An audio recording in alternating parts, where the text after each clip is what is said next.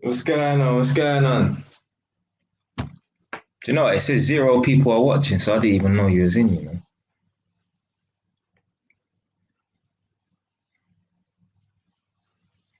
How's your comments coming through before I can see how many people is watching? That's mad.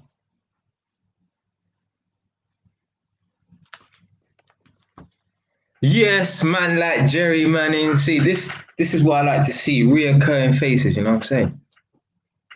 Done no, done no, done no, done no. So yeah, obviously I'm gonna talk about why selling drugs and that in so OT stands for out of town, yeah? Like that's what we used to call it back in like 011 times, maybe up until I don't know, 015. Probably man still call it OT now and it out of town. So man probably still call it that now and it, but obviously again, I'm from the era like 011, so my lingo is still set to that, if you get what I'm saying. And like, I'm not really up to date with the latest lingo in it. I think they call it like county lines or something like that, innit? Yeah. So OT out of town means Londoners. If a Londoner goes to, let's say, like Northampton or Norwich or somewhere in Kent, somewhere in the suburbs, and they're selling drugs, that's what OT means, out of town, country. And the reason why us man call anywhere outside the London country is because us man, Londoners, we don't leave London. Furthermore, we don't even leave our fucking areas. Yeah, remember the postcode wars and that? You couldn't even go to the next postcode if it was an area like that. Now, obviously, if you're from Edmonton, if you go Bushel Park or somewhere, you'd be all right. But if you're from Edmonton, you can't just be, oh, yeah, I'm going to go Walthamstow today. Or I'm going to go to Tottenham. Where? You ain't going nowhere, fam. You ain't going nowhere. So, yeah, anywhere outside of London, that's country for us, man. Innit? That's country for us, man. Even like Hackney, man. Hackney, man would say that places like Edmonton and Tottenham is country because Hackney, man don't leave their area because of all the postcode war things back in the day.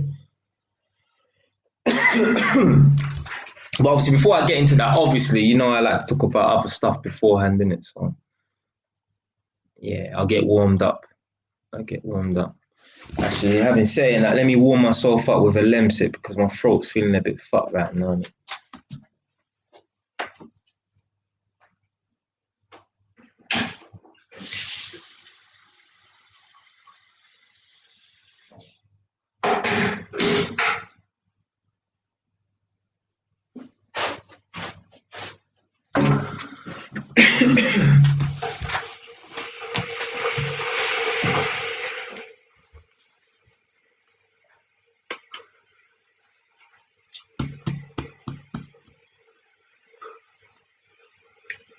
No, I'm glad to be live stream as well. Fuck.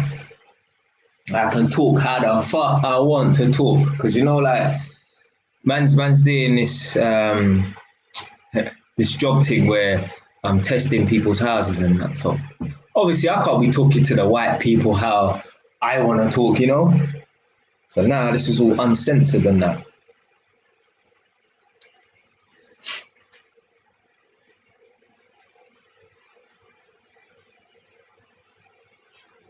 You mean 100% or 10%?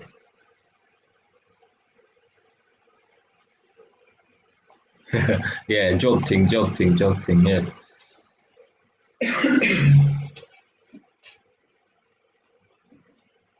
But yeah, some of these jobs. So when I say a job, some of these houses that I was going to because of social housing and that, innit?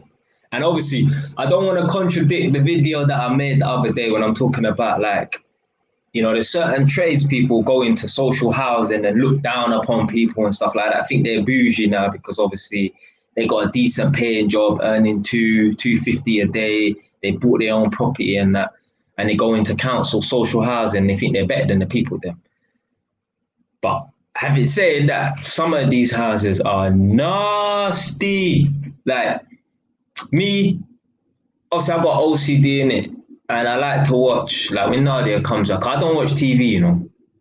I don't watch TV. When Nadia comes over, we usually watch them OCD programs where, like they go into people's houses and they're just filthy and that. And it's literally some of the houses might not be as bad as that, but some of them are bad.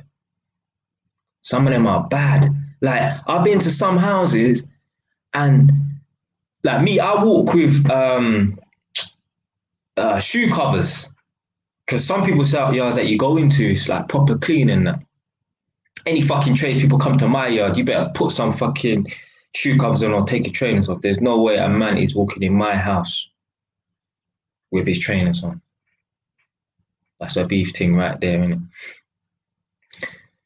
Some of these houses are so dirty, I feel like putting on shoe covers to protect my trainers. And I'm seeing people in their own house walking around barefooted. And I'm thinking, I don't even want to walk around in your house with trainers on, let alone barefooted. Some of these houses are nasty. Nasty. How can you live like that? How can you live like that?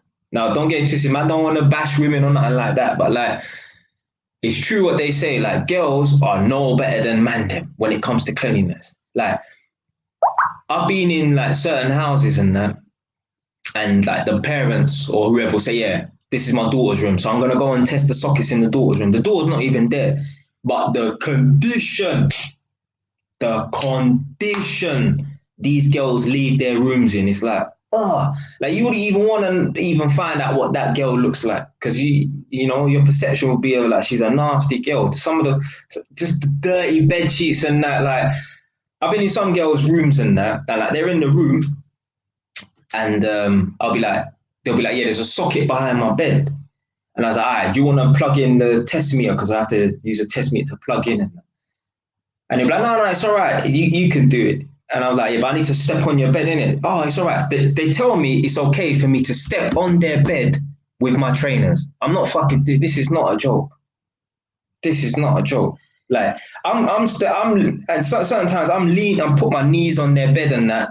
And my clothes are kind of dirty because obviously I'm kneeling on the floor and that, and they're okay with it. And I'm just thinking like, bro, no one is fucking stepping on my bed or stepping in my yard, yeah, for one, with their fucking trainers on, let alone fucking stepping on my bed with their trainers on. And these people just don't care, man. These people just don't care, boy. My clothes, what I mean?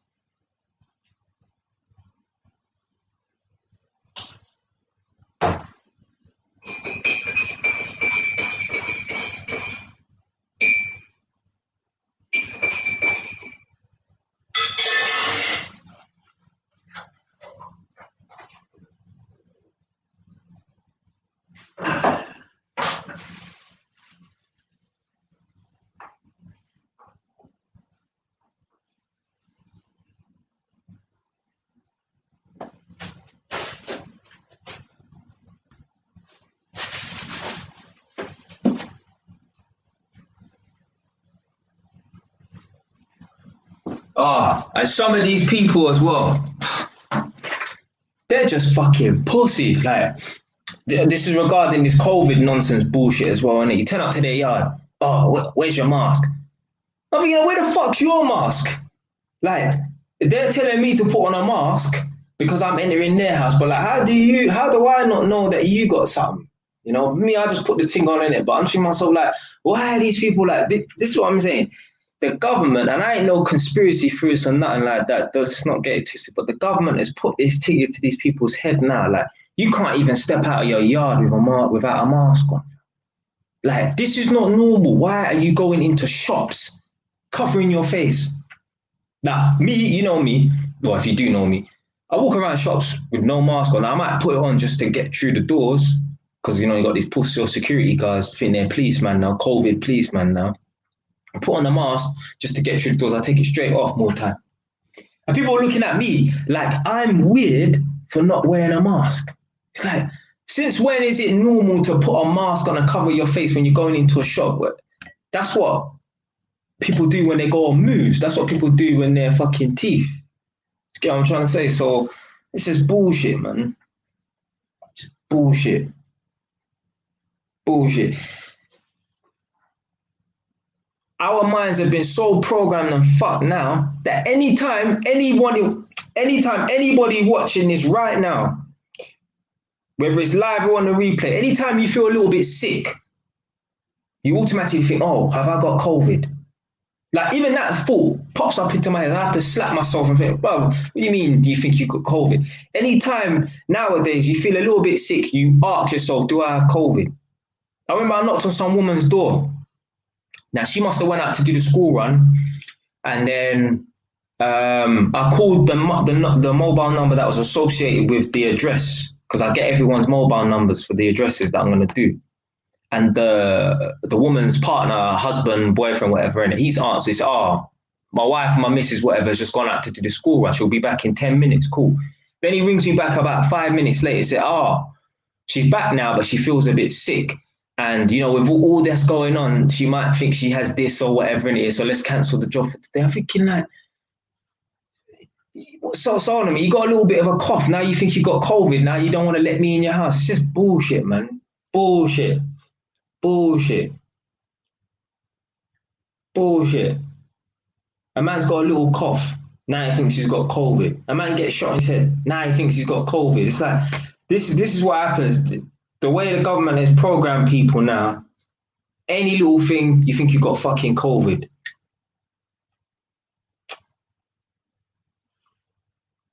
And I saw one post today as well on Facebook, and it was a Jamaican man, but he was white. This is not no joke Jamaican business. It's like probably one of the presidents of Jamaica or someone in it, whatever in it. And he was like, listen, with this new COVID vaccine that's come out, us Jamaicans, let's not take the vaccine straight away.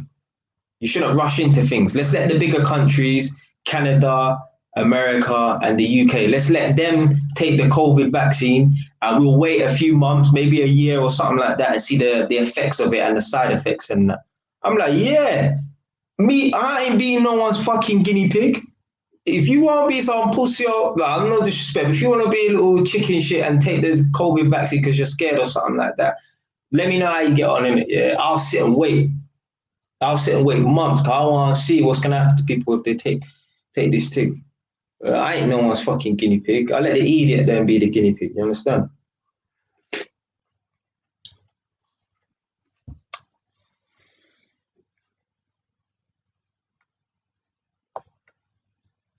Like me, I'll take the vaccine, but I'm waiting to see what's going to happen. You understand? Like there's no rush. There's no rush. This COVID thing's been out for a whole year. It's been out for almost a whole year in the UK. Well, yeah, it's been out for a year in the UK, but obviously it's not been at its peak for a whole year, whatever. Innit? If I was gonna catch it, I would have catch it already. My little sister apparently had COVID or whatever. You know me, if you know me, I'm all hands on with my little sister. Grab her up, kiss her up, treat her like she's a little baby, and she's 9 years old. I ain't catching nothing off of her. My mom, anytime she goes into work, she gets a test done. Nothing. And even after I was interacting with my sister, I had 2 COVID tests back to back. 1 week and then the following week. Nothing. Come up negative. No one else in my yard got it.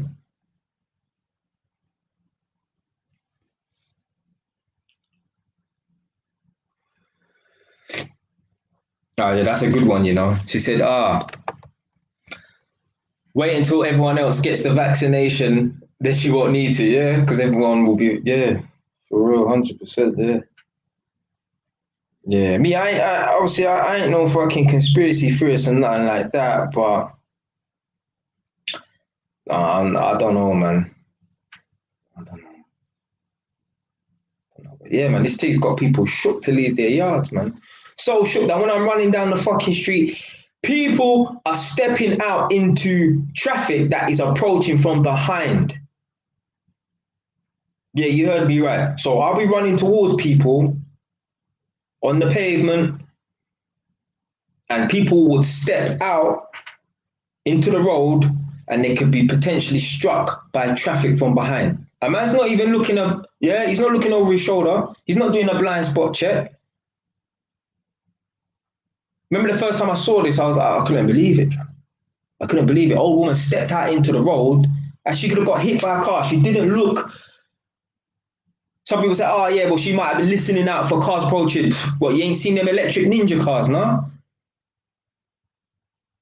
Them electric cars, they'll be on top of you before you even know it. So don't give me that shit about, oh, she's just listening out to hear if a car came. Oh man.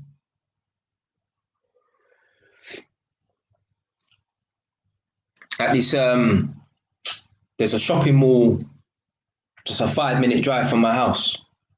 That's where I do all my shopping at Tesco's and that.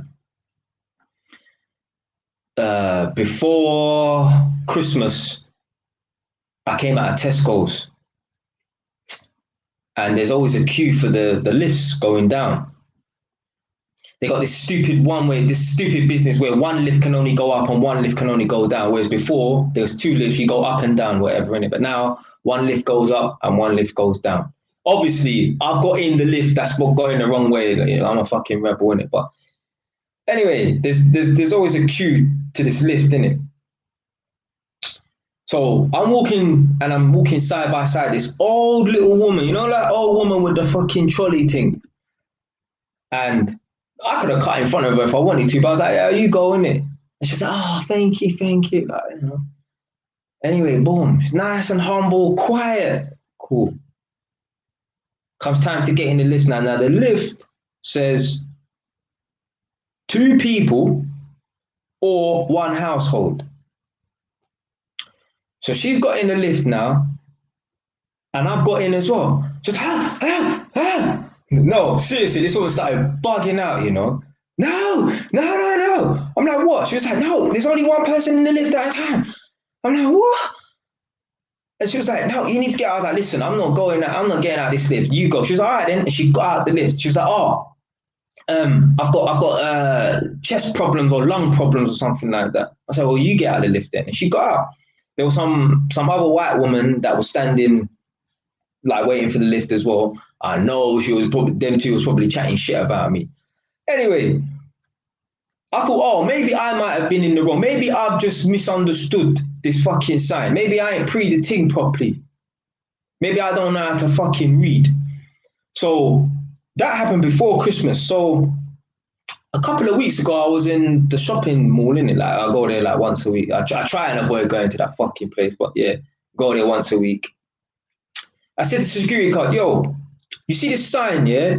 Does this mean when it says 2 people or 1 household, does it mean myself and a stranger can get in the lift or 1 household, i.e. a family? He said, yeah. He said, you and a stranger can get in this lift or it's 1 family only, basically. So J-Wise and whoever you are, Jerry Manning watching this right now, you and I can get in this lift and get in the lift together, innit? Yeah? No homo, yeah? We ain't getting, yeah? But you and I can get in the lift together and that's cool. But the woman, this is what I'm saying about when your mind is programmed and you know, you're not even thinking. Yeah, you're just working, you're just running off of fear.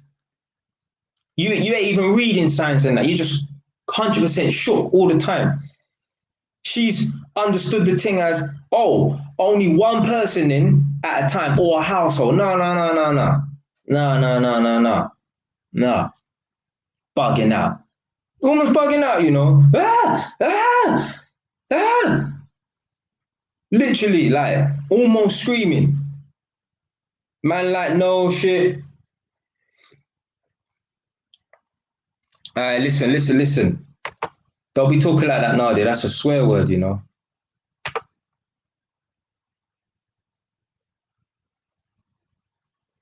Man, like, no shit. Walk on, fam.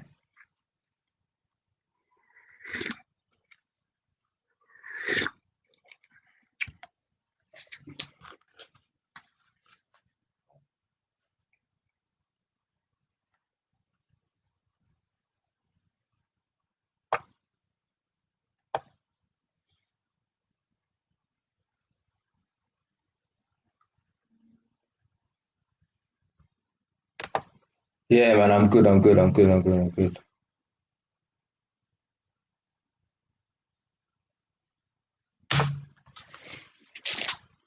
So, yeah, yeah. I'll wait. Me, I'm not really too fussed about getting a vaccination in it, but I'll wait. I'll wait. I'll wait. Because I know someone who said to me the other day, yeah, they had the vaccination and they got side effects. Now, it's not the be all and end all because there's plenty of people who probably had it and no side effects or anything like that. But for me, I'm just going to wait. Like that Jamaican man said, we now rush into ticks, yeah? There's no point. If something new comes out, there's no point rushing into it. It's always going to be around for us to, you know, take it or whatever, innit, yeah? Let's just cool your ass clock self, yeah, and wait. But I'm waiting, man. There's no rush. If I was gonna catch the thing, I would have caught the thing because me, I have not been careful or nothing like that. Let me tell you something. I am not living my fucking life in fear, you know. I went to a woman's house the other day. She's bust the front door open and she's like, I'm gonna stop you right here. Coming like Ross Clark police officer, you know, I'm gonna stop you right here. I have COVID, but I'm not contagious in that. I was like, I didn't give a fuck. I didn't even, like, I went back to my car, not to get a mask, because she didn't have a mask on. She had no mask on. I went back to my car, not to get a mask. I went back to my car to get my stuff. I even said to her, do you want to put on shoe covers and that? I don't give a fuck. I'm not living my life in fear.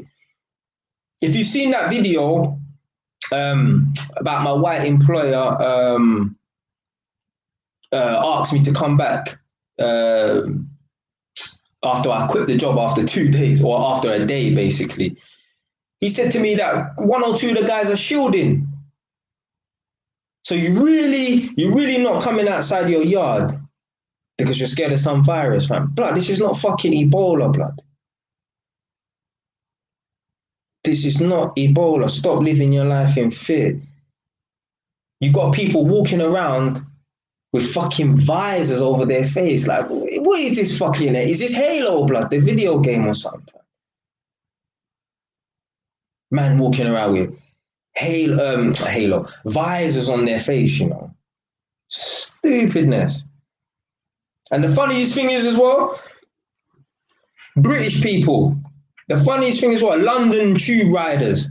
The funniest thing is as well, yeah. I used to ride the tube, obviously, you know, years ago or whatever, innit? And every now and then I think they're Chinese people. Chinese people will be jumping on the tube and they'll be wearing a mask and that. Probably because they don't want to inhale the fumes, all the debris and all that shit that's in the air, innit? And I know some people probably looked at them like, you're mad, you know, you're mad for wearing a mask or whatever, innit? Like, you weirdo or whatever, innit? But now, look who's wearing the mask. You know, if you're wearing a mask because you have to get into shops and that's cool. You're just doing it just to, you know, keep under the radar and whatever, innit? But you are a pussyo if you are afraid to interact with someone without wearing a mask. So the people then that was looking at the Chinese people and that thinking, oh, why are you covering your face? Why are you covering your face for? You're doing the same thing. If you're a pussyo if you're scared. Like, you're not a pussyo if you have to go into shops and they're saying we're not going to let you in, yeah, if you don't wear a mask. You're not a pussyo, don't get it twisted. But you're a pussyo if you're scared to interact with people without wearing a mask. You're a pussyo. People back in the day, you know, like when the Muslim women wear the full kit and that, why is she covering her face? You are covering your face. You're doing the same as them. they're not doing it because like they're doing it because of religious beliefs, whatever it is. Yeah? You're doing it out of fear. You're a pussy. Again, if you're just doing it because you're not allowed in a shop, whatever, in it, cool. But if you're doing it out of fear, you're a pussy. Sorry, no, I'm not sorry. You're a pussy. Wearing a mask. Fuck you wearing a mask for?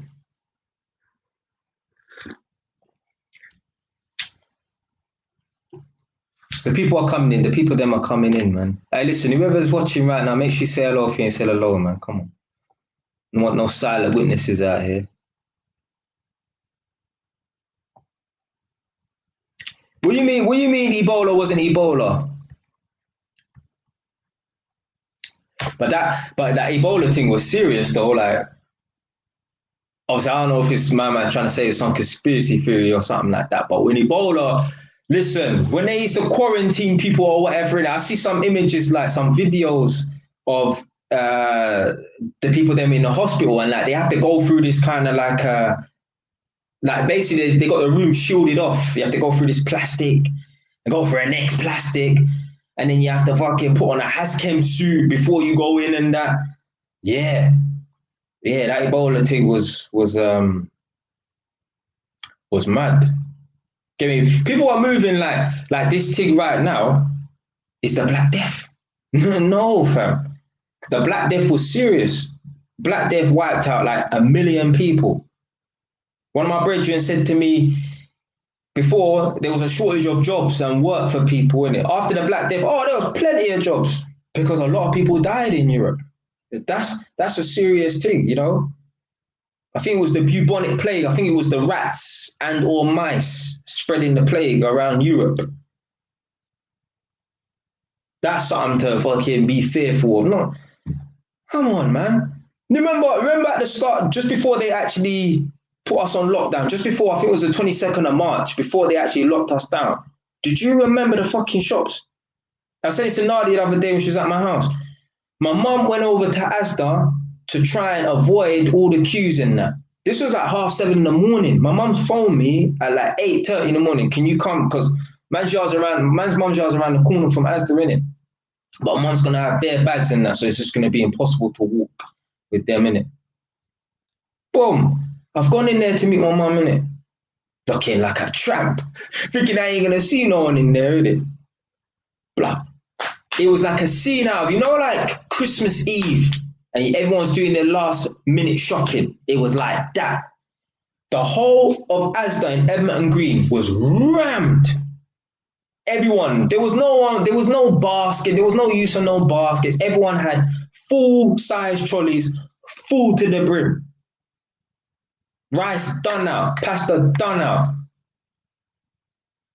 Ain't no way you can find a hand sanitizer or a hand wash, Nowhere. And that makes you think. So what was you doing beforehand?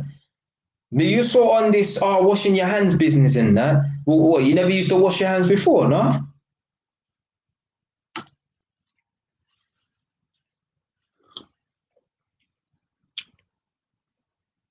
Me, I ain't done nothing different since this COVID thing's come out. Literally nothing. The only thing I've done is, put on a mask when I have to and that. Other than that, man, I'm a fucking black man. I'm a fucking Jamaican. I don't live my life in fear, man. I go about business. If I die from some disease, then my time is up. Yeah? I'm not one of them, man. I'm not avoiding nothing. No, I don't want to avoid nothing. Especially when something, so imagine, you go all these years, because I'm assuming this COVID thing can be around for a long time. You go all these years avoiding COVID, and then you make one false move. You touch one railing where someone had COVID, touch your mouth or something, and then you get it and die. Like, what's the fucking point of doing all of that? That's like a man, a known fucking gangster that has bounty on his head, always walking down the street with a stab-proof vest or bulletproof vest. Done it for years. The day he don't wear the stab-proof vest or the bulletproof vest, the day he gets shot dead. What's the fucking point?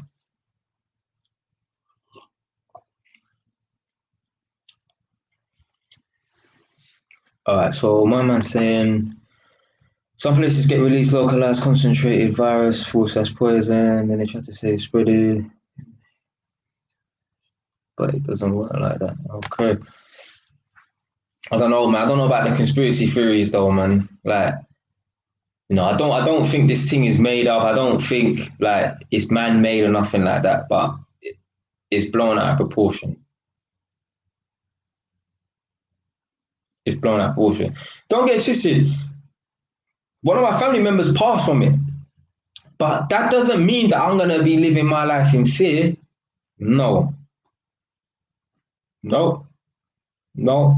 I'm not doing anything different. I'm doing me. Yeah, that's it. That's it, fam. Man, don't avoid nothing, fam.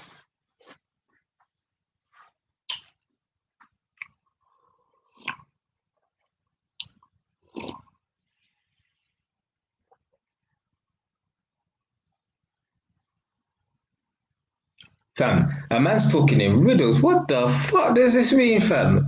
What is due to Caesar, give it unto Caesar. What is due for I? I wish I could understand what that means, fam. Man spitting that poetry, bro.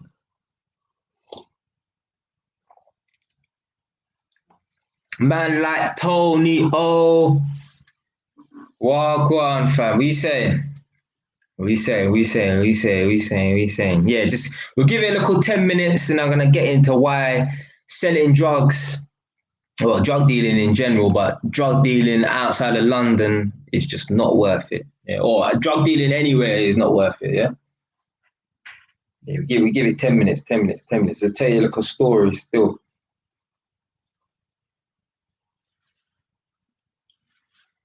Oh, you know what? Let me get my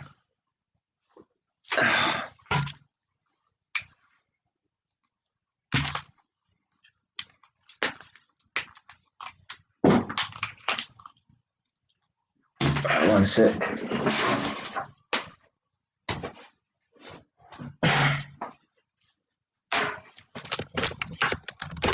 Let me just get my charger from upstairs, yeah?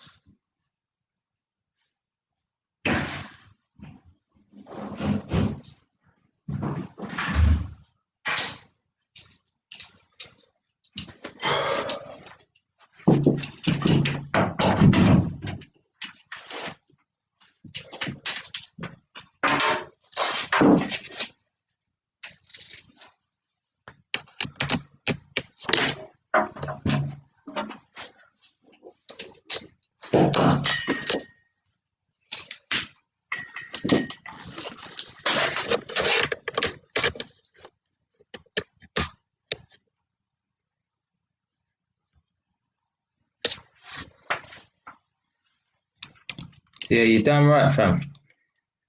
Let's not get it twisted now. I'm not telling anyone not to take no vaccine. You do whatever you want to. I'm just saying, like me, I'm waiting.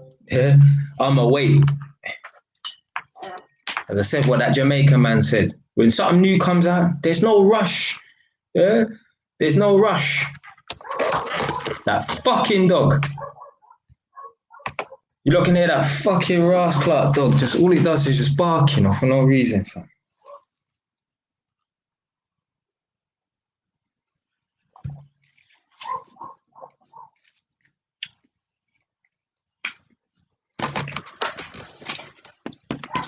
Because anytime anything new comes out, a new product or whatever in it, there's always going to be problems with it. They could bring out a new car or whatever in it. You always hearing about cars getting recalled and all this kind of bullshit and but the vaccine ain't even been out long enough for people to know what the long-term effects are like. It ain't even been out 6 months like that. You understand? So yeah, I'm gonna wait. I'll let the guinea pigs let me know what the side effects and that is of it, and then I'll make my decision when I decide I want to take it.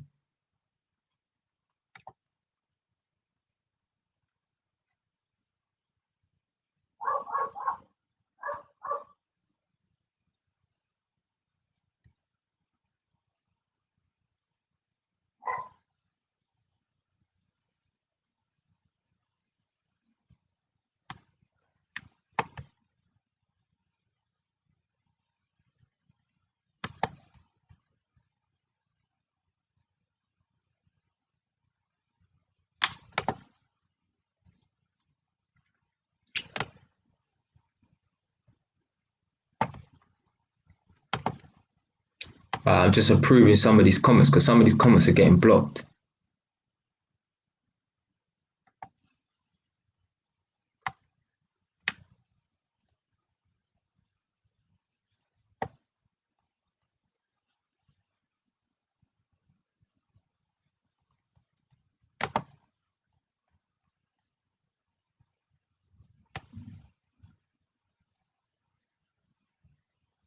Oh, you know what? For the next couple of minutes, I'm gonna work on my notes. So I got one video that I need to. I got so many videos that, like, you lot must think, oh, Jay, man, you must run out of video ideas. No, trust me, I got like a folder with like miniature, you know, like the text documents, you know, like the notepad on your, if you use Microsoft Word or whatever. I mean, Microsoft, no, Windows. What am I talking about? Microsoft. If you use Windows, you got that little notepad thing in it. It's like a shit version, like a beta version of fucking Word or something like that, innit? I got these little notepads, and basically I got my video ideas in it, and I still ain't made a lot of videos that I need to make. And one of them is like signs of a non-submissive woman. And I was thinking about it today. I was like, yeah. Because some of the stuff that I'm going to come out with, people are going to be like, raw. Like, I didn't even think of that. Like, just stupid stuff. Just silly stuff. But I'm telling you, it's always the small little things, you know.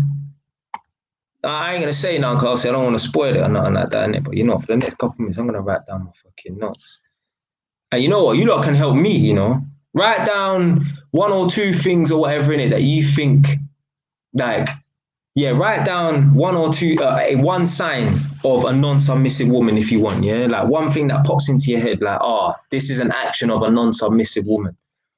Like, obviously, if a woman is disrespectful, then she's not submissive, innit? Like, you cannot be disrespectful to someone, you know, if you're submissive to them, innit? So if you're not submissive, you're going to be disrespectful, innit?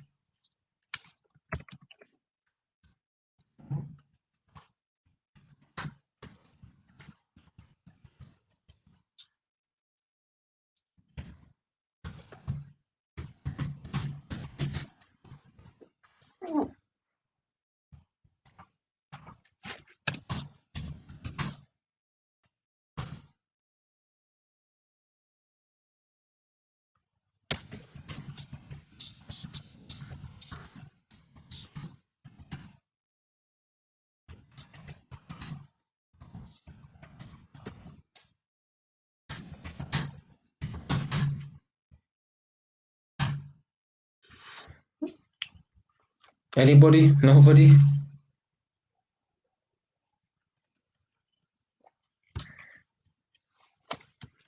All right, 5 minutes, yeah? And man, I get into the story time, yeah? And like Paul, the UN Commission on Narcotic Drugs approved a recommendation for the World Health Organization on Wednesday to remove cannabis from its Schedule 4 classification 2021. So you're saying that cannabis is no longer an illegal drug, no? I can see the chungheads now. See you lot getting happy. Like, what? What? We don't need to go to Amsterdam, you know, to ban weed in the public. Nah. You see shit like that. Like, me, I don't ban weed. I never have, never will. So if I ever went to Amsterdam, I wouldn't even say that I've gone to Amsterdam. I'll say I've gone to the Netherlands or Holland or something like that. Because I don't even want that stigma to be attached to man. Like, at certain times, you see, like when I go to these people's houses, yeah? Like, I must have gone soft, you know. JY's gone soft over the years. I feel a way to tell people when I'm in their house, like, do you mind not smoking around me? Like, before, like, a couple years ago, man was ruthless, you know. But like I said, I ain't going to shout or nothing that no one, innit? But I tell people, listen, I don't smoke or nothing, innit? But like now, I think about it. Whereas before, I wouldn't even think about it. Man, you just go, yeah? Man, I just go in it. I don't even think. But now I think twice about, you know, whatever in it, saying something or whatever in it. But yeah. So when I'm in these people's yards, because 90% of these fucking people's houses that I go to, they smoke in their house. Yeah, house just stink of fucking nicotine and that. You could see the nicotine. You could scrape the nicotine off the walls. The walls are all yellow and that. Like you see the light fittings, yeah, like the smoke alarms and that. They're supposed to be white. They're fucking yellow. Look like they got tea stains on them, but it's nicotine. So obviously they see a black face and that. And when I told them, oh, I don't smoke and that, some of them look like they're shocked. They're always like, oh yeah, sorry about that, whatever, innit? But they look like they're shocked because they probably think, oh, black man, oh, he probably buns weed. If he don't smoke cigarettes, he probably buns weed. No, fam. No, fam. No, no, no, no, no. Yeah, but yeah, Tony, I've never bunned, man. Like the last time, like I remember, so this is what happened when I was a youth. I was 14 years old or something like that. I was sitting in the car and some girl was sitting behind me and she's grabbed me from behind and put some zoot to my lips. So I just took a pull on it and that was it. That was it. So I've never been high or nothing like that. And don't get it twisted. Like, I hate the idea of smoking cigarettes and smoking weed. I hate it. I don't rate it at all, innit? But it's probably because I'm a Jamaican, innit? I like the smell of weed, you know. I actually like it. Don't get it twisted. Like there's sometimes that I had my window open or something and someone's bunning weed and I'll smell it come into my, like if I got my door open or something like that, innit? And I hate it. But obviously I don't want my yard to smell of it, but I do actually like the smell of weed. Like there's certain times I've been on my motorbike or driving my car or whatever, innit? And someone will go past their car and they're bunning weed and I'm like, smells nice. But me, I ain't getting involved. Not getting involved, fam. Not me, fam. Not me. Not me, man.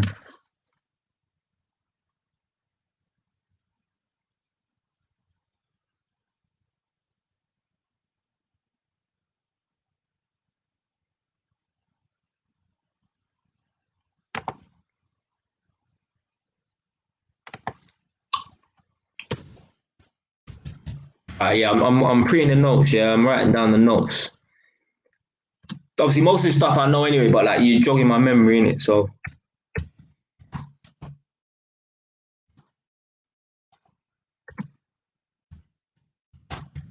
but what happens is so like when I get videos like say like I've got a video like this, yeah, where I've got a lot of talking points like um signs of a non-submissive woman or a woman who's not submissive, whatever, in it. Like, even if I write down like 10 notes today, I won't make the video for a whole week. I'll sit and let it fester in it because there might be, I might just be out and I might see something, or like obviously I go into people's yards and that in it, like couples and married couples and just boyfriend and girlfriend and shit in it, yeah. And I see certain stuff and I'm like, oh shit, that's a talking point for man's video, in it. Like, trust me. Yeah, that's how I get my ideas for my videos, you know, just living life. Just because me, I like to sit, I like to watch and observe and stuff. And that's how I get a lot of ideas for my videos and man, like AY London, come on, fam. Long time. What you saying? You know I work today, now? Because I see one of your comments on one of the live streams saying, it's always when you're at work, man's doing the live stream and that, innit? Yeah. But yeah, I know I said that about 10 minutes ago, innit? Yeah, in 5 minutes' time, I'm going to talk about why it's not worth going to country, going outside of London, or trapping in London, but going outside of London to sell drugs or something, innit? Yeah. Some real story time, innit? Some real shit going to be spoken in a minute. So 5 minutes, 5, 10 minutes, innit? But yeah, that's how I get a lot of ideas for my videos.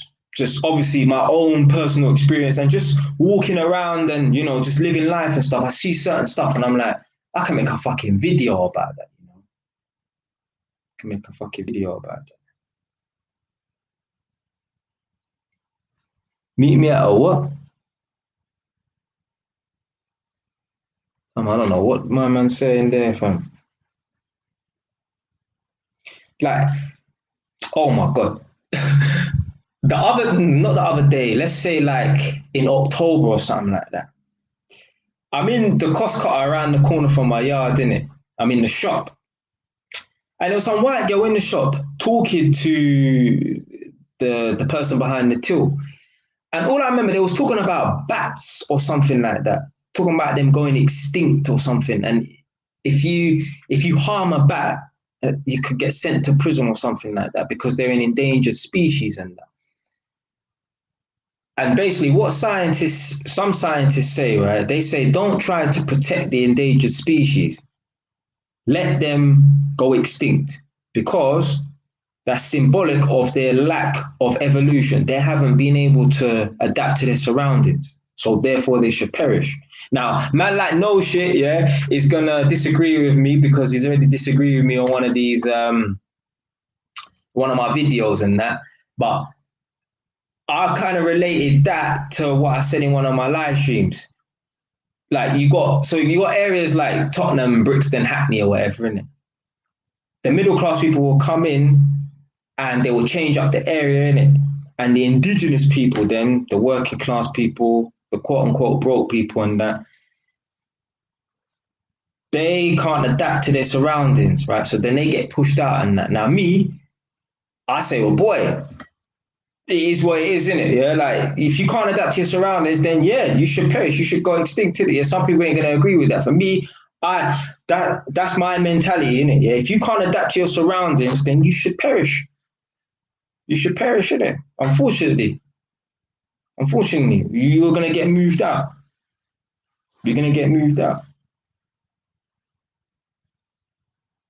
Yeah, I think yeah. If you kill a bat or something like that, my man, look at my man playing man's words, you know. Yeah, if you kill a bat or something like that, I don't know on it. Like, if you harm a bat or something like that, I think you could go to jail or something like that, you know.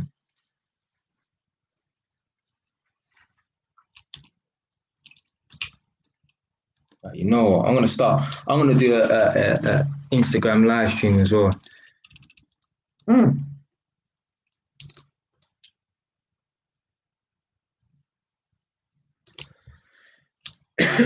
Right.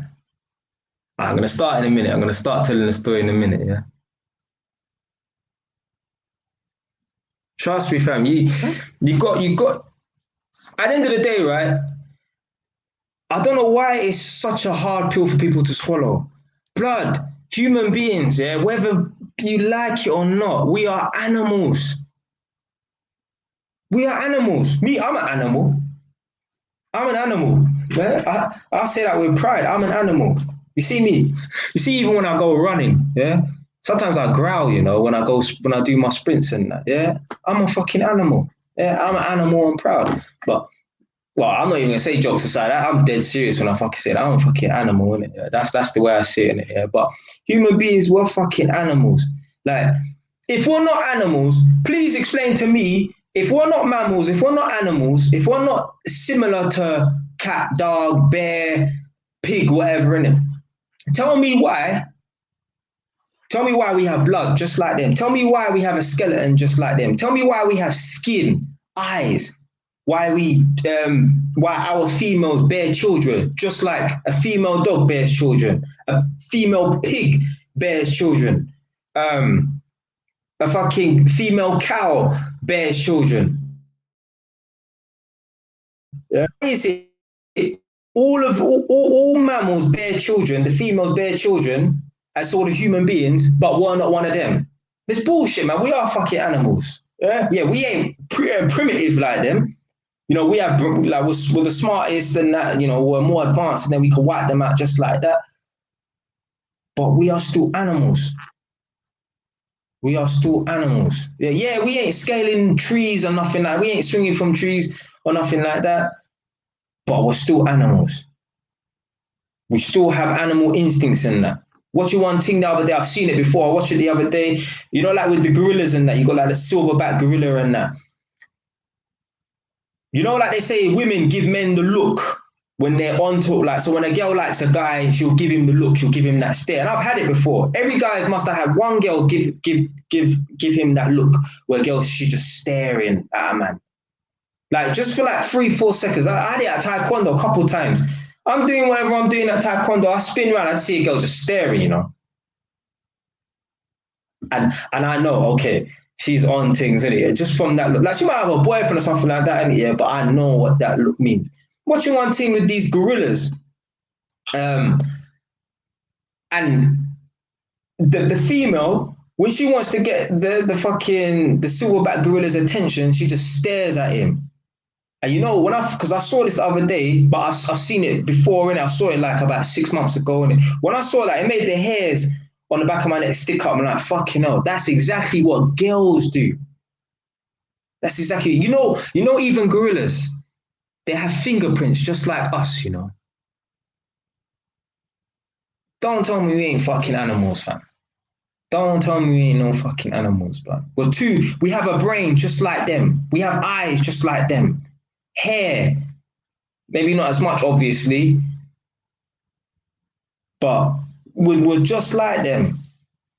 How can biologically we be so similar to them, but we're not the same as them. But we're not an animal just like them. Come on, man. Come on, man. Like we've even got like certain bones that are like redundant. Like I don't want to be too graphic, but you know where your tailbone is, yeah? You know where your tailbone is? I ain't gonna say where your tailbone is. It's either you know or you don't. If not, you're on the internet now, you go and check on the internet.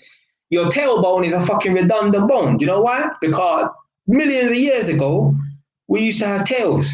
Yeah? We used to have tails. We have redundant bones in our body. Certain fish, certain animals that we descend from, whatever in it, they have, or whatever we have, or they have, whatever in it. Yeah, redundant bones that they don't use no more. It's a real thing, but like, I don't know how people don't understand. I can't fathom evolution or whatever. In it. So you're saying my great great great great grandfather times a million was a fish? Yes, motherfucker. Fucking tin of sardines, man. Couple cans of tuna. Nah, fam. Adam and Eve, fam. Nah. There's no such thing like Adam and Eve, man.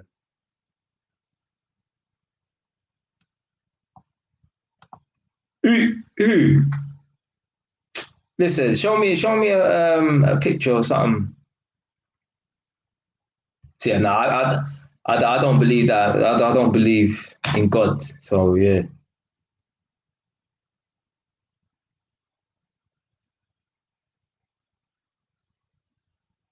I said big up Adam and Eve. But you know what?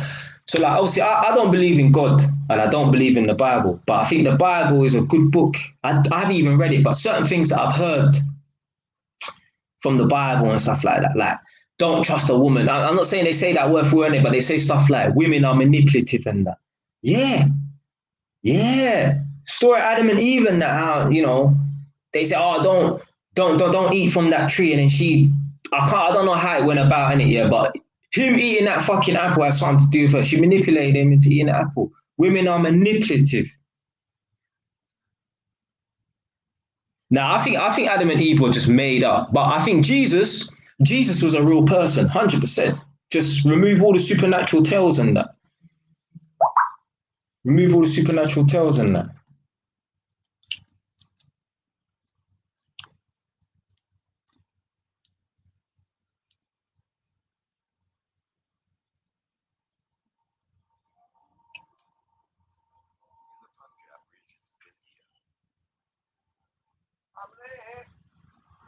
It was a sign of an underlying problem in surgery.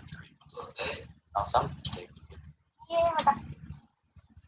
But Lucky is dependent on his grandfather. Oh, fuck that. The man's got a fucking tail, shit.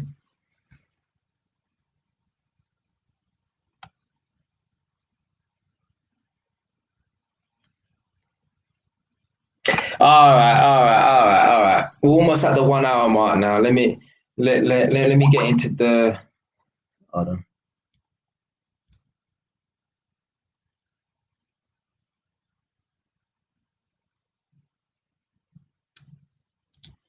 Let me get into the talking point now. So, yeah, selling drugs is just not worth it, especially if you're gonna go out to the countryside, as in you're gonna leave London and go out wherever, Norwich, Northampton, Nottingham, to sell drugs. It's just not worth it. So This is 011 times, yeah?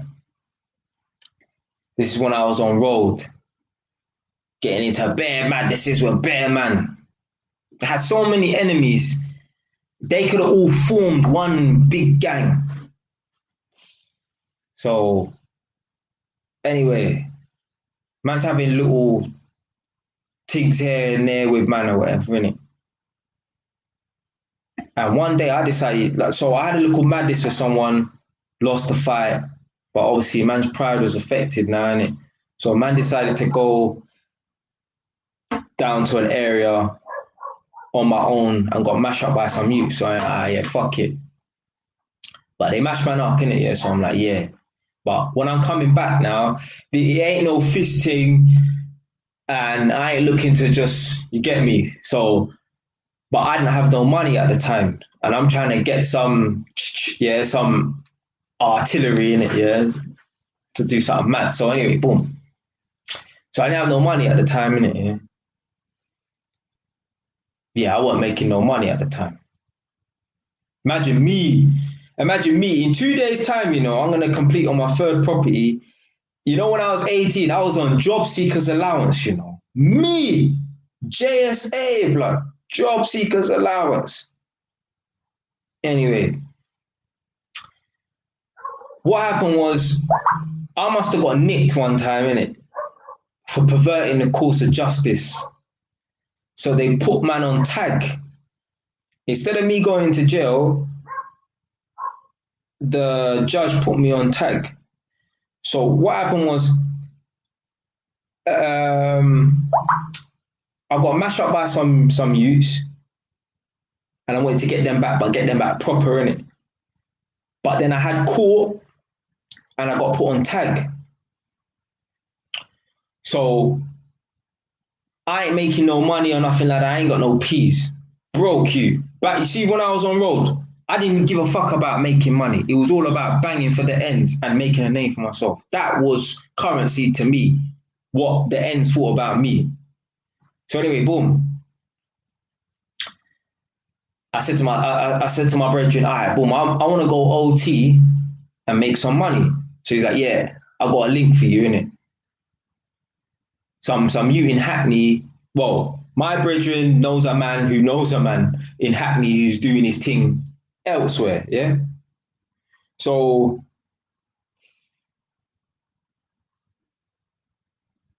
I plan to go outside of London to do my thing, but I'm on tag. So in my mind, I'm thinking to myself, well, if I'm on tag and I'm outside of London, first of all, I ain't coming home on a day to day. Because remember, when you're on tag, you have to be home at 7 p.m. You have to be at home at 8 p.m. Whatever, innit? I think mine was 7 p.m. You have to be home between the hours of 7 p.m. to 7 a.m. Now, I knew someone, some Wood Green youth that man used to chat to. His uncle was on a reverse thing, innit? His uncle had to be in his house between 7 a.m. and 7 p.m. because he made more money during the night or whatever in it. So yeah, basically he had to be on tag. He had to be in his house between 7 a.m. and 7 p.m. or something like that, innit? Yeah, because of his activities at night time or something like that or whatever in it. But anyway, I had to be in. I had to be in at 7 p.m. Yeah? So I wasn't allowed out after 7 p.m. So boom. Obviously, I know I can't be coming home and that because I'm gonna be staying away. So, and I'm thinking to myself, this tag. I'm thinking to myself, this is like a GPS. This is what I'm thinking. I don't know if this is GPS or not. I don't know if they'll be able to pinpoint me where I am or whatever it is. So you know what I did? I cut the fucking tag off. Got a pair of scissors, cut the tag off. Now, what they do is when you're on tag, they put a box in your yard. So the box was in my bedroom. And I can't remember I think the box has a phone connected to it. And it's so long ago. Like this is like 10 years ago and it almost. I think the box has a phone to it or something like that. Like a phone connected to it. So anyway, somehow they got in contact with me. And I said, yeah, I'll cut the tag off. So they brought around a man, and I can't remember what he did or whatever in it. But anyway, next thing you know, a couple of days later, I've said to my brethren, yeah, I'm ready to fucking go up to country in it, yeah, to do my thing, whatever in it. Fuck, I forgot to start this Instagram live, you know. One sec, people, one sec.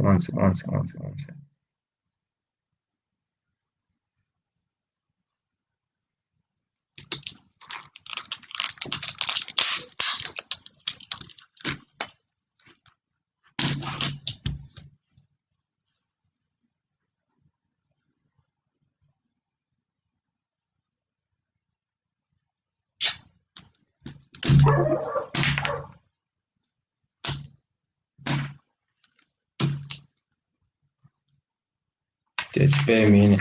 So anyway, boom. So yeah, cut the tag off, whatever in it. Couple days later, I know that the police are going to be coming for me because the judge is giving you a fucking tag, and you violate that tag. The judge is giving me a tag to avoid me going to prison.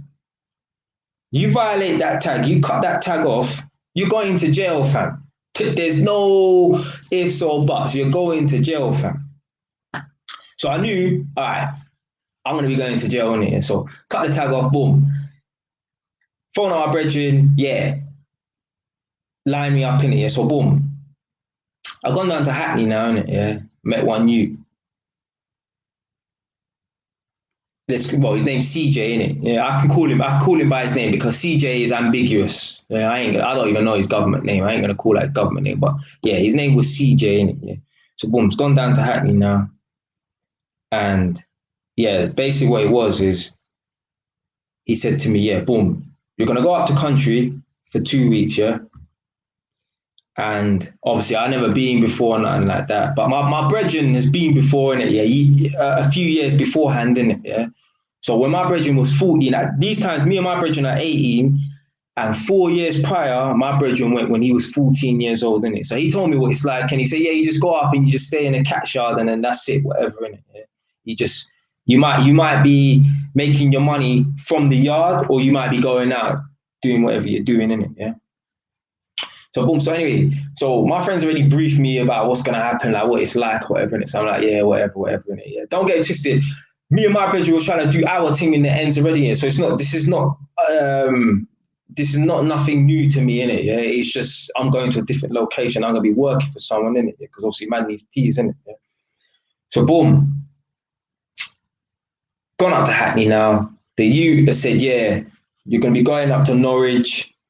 Boom. So anyway, we've driven up to Norwich now, and it's a 2-hour journey. 2-hour car drive, innit? Boom, we've gone up to Norwich now. And we touched down at night time, like 9 p.m. or something like that, innit? And these times it's like early June or something like that, innit? So anyway, summertime, innit? Yeah, touchdown now. When we went to this, let's call them users, innit? I don't want to try and incriminate myself too much on this ticket, innit? Yeah, but anyway, because I know man talk about their stories and that, but that's their minute, yeah. So anyway, boom. Touchdown at this user's yard now, innit? It's a flat, 2-bed flat, I think, or 1-bed flat, I can't remember, innit? And there was some Kenyan youth there called Reno. Yeah, he's the same age as me. He was 18 at the time, so now he'll be like 27 going on 28. Same age as man, innit? Yeah, boom. So gone to the flat now, and it was literally like it was like going back in time. You see, like I say, like some of these people's yards that I go to work in, their house is dirty and is dated and they don't look after their house. There's some people's house you're gonna go into and it's like going back in time. I feel like I was in the fucking 80s or something like that. The house was dirty as well. So boom, we're sitting in the bedroom now, and obviously we ain't gonna be like, I'm not doing nothing that night. It's the first night, I'm not doing nothing. tomorrow is when man start doing what I'm doing, innit? So, boom. So him and I are chilling in the bedroom now, and when you go to country, fam, it's not you know what? I thought I was gonna be fucking staying in a hotel and that. No, fam. There's no travel lodge, nothing like that. You ain't going to the Ritz, my brother. You're sleeping in a dirty cat's house. You're sleeping in a dirty cat's house. So him and I are in the bedroom, we're chilling, we're talking. He's from North London, but a different part of North London to me, innit? We're chilling, we're chatting, innit? Boom. So he's like, all right, cool. It's almost like 12 o'clock now or whatever, innit? He's like, yeah, I'm gonna order some food, innit? Yeah. So boom, so we order some food now. Like, you know, like you get them little leaflets, the Pizza Hut, not Pizza Hut, but like that stupid £1 pizza shop around the corner. We order some food or whatever, innit? Yeah. And we ate. Now it comes time to go to sleep now. So the cat was some white guy or whatever, innit? Yeah. He was young, he was like 35, but because he's using what he's using, his body's deteriorating and shit. No teeth in his mouth. A man looks like he's fucking 60 years old and a man's 35 years old. You understand what I'm trying to say? So yeah, when man are on them things there, a man just starts to go downhill. So boom. We're in the bedroom now, yeah, and it's time to go to sleep. Now, I ain't sleeping on the floor, and he don't want to sleep on the floor. This is the shit that you have to do if you go to country. This is what I'm saying. Man, then don't go out and sell drugs. Just fucking get a job and just be a normal, law-abiding citizen, yeah, as best you can. You understand? So this is the shit that you have to do when you go to country and shit like that. Him and I are sitting on the bed because this is a small box room. There's no chairs or nothing like that. It's a dirty, nasty house, small box room. Well, boy, I ain't sleeping on the floor, and he don't want to sleep on the floor. So him and I had to sleep in the bed. No homo. Top and tail. So imagine when I'm in my bed, Nadia sleep next to me. Well, imagine I'm here and then she's down there. Yeah. So top and tail. I'm sleeping here. I've got my man's trainers next to me on my left or my right, whatever. Like that. We have to put our hood on our head because we ain't fucking putting our head on them dirty pillows. I don't even think there was no pillow. There's one dirty, nasty bed. I swear the bed was like a single bed. You got two fucking 18-year-olds sleeping top to tail on a single bed. Yeah. And let me tell you something before I even go further into the story. You think when I went up there, what do you think I brought with me? No, I didn't bring a toothbrush. I did not bring no toiletries, no shower gel, nothing. I brought my mobile phone and my charger. That was it. So I planned to be there for 2 weeks and not shower and not brush my teeth. Now, maybe I could have just brought my toothbrush with it, but please believe, when man go to country and that, and they're in OT and they do what they're doing, but they ain't washing, you know. I mean, you wash if you want, but man just, yeah, they go out there and they do with their thing or whatever, innit? Yeah. So there's no having a shower, nothing like that. Anyway, let me tell you a little story about that guy, right? So his name's Reynold, yeah? That wasn't his first time going up there for these Hackney youths. He was forced to go up there, and I wrote about this in my book as well, because when he went up there the first time, they gave him some food, yeah? Right, he's gone up there to trap for these man, whatever, innit? No, I've just been saying, OT is country, innit? Like out of town, innit? Yeah? So he's gone up there to trap for these lot. And when they're giving him food, they're giving him like £1,000 worth. It's not no little £20 or £200. They're giving him £1,000 worth of food. Well, he had a little spot that he put the food in and it disappeared. Maybe someone found it. Maybe the Jakes found it. I don't know, innit? But someone found the food and took the food, and now he owes them money. But he ain't got no money because that's why he's up there selling for them, innit? So he has to work off the debt. So what happened was he tried to escape and go back to London, and they caught him and brought him back up. So basically, they're like, I don't know if you want to call it drug trafficking him or something, but they're basically drug trafficking him. They're saying to him, you cannot go back to the ends until you work off the debt. Now we're paying you £500 a week and you've lost £1,000 worth of food. Well, you owe us 2 weeks' work, or we're going to batter you. We'll poke you up or something. I don't know what they want to do to man. Innit? But anyway, he lost like £1,000 worth of food. So yeah, he owed them like 2 weeks worth of money or whatever. Innit? 2 weeks worth of work, innit? So boom. So first night's over. First day starts, innit? Yeah. So obviously I've got my personal phone and the youth that I'm trapping for or whatever, innit? Yeah. He will phone me and say, yeah, boom, there's a dot around the corner, 2 in the blue, whatever, innit? Yeah. They're gonna give you £50 for this, innit? Yeah. Give them 2 this and 2 of that, or 3 of this and 1 of that, whatever, innit? Anyway, boom. So yeah, he would call me. I'd get a phone call like once every 20 minutes or something like that. Constantly in and out of this flat, in and out of this flat. I think this lasted, was it a day or 2 at this particular flat? Because what happened was the area got fucking hot. Remember, like I said in that video, remember I made that video where the policeman stopped the young black youth because he was a black youth driving around in Cambridgeshire, and the policeman knows that young blacks from London come up from London to Cambridgeshire to sell drugs. So when you got a black youth that looks street, looks hood, walking up and down in Norwich, the police are not stupid, fam. They have to racially profile people and shit like that to prevent crime. So they know, oh, yeah, my man must be trapping or whatever, innit? So imagine, I'm walking up and down now, innit, doing what I'm doing. And I think it was either the first day or the second day, I see a policeman go past on his motorbike. And I'm watching him now. And as he's got past me on his motorbike, he's gone like that and he started radioing it. But when I saw that, panic, sheer panic setting. So anyway, man's phoning you, CJ, boom, boom, boom, boom, boom. Listen, you gotta get me out of here, innit? Yeah, I see the police in it. Boom. I think that he was all right. So he said, cool.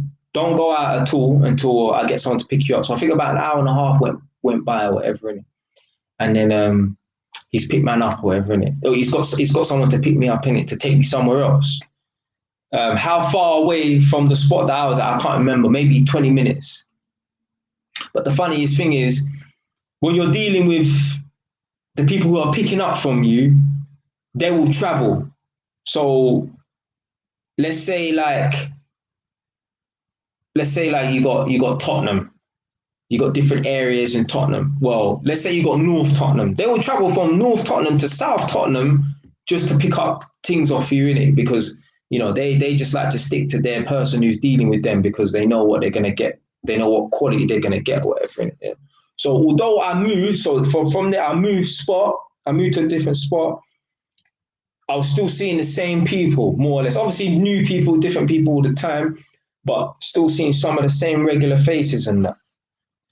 So the first person's yard I stayed at was I can't remember what his name was in it, yeah, but it was some about 35-year-old guy, but he looked like he was about 50 or 60 because, as I said, the tigs them wear man down in it. They wear man out in it. Yeah. So anyway, the second person's house I stayed at, this is like on a second day, third day, whatever, innit, yeah, was some prostitute.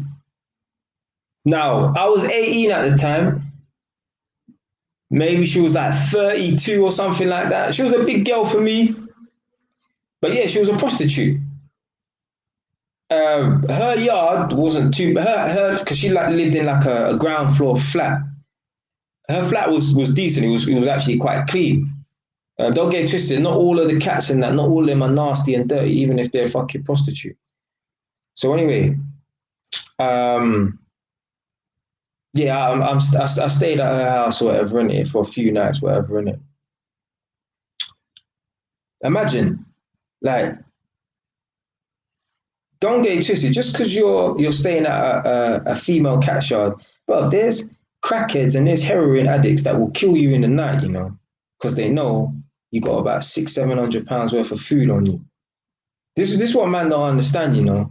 You're staying in a crack fiend's house, someone that is unstable, someone that will do anything, someone that will sell their body for a hit. So really and truly, you should be sleeping with one eye open because things could get sticky for you, innit? Yeah, when you least expect, as you're about to find out soon. So I think her name was like, no, it wasn't Emma. Emma was a different one, innit? But anyway, there's this. I remember what she looked like, don't it? Yeah, she was a white girl. She was, she was quite thick, whatever, innit? Yeah, but not in a good way. She had black hair, blue eyes. You could tell she was on some kind of drugs and that. You could kind of tell she was a prostitute. So anyway, I'm at this location now, and it's not hot. It's not hot at all. There ain't police up and down or nothing like that. And the youth that I was trapping for, so imagine this guy would make some decent money, you know. This is why certain men can't leave drug dealing alone. They can't get out of the trap, literally. Because these men, remember, when I'm out there, these men ain't making like just £200 a day. These men are making £1,000 a day, like literally. I'm accumulating £1,000 a day for this youth, and he's coming to pick up the money and he's keeping it moving. A man's making £1,000 a day. £1,000 a day. How many working days are there in a month? 25. So he's potentially turning over 25 grand. I can't remember if I was doing it on the weekend as well. I probably was. But let's say he was doing a 30-day thing. 30 grand a month, easily. There's man in the ends that make more than that anyway. Yeah, more sort of outside of London, isn't it? So anyway, that location weren't too hot, but this is where things could get sticky for you when you're dealing in that. So boom. So he told me that I think that he said there was an ends cap. When you say ends cap means there's a cap from London who's up in Norwich, yeah? So I'm an ends man because I'm from London up in Northampton. There was a cap from the ends up in Norwich, yeah? So boom. I think his name was Dean, some black guy, innit? It was one night, I got a call saying, yeah, the ends cap, Dean wants to link you in. It's the first time I'm ever meeting him. Yeah. I'm going to be linking him in the alleyway or whatever it is. Yeah. Now, certain times, instead of me going back and forth, the youth that I was working for, CJ, he would say to me, what he will do is he will wait 15 minutes because sometimes I could go out to go and meet someone, but then someone else will be coming in 5 minutes. So certain times I would only go out once every 20 minutes, but I'll meet 3 or 4 people at once. Like this is how much money the youth was making. As I said, the man was making £1,000. And each time I'm going out, I'm meeting someone, I'm taking 50, 60, 80 pounds off of each person. I'm not going out for a £10 thing, hardly ever, innit? So certain times he would like wait. So he will get a phone call and say, he'll get a phone call and someone will be waiting or whatever, innit? And he will make them wait 20 minutes because he don't want me going back and forth, whatever, innit? Yeah. So he will make them wait 20 minutes, half an hour, and make me go out and meet 4 people instead of doing 4 trips, if you get what I'm saying. So I had to go in some alleyway. It was night time, so like 9 o'clock or something like that. I'm in this alleyway now, and I wrote about this in my book as well. The book that's taking forever to come out. I'm in this alleyway now, innit? Yeah, this ends cat's approach, man, innit? Yeah, so I knew it was him because he was black. Remember, this is Norwich. Everybody is white. Everybody is white in Norwich. There's no black people up there. Innit? I'm in the alleyway. This cat's approach, man. He's a big man. He's like my mum's age. Probably about 49, 50 now, innit? Maybe even older than that. So when he's approached me now, and like he's talking to me, he's like, "Oh, where are you from?" And that. I'm like, "Yeah, I'm from North London." And like, "Oh, yeah. Just asking me like all these like irrelevant questions and that, like, Like, were you good? Yeah, like just ask me some bookie behavior and whatever, and like, just asking me some dumb, irrelevant questions or whatever, innit? He's like, have you got the stuff on you? I'm like, yeah. He's like, yeah, let me see it, innit? I'm like, what do you need to see it for? I'm like, give me the money, and he's like, no, I want to see it first, just to make sure it's the right thing or whatever. And then, you can give me the money afterwards, innit? Yeah. Basically, the man was trying to think, and it was an awkward situation. It was more than fucking awkward because I'm standing in an alleyway. Imagine, yeah. So when I've gone to the alleyway, I've met two older men. I'm 18. Back then, I was still smacking up man older than me anyway, innit? But I'm 18. I'm meeting two older men. One's black, one's white. They're standing in front of me. We're in a dark alleyway. No cameras, no witnesses, nothing. We're standing in the alleyway, and we're almost having a standoff without actually saying it. I know this guy wants to try a thing on me. I'm not stupid. I'm from the ends, innit? I bear beef with people, innit? Yeah, I know when they want to try a thing on, man, innit? Yeah. I know he wants to try a thing on, man. And I'm in a position where, all right, do I wait for him to pull out a knife on me? Is he serious? Is he going to want to try to do something to me? Should I bang him first? Do you understand? Like, I'm in 2 months. I don't know what to kill or be killed kind of thing, innit? Yeah. The guy's moving like, he's not moving mad. He's not moving like, oh, I'm going to do this, I'm going to do that. But he's moving booky or whatever, and he's moving like he wants to do something. Like, he don't know what he's going to do next or whatever, innit? Like, he wants to do something, but he's being hesitant. He's being a bit hesitant. So I'm in a situation where I'm standing in the dark alleyway. There's two men in front of me. I'm on my jacks. My man looks like he wants to try and reach for something on sly. Do I punch him in his face first and keep it moving? Or do I wait to get moved to because I'm going to be messing up a next man's money? See, this are the situations that you're in. You will be summoned to go and lick a shot for a next man, but then the cat wants to rob you.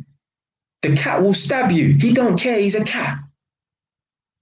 I think people think because they're trapping and they're a shotter, they're superior to the cat or whatever, innit? Yeah, maybe like, I don't know, like on some kind of moral ground, innit? Yeah, but a cat will still wipe you out. There's fucking stories about cats killing man in their yard in the night and shit like that. There happened to one new near my area. A man got killed by a fucking cat in the night. The man hit him over the head with a hammer. That didn't work. Then he went to the kitchen and stabbed him up. Hid his body in the loft. The boy went missing for 6 months. No, he didn't go missing. He was in the cat's loft. But anyway, so these are the situations that you'll be in. You'll be shotting for someone. A man will send you out. Go and link that guy over there in that dark alleyway. A man will approach you. A man will be acting booky. You're in a position where, do I punch a man's cat in the face and mess up the man's money because he's moving booky, or do I wait to get stabbed by a cat? Yes, catch-22. You don't know what to do, innit? Because then you're going to be, a man will say, well, you're messing up my money. Why are you moving to my cats and that? Anyway, thankfully, so remember I said, like, there'll be certain times where I'll wait 20 minutes, 25 minutes to go out so I can meet 3 or 4 people at one time. So when I went out to go and meet this cat called Dean, the ends cat, the black man that was moving booky like he's going to try and stab man or something like that, I was going to the same alleyway to meet someone else.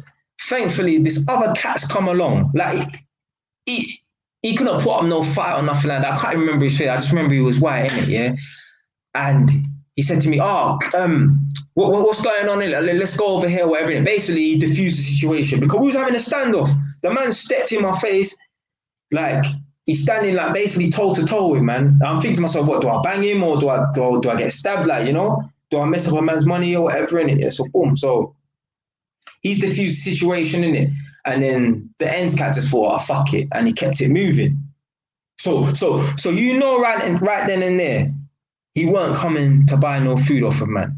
He's called up the guy that I'm shotting for and said, yeah, I want this, I want that. Yeah, 2 dark, 2 this, 2 that, whatever, innit? Yeah. send your my guy to the location I'm meeting, yeah? You've gone to meet a man to pick up what you're going to pick up, but then you walk away empty-handed. That means you was not planning on pulling out no money and exchanging. You was planning on pulling out something.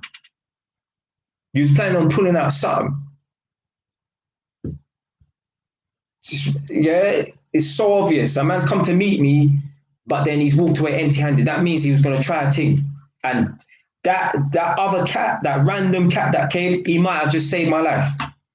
Because it don't matter how big and strong you are, me, I'll fight and smack man up. But you could take one stab to your chest and that's it, you're gone, fam. One stab wound to your chest, you're gone, fam. That's all it takes.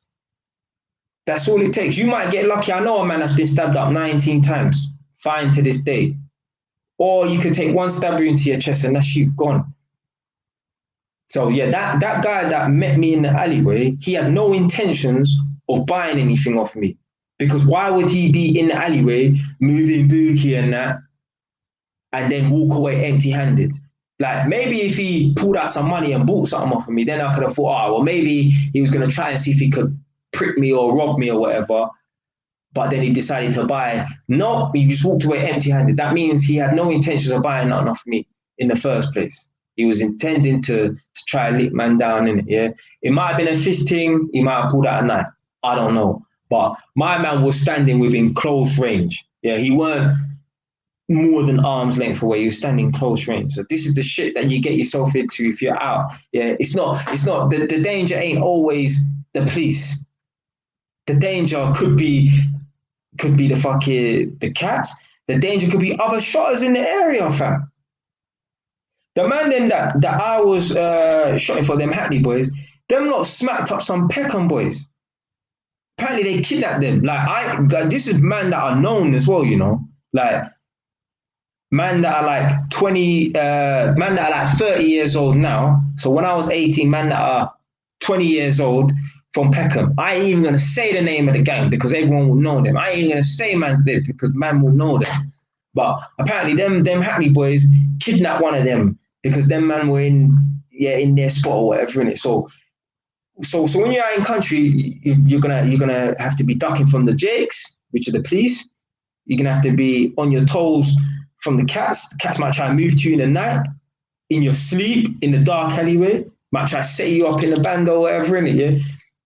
Or you're gonna have to be on your toes because man, they're gonna try and lick you down. Oh, I know he's got bare food on him. Oh, come on, man. You must hear the stories, man running up in fucking trap houses and that, robbing man and that, because they know there's about £1,000 worth of food in that yard and that. This is the shit you have to deal with. So say it's not worth going to fucking country and trapping for a man. I ain't even gonna say right now. I'm not even gonna say right now how much I went up there to get paid as well, because it will come later. So boom. So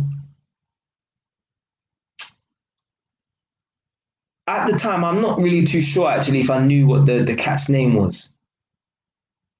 I'm not too sure if I knew what the cat's name was, innit? Yeah. But yeah, actually, one of my friends said, so one of my brethren, you remember I said I had a friend, when he was 14, he went to country, he went to Basildon. He said the cats tried to chase him down the road with a fucking machete, blood. This is what I'm saying, fam. Cats will try to move to you. Not all cats are like all timid and weak and, you know, like if they don't get a hit, they're gonna die. Some of them are on this thing, you know. They're mad. Yeah, remember, drugs turn you mad, you know. So these people, they got mental problems and that. So they'll think they could try to take you on and that. Not all cats are like, in the end, cats get beaten up by shotters and that, and they're shook and that. But not all cats are like that. Some of the cats are bad, man. Some of you lot watching this right now might be 20 years old or whatever, or when you was 16 or when you was 14, and you looked at some man who are like 25 and they're the talk of the town, they're this man, that man. Some of them man become cats, you know. Some of them man become cats.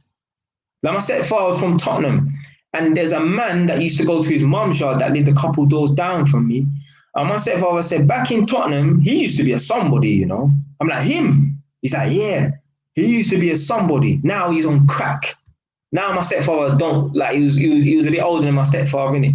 Now my stepfather can't never obviously you're not gonna look up to a next man when you're a big man yourself, innit? But back when you're younger, if a man's 3, 4 years older than you, kind of look up to man like, oh okay. Especially if a man had a name in the area as well. Oh yeah, he's that man, this man, that man, or whatever. Certain man that you know, certain man like you might certain rappers and that. Check back in about 15 years time. They'll be on food, they'll be on crack heroin and that. Yeah? It's not a fucking joke. Certain crackheads that walk around in your ends now, if you're from South London, North, East, West, wherever in it, yeah. Certain of the crackheads that you see right now and you look at them and you laugh at them, I'm telling you, back in the day, the black ones, even some of the white ones as well, back in the day, certain of them man there were somebodies in their area. Like they had a name, they used to get gal, they used to make bare money. You just would never know because they've gone so far down south, so far downhill, you couldn't even fathom them being that guy back in the day. I'm telling you right now, certain of them man there who are crackheads and that walking around now, they were bad boys back in the day, but the drugs has got to them and fucked them up. So anyway, that ends cat. I don't know if I knew what his name was at the time. I can't remember. But anyway, I went back to the yard. Remember I said I was staying at a prostitute's house or whatever, innit? I went back to the yard now and I told her what happened. And she was like, oh, like she didn't ask me to describe it. She just said, what's his name? What's his name? Nick. And was he with a woman called Kerry? Remember Nick and Kerry, yeah? I was like, nah. It was a black man with another white guy. And he's like, oh, that whoever that guy is that tried to move to you, that's not Nick and Kerry. But Nick and Kerry, the reason why this woman asked me, oh, was the guy that moved to you called Nick? Because Nick and his girlfriend Kerry allegedly stabbed up a shotter a couple days ago. Remember, this is, you know how you got communities, you got talk of the town in Tottenham, word gets around on the street. There was a couple called Nick and Kerry. Apparently they stabbed up a shotter the other day. So the woman whose house who I'm staying at, she thought, oh, maybe the person that I met was that guy, Nick, who allegedly stabbed up a shotter with his girlfriend. I'm like, no. It cannot be Nick because Nick that you're talking about is a white man and this person's black. Yeah. So anyway, boom. So she was like, all right, cool. Although that's not Nick and Kerry, yeah, who you met, who you thought was going to try and move to you, be wary of those people because apparently they stabbed up a shotter the other day. Yeah, there was a shotter from London, and they stabbed up this shotter or whatever. And that's what the rumor was, innit? So, boom, I'm still staying at this woman's yard, innit? Yeah, and I'm there for like 2 days or something like that. And then the youth that man's doing the thing for, he said he decided to move, man. I think maybe things started to dry up or something like that. For some reason, he decided to move me, innit? So previously, as I said, you see the same people over and over again. Like these people are mad. Like when someone buns weed, you'll pick up a drawer from a man one time in a day and that's it. No, these people they'll pick up from you 3-4 times in a day. Breakfast, lunch, dinner, tea.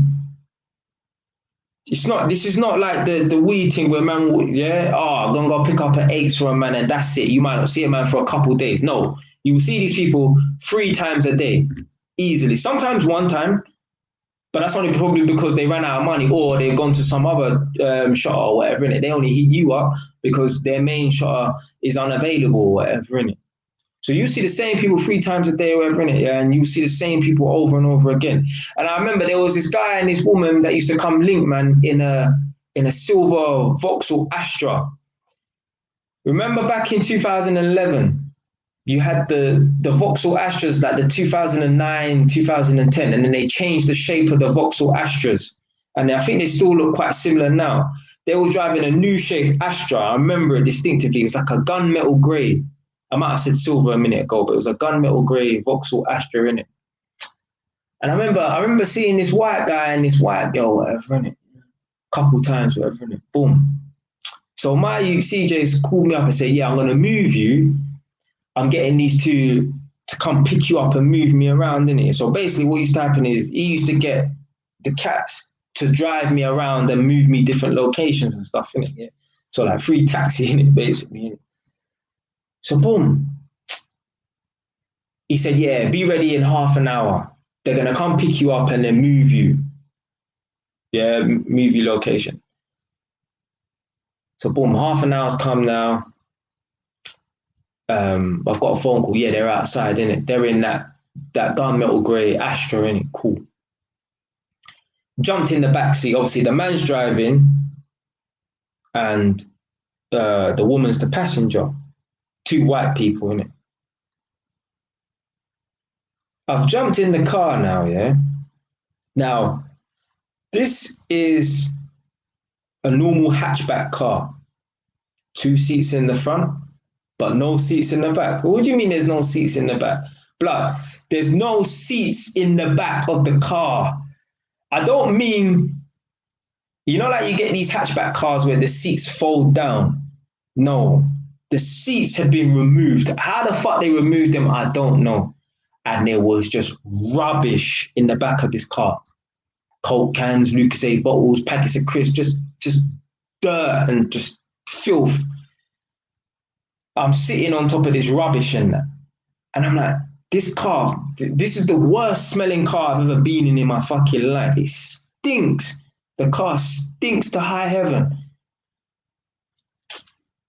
We're driving now, and I'm thinking, why the fuck does this car stink so bad? Like, I know there's rubbish in there, but this is a different type of smell. Driving now, and I'm chatting to them or whatever, innit? Now, I mean, I don't ask people no names. I don't really give a fuck, whatever, innit? Next thing you know, I said to the woman, what's your name or whatever, innit? She said, Kerry. I said, oh my days. Remember I said that there was a couple, Kerry and Nick, who stabbed up a shot. So I'm in the car driving around with these people, and this woman told me her name is Kerry. But the funny thing is, right, his name weren't Nick. It was something else. It just so happens that this woman's name was Kerry. She weren't the woman who, with her boyfriend, stabbed up the shot. Let's just call it Kerry and John. Yeah, they're cool people. They're not Kerry and Nick. Kerry and Nick are a real couple. We'll get onto that later. But Kerry and John, they're cool. They did not stab up no one. It's got nothing to do with them. But they know this other couple, whatever, innit? But I didn't say nothing. I just figured myself, oh my days, like this might be the couple, like, oh, they're gonna try to stab man up or whatever, innit? Boom. So anyway, they took me to their friend's yard, and basically their friend had a ground floor flat, maybe about a 20-minute drive from where I was staying, but the friend was in rehab.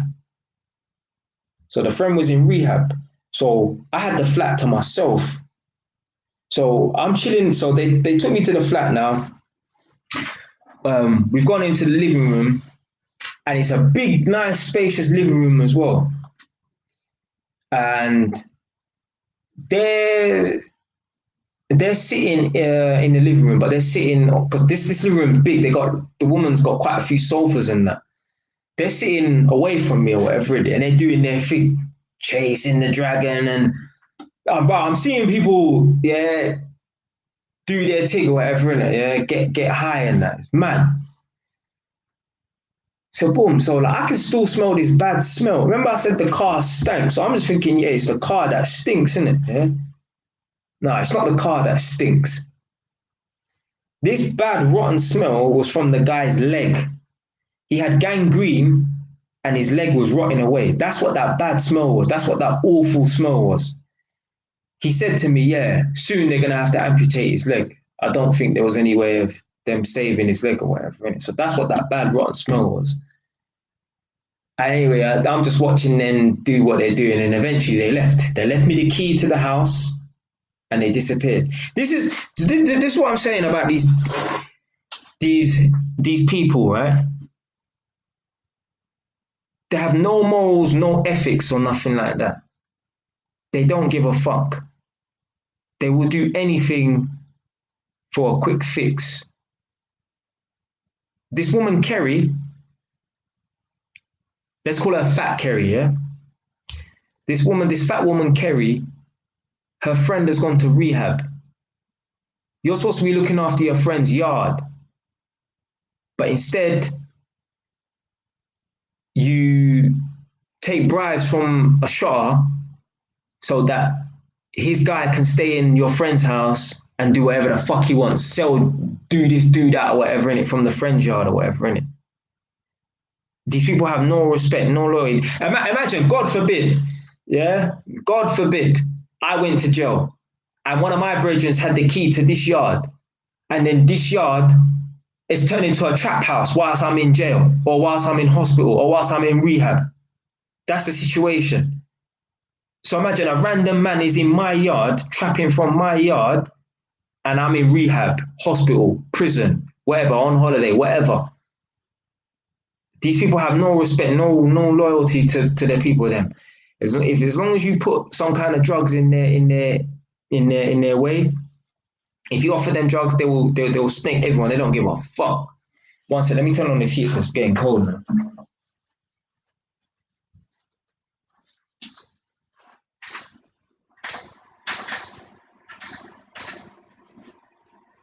Hopefully that what do you call it? The fan heater is not too loud or whatever, innit? Yeah? Let me know if the fan heater is making up too much noise and you lot can't hear me, innit? So press 1 if you can hear me clearly, yeah?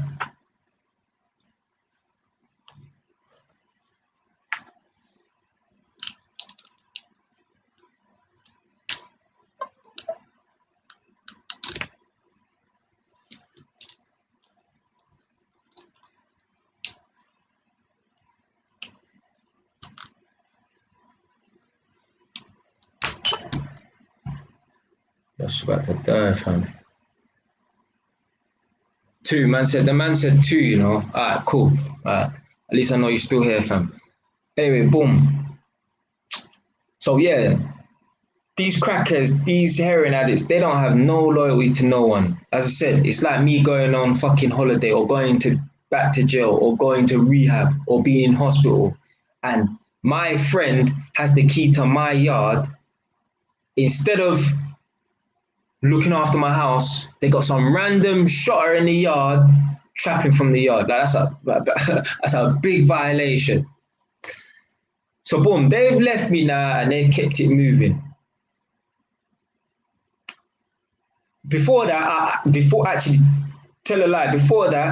I said to them, what's this story about Kerry and Nick? I heard that you lot must have stabbed up someone or something like that. And it was like, no.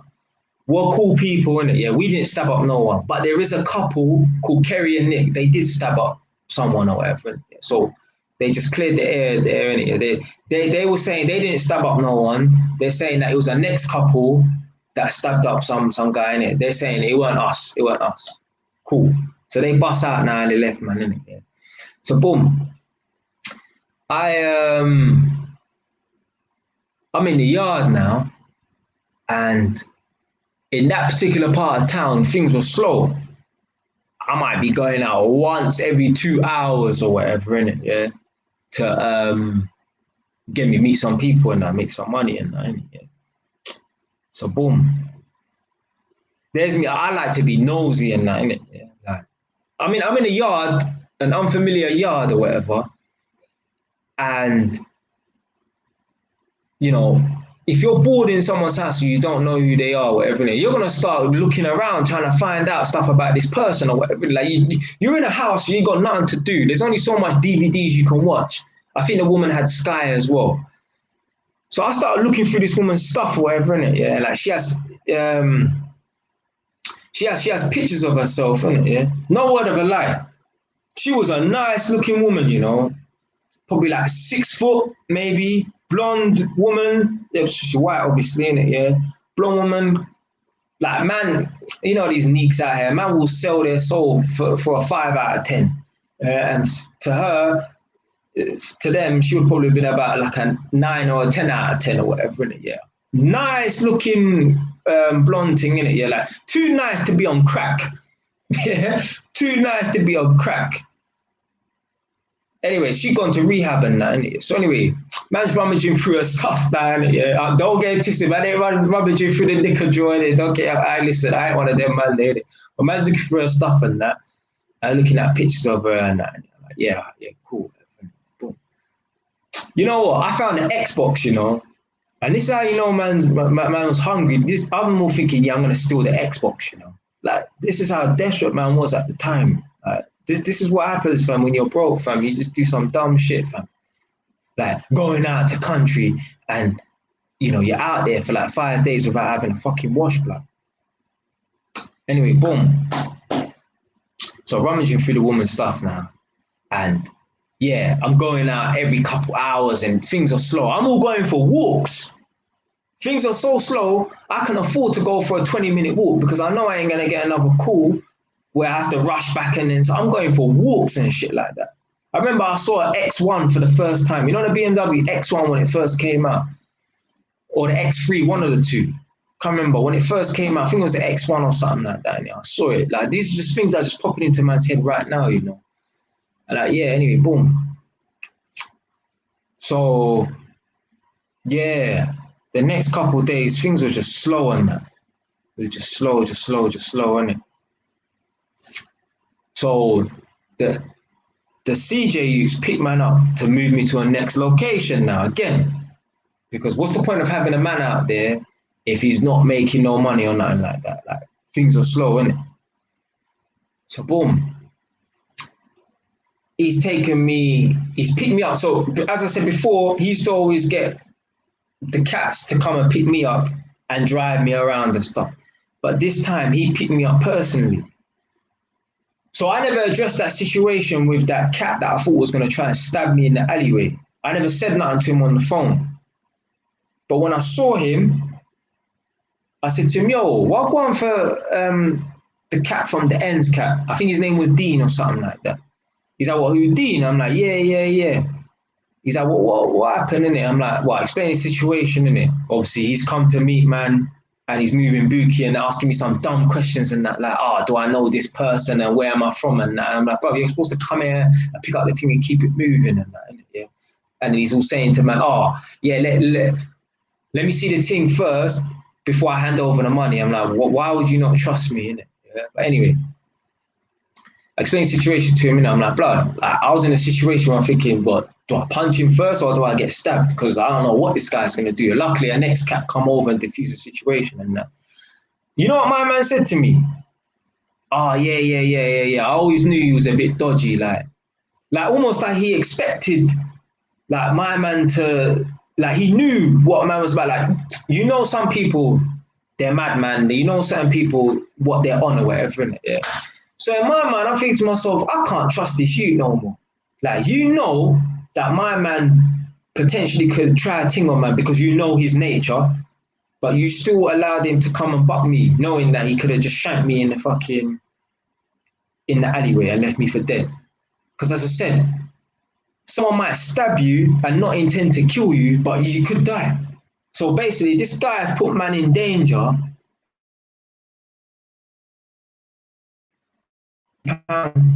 Shot.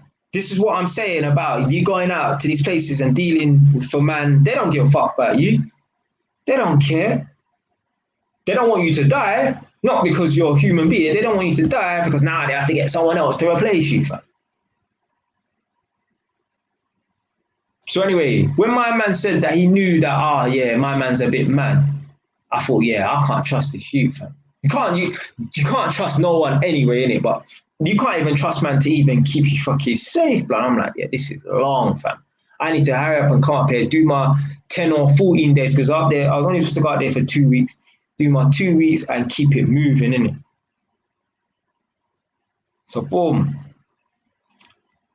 He's took me up to one yard now. It's night time now, innit? It's dark, 8, 9 o'clock. Me and this CJ guy pulled up to this yard now, innit? And his brethren, Hassan, one Turkish who's already there, innit? We've gone into the yard. Now, it's a weird house, innit, yeah? You go in and you go upstairs and it's like, there's like 3 floors. You got ground, first, and second floor, should I say? Yeah, so you got 2 floors. You got ground, first, and second floor. I don't think there was anything on the ground floor, which was odd, didn't it? But anyway, you got the first floor, you got a living room and a bedroom, then you go upstairs and you got like 3 bedrooms upstairs or some madness like that. It's like a 4-bed house, whatever, innit? Yeah. Yeah, on the first floor, there was a kitchen. We've gone into the kitchen now. So me, the CJU, have gone to this cat's house. We've gone into the kitchen and his friend's there on his own. Man's cutting up, man's doing what he's doing or whatever, and boom. So anyway, CJ's introduced me to the woman and said, yeah, this is Kerry. You're going to be staying at Kerry's house. I'm like, what the fuck, fam? So basically, now I've met the real Kerry. The Kerry who apparently, her and her boyfriend Nick have stabbed up this shot, right? So I'm like, what the fuck is going on? I'm like, blood, these men are trying to get man pitched out here, innit? Yeah, I swear down, you're going to see a fucking chalk line around, man, in Norwich or something soon, innit? Yeah. So anyway, but I thought to myself, do you know what? If that Hassan guy was there on his own and he's got whatever he's got and these lot are mad fiends or whatever, if they ain't tried to move to him and there's 2 of them and 1 of him, he's in a vulnerable position or whatever, innit, yeah? Like, if they were that dangerous, if the rumors were true, why would he put himself in that position? You know what I mean? So anyway, yeah, them lot are doing what they're doing in the kitchen. And after a couple hours, they bust out. They left me what they needed to leave me, and they kept it moving. So I'm in the living room with this Kerry woman and this Nick guy who apparently stabbed up this shot, innit? Yeah. Now, Kerry, again, is young. She's like 32 years old, 35 years old, but she looks like she's about 60. Because as I said before, and as you know already, don't even need to tell you this, them things there mash you up.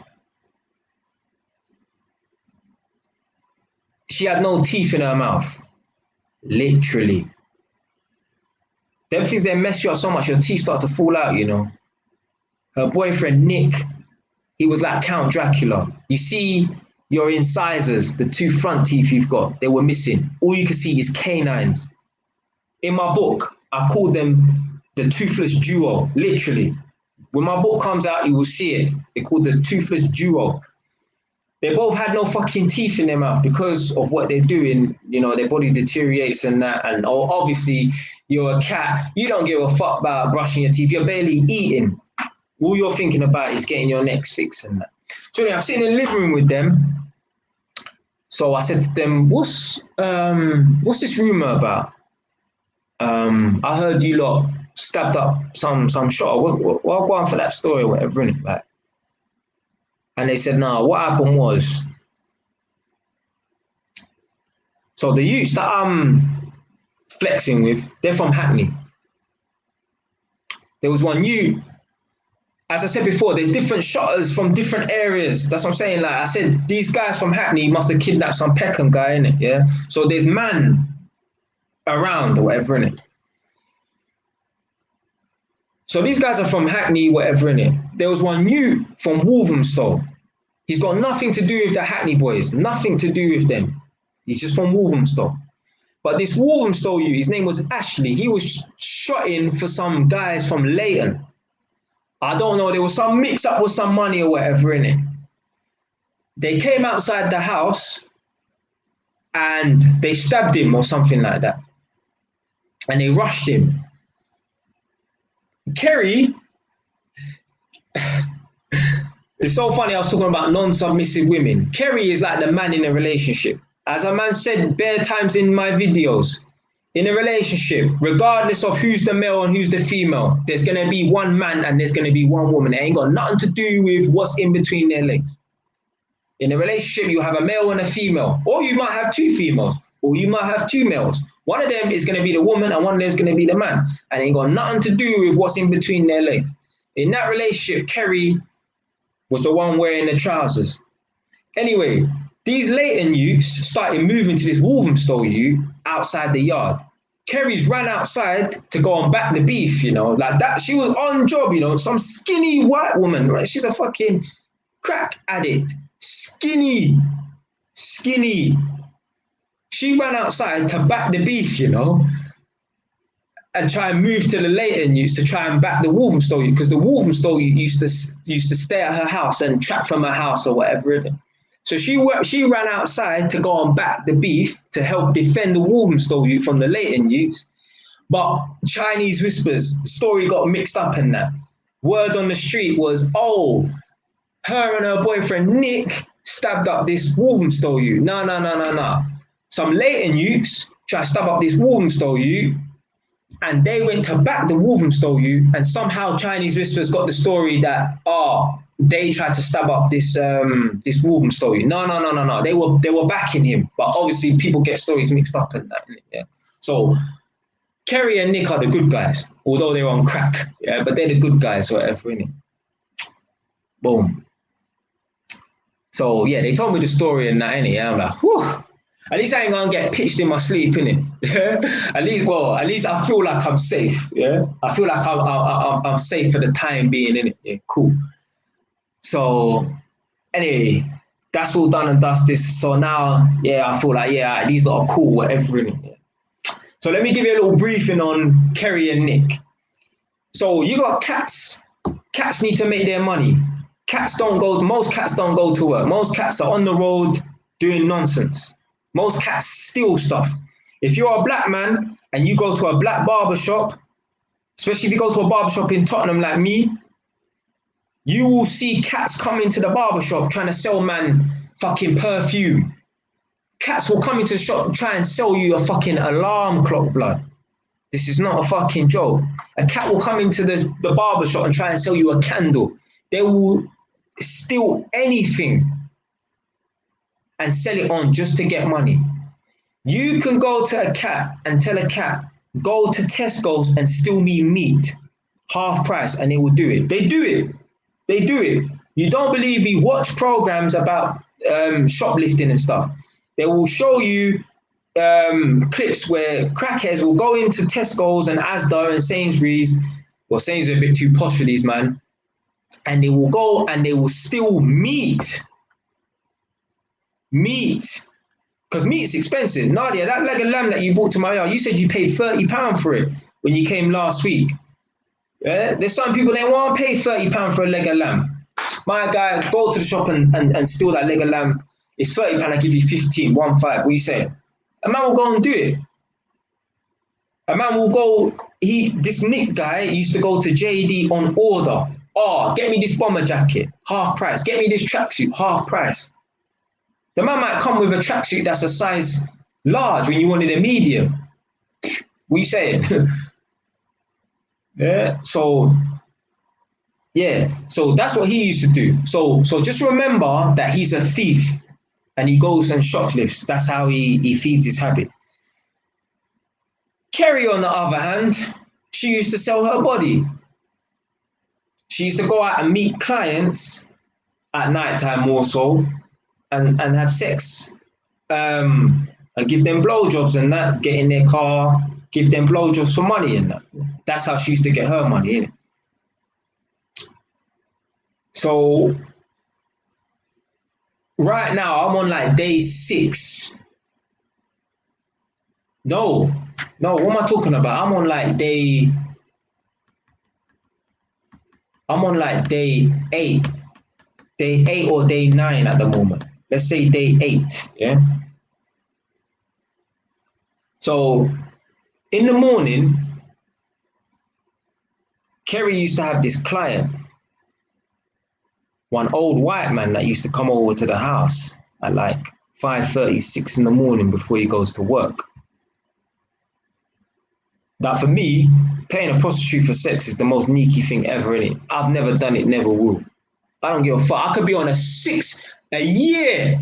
I've been on a year's drought before. Bro, I ain't fucking here like no prostitute. No, fam. No, fam. I don't give a fuck, blood. I'm not eating. I'm no prostitute. I don't care if I'm on a fucking drought. If any man laugh about any droughts and that, listen, let me explain a fucking drought, yeah? If you are slow for women and you go and bang some dead ugly girl that you don't want no one to know that you know, yeah, you're still on a fucking drought, yeah? Yeah, don't think you're not on a drought because you're mashing the works on a dead gal. Yeah, no, you are still on a drought. Yeah, banging a dead thing means you're still on a drought because you're not getting the quality of women that you want, or even that's even half decent. Yeah? If it's the type of gal that you don't want to walk down the street before, you don't want to come over to your house because you don't want to be seen leaving your yard, you're on a fucking drought. Yeah, don't piss me off right now, innit? Yeah, it's 10 past 10. Innit? Yeah. Anyway. See, I've been on a drought for a year and shit like that, innit? Yeah, and still, I ain't fucking hitting up no prostitute or nothing like that. No. But anyway, the client, I don't know how often he done this because I wasn't at the house long enough, but I know it was a regular thing. The client will come over to the yard at like 6 in the morning, 6 a.m. before he goes to work. This man could all be married as well, actually, you know, to be fair, but probably not. Because as you know, like women lose attraction for men. Women can be in a 10-year relationship and not have sex with their husband or whatever in it. That's why you see these couples sleeping in separate beds, separate rooms. Let me tell you something right now. If a man is sleeping in a separate room to his woman or a separate bed to his woman, they're not having sex. End of story. If a man is sleeping on the sofa and she's sleeping in the bedroom, they're not having sex. The sexual energy, sexual tension has left the room, literally. So anyway, boom. So this client used to come over at 6 in the morning, and this Ashley boy, remember I said there was the Wolverine soldier that got poked up. This Ashley boy, he was staying at the yard as well. So we was talking. He was staying at the yard, innit? I'm all sleeping on one sofa. He's sleeping on the next sofa in the night in the living room. So this Ashley boy is there, innit? Yeah. So the cat came over to the house. He knocked the door. Kerry's come into the living room at like 6 in the morning and said, "You lot, be quiet. I don't want him to know that anybody's in the house just in case he gets spooked. Because if you're coming over to me, a prostitute, and there's 3 men in a room downstairs, this is kind of booky, you get me?" So she said, "You lot be quiet. Don't say a word whilst he's here, because I don't want him to know anyone here. Know that anyone's here. He thinks that I'm a single woman or whatever, innit? So I don't want him to know that any men are in the house, let alone women. He thinks I live alone, although it's a fucking 4-bedroom house. But anyway, so don't say nothing. Don't make a sound." But what she done was she got Ashley to go upstairs to the bedroom beforehand, before she let the client in, to hide under the bed. Now, why would a man be hiding underneath a bed before a prostitute brings her client into the room? Well, this is what happened. So she came in the room and got Ashley to go upstairs, told me and her boyfriend to be quiet while she brings another man into the yard. Yeah, this is a completely new fucking video, a whole separate video. But anyway, she's come in the room and said to me and Nick, "Be quiet, and Ashley, you go upstairs and go and hide underneath the bed." She's gone downstairs, bust the front door open, took the client straight up. Wagwan, Quincy, we saying? Took the client straight up to the bedroom. Ashley's hiding underneath the bed.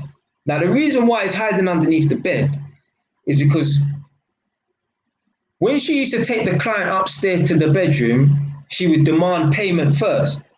£40 for half an hour. I don't know these fucking women's rates or whatever. But anyway, £40 for half an hour. She'll take them £40 off of him.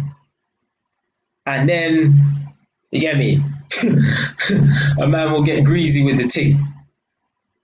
But what he would do is he would drop his trousers with his wallet. So his wallet's in his trousers, obviously. He would drop his trousers on the floor. Fucking, you know, strip off him fucking Superman pants or whatever. Drop his trousers off on the floor beside the bed where Ashley's hiding underneath. And whilst he's banging the prostitute in the bed, Ashley is going through his wallet and robbing his extra money that he's got. Because think about it this way, he's already paid for the service in advance, so there's no need for him to go through his wallet again. What's he checking in his wallet? It's like a man telling you, it's like a man asking you, what's the time? And a man tells you it's 9 o'clock. And then 10 minutes later, you're going to go and check. You know it's going to be around 10 past 9 or whatever, innit? So there's no need for him to, Well, go on, AY. Yeah. I'm on Instagram as well, innit? But my battery's about to die, actually, you know, like 5%. But yeah, anyway, boom. So he's paid for the shit service in advance, put his wallet in his pocket, dropped his trousers. He's banging the prostitute on the bed, and then the boy underneath the bed is going through the wallet and taking out any extra cash, maybe a tenner, maybe £50, I don't know. But the whole point of it is there's no need for him to go back through his wallet afterwards because he's already paid. Now, he might clock on later, oh, my money's disappeared, but he'll think, oh, I must have amnesia or something like that. There's no way she could have taken my money in it. Like, who's going to think to themselves, well, £50 left my pocket. Maybe when I was banging the prostitute, there was a black guy underneath the bed going through my wallet whilst I was banging the prostitute on the bed. Like, no one's going to think that, innit? So, yeah. But this is what I'm saying. These are the scheming tactics that the fucking cats use, you know. This is how money hungry they are, innit? A man once said to me, if a crackhead weren't a crackhead, they would be a millionaire, because the way they get their hands on money, they're so desperate, so money hungry, they would actually be a millionaire, but they can't, because they can't retain the money, because they have to buy into their addiction. So boom. So as I said, the cat will be under the youth will be underneath the bed whilst the client's having sex with the prostitute. He will go through the wallet, take out any extra money. The client will finish up after 2 minutes. You know these man can't last more than a couple seconds, whatever, innit? He put his trousers on. He ain't realized that his money's been taken from his wallet or whatever, innit? Yeah, and he go on about his business. Whilst I was downstairs in the living room with the prostitute's boyfriend, do you know what he said to me? He said to me, I don't know how Ashley could be underneath the bed whilst Kerry's having sex with the client. I looked at him like, you fucking idiot. You're underneath your missus, literally. Like, she's in the room above you having sex with her next man, and you're talking about you can't be underneath her. Like, this is what I'm saying. A man is on crack. This is how you know a man is fucking deluded, fam.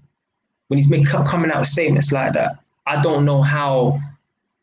I couldn't imagine being underneath the bed whilst my girlfriend's having sex with her next man. But you're in the same house. What's the fucking difference? This is the delusion of these crackheads, whatever. Innit? So anyway, yeah, that's another thing I forgot to mention as well. So whilst I was at the yard, when you're out there and you're in the field and you're trapping and that, when you're working for someone else, all your morals and ethics need to go out the fucking window, or else there's gonna be problems, fam. It's gonna be problems. What do I mean by this? Well, when I was there in the yard, a woman came over.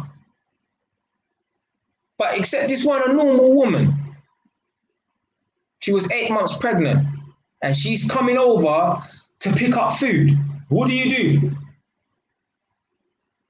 Fam, you're out here, you're trapping, blood.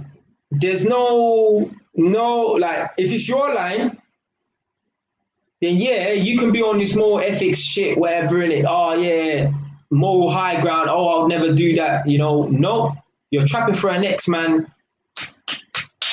You better lick that door. You cannot be phoning a man and say, I'm not doing it because the woman's pregnant and she's 8 months pregnant and this is gonna fuck up the kid, whatever in it. No, you better lick that door, fam. You need. There's no even phoning a man to query that. You gotta do it, fam. You gotta do it, or else you're losing a man money. A man's losing out on £60 because of your morals and your ethics and that. So that's another thing. You'll be selling drugs to a pregnant woman. I linked cats that was underage. Underage. I met a boy. He was like 15 years old. I met a girl. She was like 17 years old, 16 years old. You see in these areas and that. Blood, it's not like London, you know, like you get like people who's like in London, you get 14-year-olds who bun weed and that. Like, all man from my school, I used to see them bun weed here and there and that. But out there, you'll get 15-year-olds on crack. This is a real fucking thing. Outside of London, the thing is different out there, isn't it? To be fair, I wouldn't imagine seeing a 15-year-old in Northampton on crack. But Norwich and like them far places up north, like Norwich ain't north. Norwich is in East Anglia, isn't it? Like east of England, isn't it? But yeah, you'll get 15-year-olds. I mean, there must be a 15-year-old around here who's on crack, but out there it's more common. It's more common in those kind of far out places than that. 15-year-old comes to link you, you better do that, fam. A pregnant woman comes to link you, you better go ahead, fam. You ain't phoning up the man that you're trapping for and telling him, oh, I don't want to do it because she's pregnant. No, you ain't challenging nothing, fam. You better do that, fam. You better do that. One second, put this charger.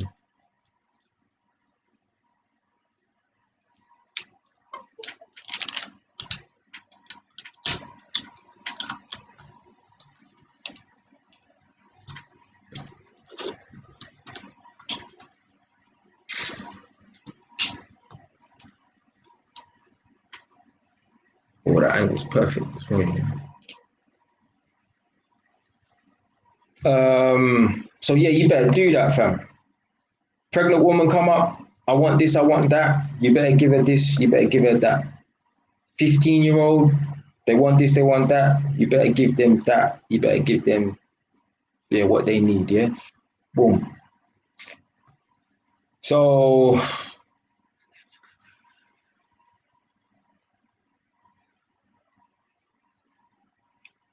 I was at Kerry's house for about 2 nights or something like that. But remember, I'm there the whole day, so it feels like a long time. And with this one, I weren't really going out to go and meet anyone. People would come over. This setup was a bit different. I want to be out I want to be on foot. I'll be sitting down, door knocked, get me, people come over, and they send them on their way, and then the next person will come. So I want a foot soldier like that. I want on the roadside like that. So yeah, I was just based in the yard or whatever, innit? So I'm in the house now, and you're in the house with these people like 24/7 basically, unless you might go out here and there to the shop or to link something quickly. But yeah, so anyway, you start to build up a rapport with these people, innit? Because at the end of the day, just because they're on this, on that, they're still human beings, right? Their mind is fucked, their mind is gone, but they're still human beings, innit? And this sounds mad. This actually sounds mad, but you know, I actually became friends with Kerry. Like, she is actually, like, as I said, like, just because you're a crackhead or whatever in it, it don't mean she's not a human being in it. Yeah, she is actually a nice person. You know, I wish I still had her number 9. Yeah, she is fucking cool. She is fucking cool. And the maddest thing is, she said to me, is, oh, I'm trying to think when she said this, you know, because I want to get that, because I'm doing quite well for the timeline. Like everything is actually in sync. Obviously, I might have had to go back and insert this because of, but yeah, my timeline of my events. Because remember, this happened all 10 years ago, you know, but it's still quite kind of a bit fresh in my man's mind or whatever, innit?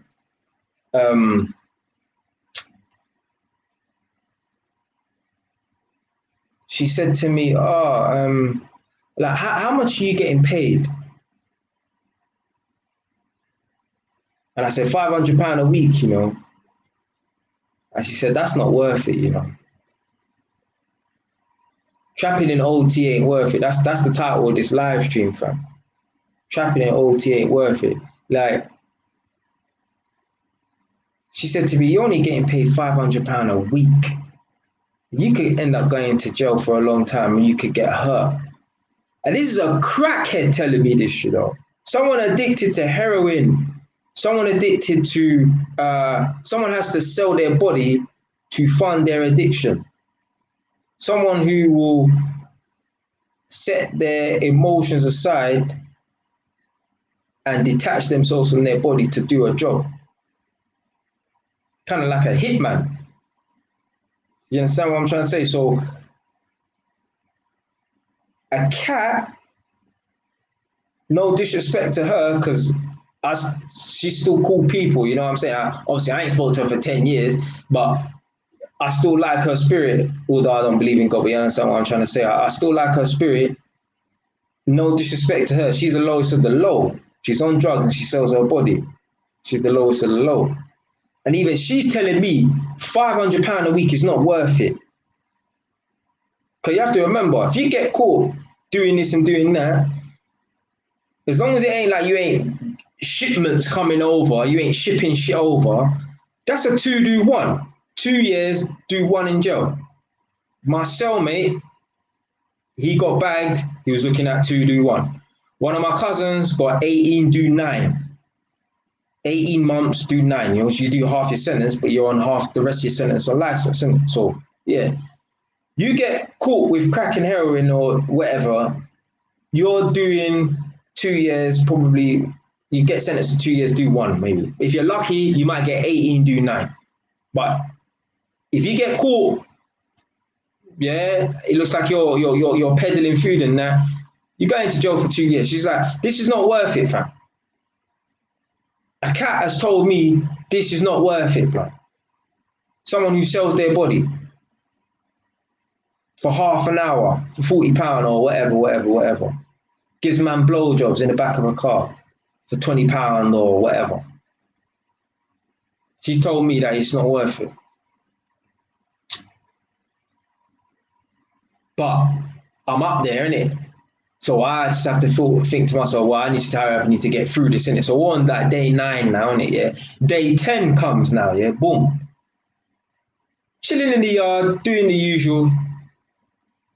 Bam, bam, bam, there's a knock at the door. Perry. There's a reason why I use the P word next. Kerry comes bursting in the room. Bam! The police are outside, and I think they got a warrant to search the house. Oh my God. I hope you've not been paying attention. Remember I said I cut off my tag? You know there was a warrant out for my arrest. One thing I forgot to say as well, man, I had a couple phone calls with my mum, and my mum's asking me, where am I? And I'm saying, I'm not around. She's like, are you all right? I say, yeah. And I put the phone down. But beforehand, she's telling me the police are coming to my house to look for me. Remember, I cut off the tag. Remember, I said, you cut off the tag. The whole point of you being on tag is so that the police, the whole point of you being on tag is so that you don't go to jail. So if you cut off the tag, you abuse, you know, what the judges let you off with. So you're going to jail. So I knew there was a warrant out for my arrest. So I knew I was going to jail for a few months. So that's why man organized to go up south, make some money, come back, go to jail, come out, and then handle some business or whatever. Innit? So there's a warrant out for my arrest.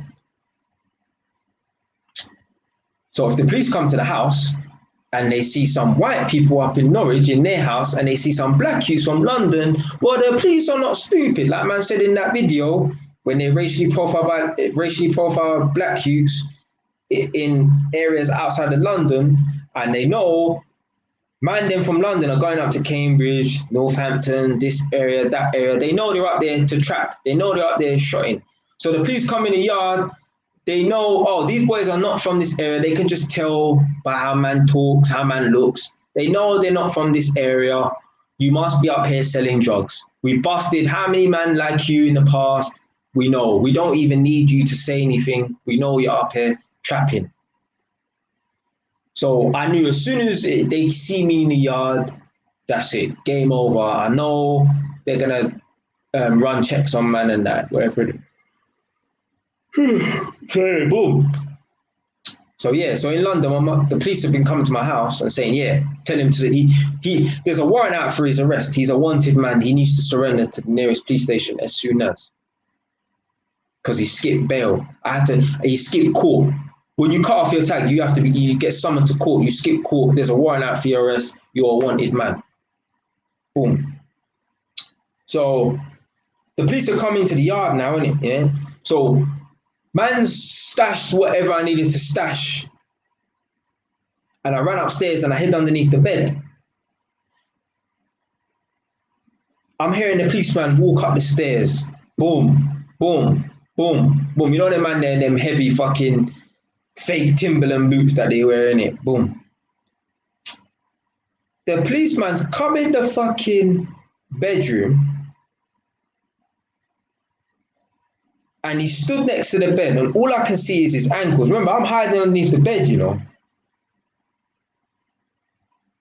He stood next to the bed. I'm underneath the bed and all I can see is his ankles. And he takes a long sigh and he goes, ah. And he collapses his frame. He puts his knee on the ground and as soon as, so he's in the room, I can see his ankles because I'm underneath the bed. He takes a long, sarcastic, confident sigh. And I see his knee touch the ground. And that was it. It was game over. He poked his head underneath and he said, get out. And I said, get out from underneath the bed. Next thing I know, he's asking me who I am. I gave him a fake name and a fake date of birth. I said I was a year younger than I was. So I said I was born in 93. But I couldn't think fast enough to give him a fake address. So I gave him my address. Like that doofus, obviously. So policeman being a policeman, he's like, nah, I'm not buying this shit, whatever, innit? Yeah. Because it's come up with, obviously, there's no record of me like being arrested because most policemen know if a man's trapping or whatever, he's got a criminal record. Whether it's for trapping or not, that's by the by, innit? A man might have smacked someone in the face, a man might have been in a fight, a man might have done this or done that. But most man who is trapping, most men have a criminal record. They could have been thieving from Woolworths when they were 10 years old. Most men have got a criminal record. So why can we not locate this guy on the police system? Imagine they radio in. Imagine I give a fake name.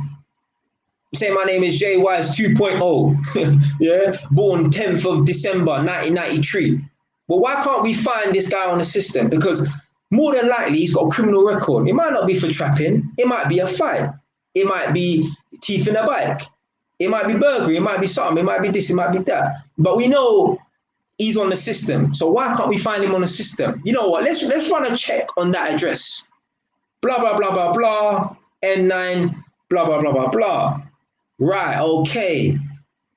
He is not JY's 2.0. He is Jelani Knight or whatever, isn't it? Yeah? Oh, okay. Now it's making sense now. There's a warrant out for your arrest. That's why you're up here. And that's why you gave me that fake name. That's why we can't find you on our system.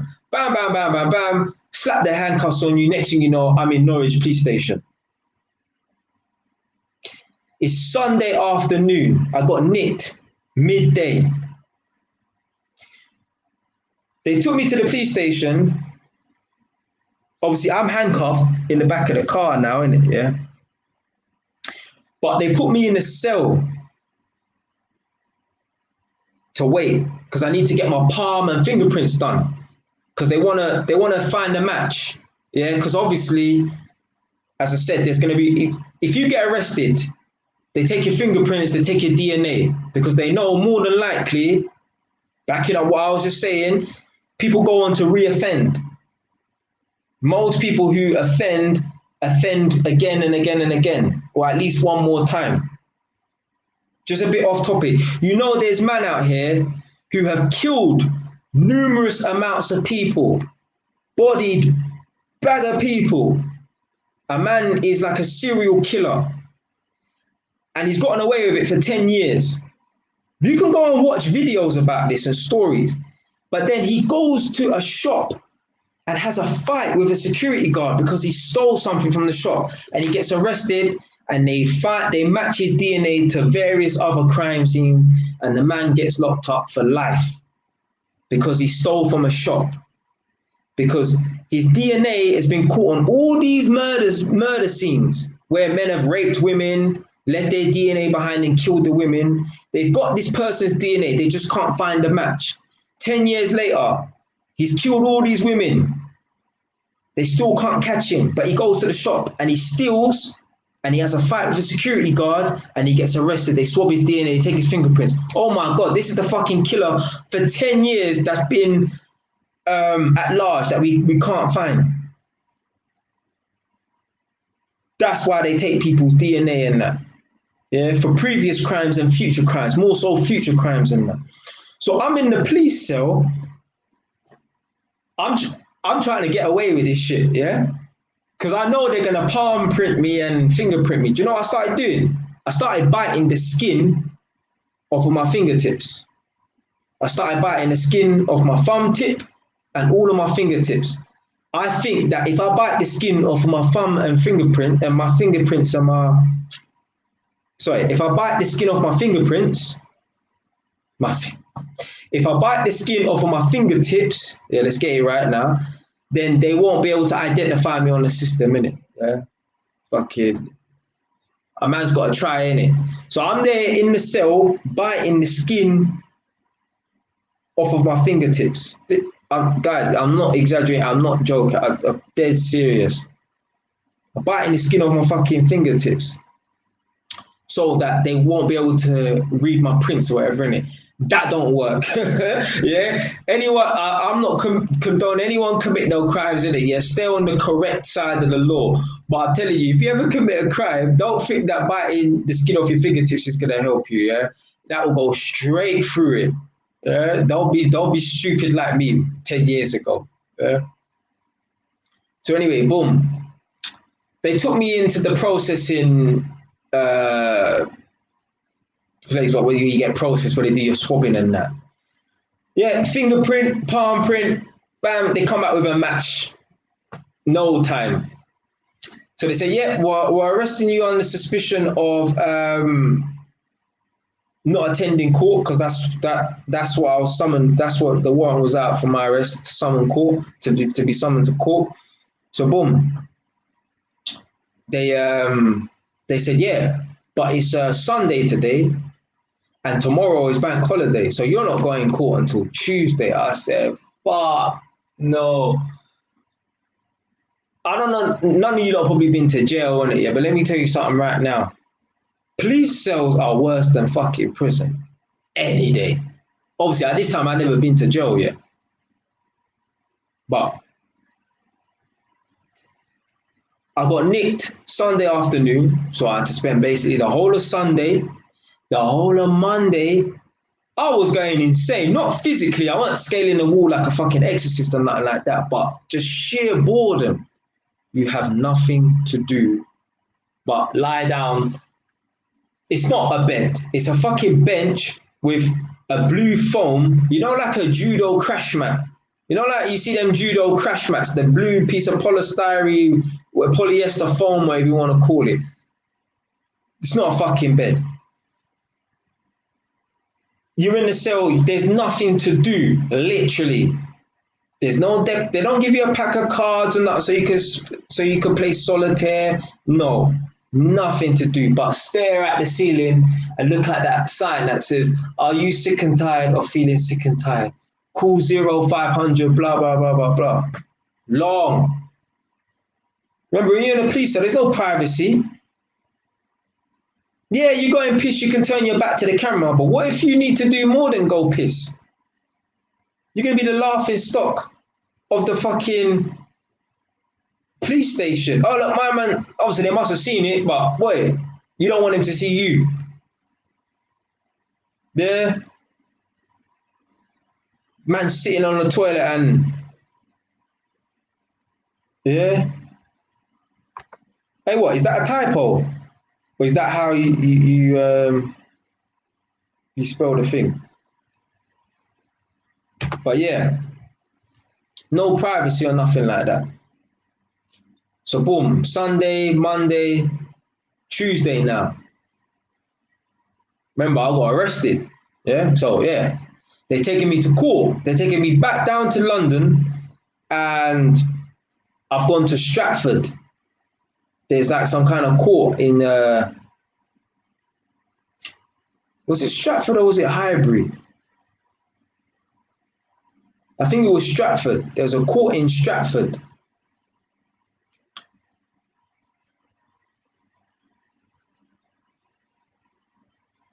There's yeah, man. Of course they be looking, man. Come on, fam. Like, listen, when you're in the police cell, fam, you're like a fucking animal in the zoo, fam. Every half an hour, that observation flap. Yeah, just to see if you're still alive. Because people want to try to commit suicide and shit like that in the cell. But anyway, they're taking me to a court in Stratford. And they gave me bail. And they said to me, yeah, you've got a court date in 2 weeks. You better attend. So I say, yeah, that's cool. Boom, got my bail. Came back to the ends. I phoned up the youth that I was shotting for and told him, yeah, I got nicked. He knew I got nicked. The cat told him, yeah, the police came and they took him. Remember, I ain't been paid yet, I've been up there for 10 days. I ain't been paid, fam. So what do? Do I forget about it and cut my losses? Or do I go back up there and work the rest of the 4 days that I owe, man, because I was supposed to be out there for 2 weeks, so 14 days, whatever. So yeah, I was working Saturday and Sunday. Yeah. Anyway, I've got 4 more days that I owe him, because obviously I said to him I was going to go out there for 2 weeks, 14 days. So what do? Do I cut my losses and not get paid? Because when I called him up, I said to him, yeah, bust me the money in it. Yeah, like obviously, man's done 10 days, but obviously I got nicked in it, yeah? So just drop me a little bit over £500, yeah? Because it was £500 a week. 2 weeks is £1,000. I've done 10 days, which is less than 2 weeks, but more than 7 days, more than a week. So just bust me like £700. We call it quits, innit? He's like, no. I need you to do the full 2 weeks, and then I'll give you the £1,000 I owe you.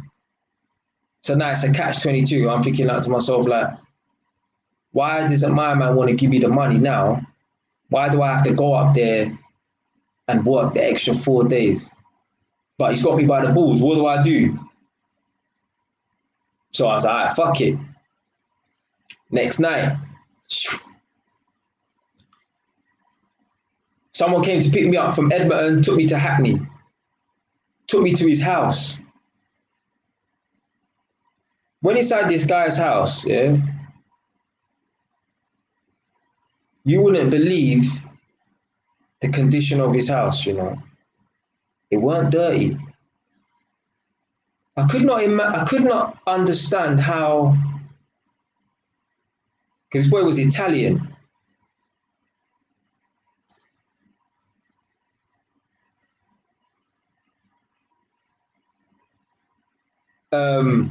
This youth was Italian, yeah, so he weren't black, obviously. I went in his yard. I could not imagine like a shotter living in an environment like this. Like the house had like a middle class feel to it. Like he came from a good home. Let's not mince words. You could just tell he came from a good home, but he was a shotter. He was a shotter. But anyway, we're in the yard now. I'm there. It's his house, obviously. His brethren Hassan's there, whatever. There's a knock at the door. This older black man's come to the yard. He's like late 40s or something like that. Black man, bald head, with a rucksack. Big man. He's like late 40s. He's come to the yard. He slams the rucksack on the floor and he's just giving out packages and stuff. I'm like, what the fuck's going on? So what it was, I think the youth that I was trapping for, he was trapping for this older man, this black man. Now, for the black man to have a line that's generating $1,000 a day or whatever, yeah, he must be a serious man, because I know that you, CJ, wasn't the only you. There was other man that, you get me, he probably had running for him, yeah, around town or whatever it is. So boom. So a cat has come down to London, picked me up and took me straight back up to the Norwich place, innit? So remember I said there was a woman called Emma or something like that. I've gone to stay at her house now, innit? Now remember, I'm 18, Emma's like 25 or something like that. And she has a baby, some white girl, innit? So she has a baby and that. So I'm in the yard. I'm just thinking, yeah, I need to get these 4 days up and over with. Yeah, I need to just hurry up and just bang out these 4 days, get my grand and bust out. I don't want to do this no more. This is long. This is bait, fam. I'm not in Edmonton. I'm not in Tottenham. I don't blend in. I'm a young black man looking like a tramp. Remember, you see the 10 days I was up there? Blood, I didn't shower, you know, fam. I didn't even brush my teeth for 10 days, blood. I did not shower for 10 days, fam. Nothing. No cat wash, whatever you want to fucking call it. Nothing, blood. So anyway, I've gone back up to Noya. I'm at this girl Emma's house, whatever, and boom.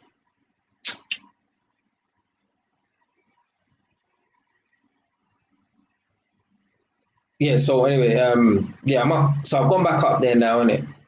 I'm like, I need to just hurry up and just quickly knock out this 4 days, get my money and bust out. I don't want to do this no more. It's bait, I'm gonna get nicked.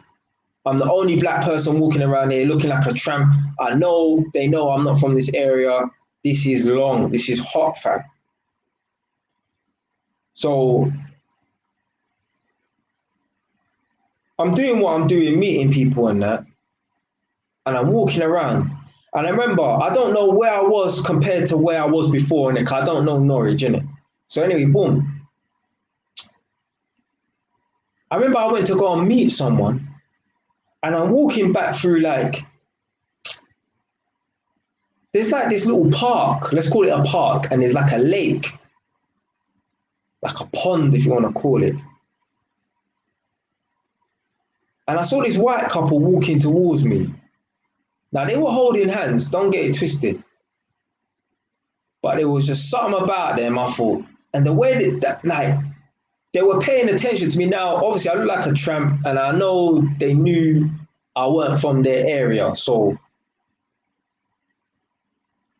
you know, they could have been drawn, I could have drew attention to myself like that. But there was something about them, I thought they were undercover police.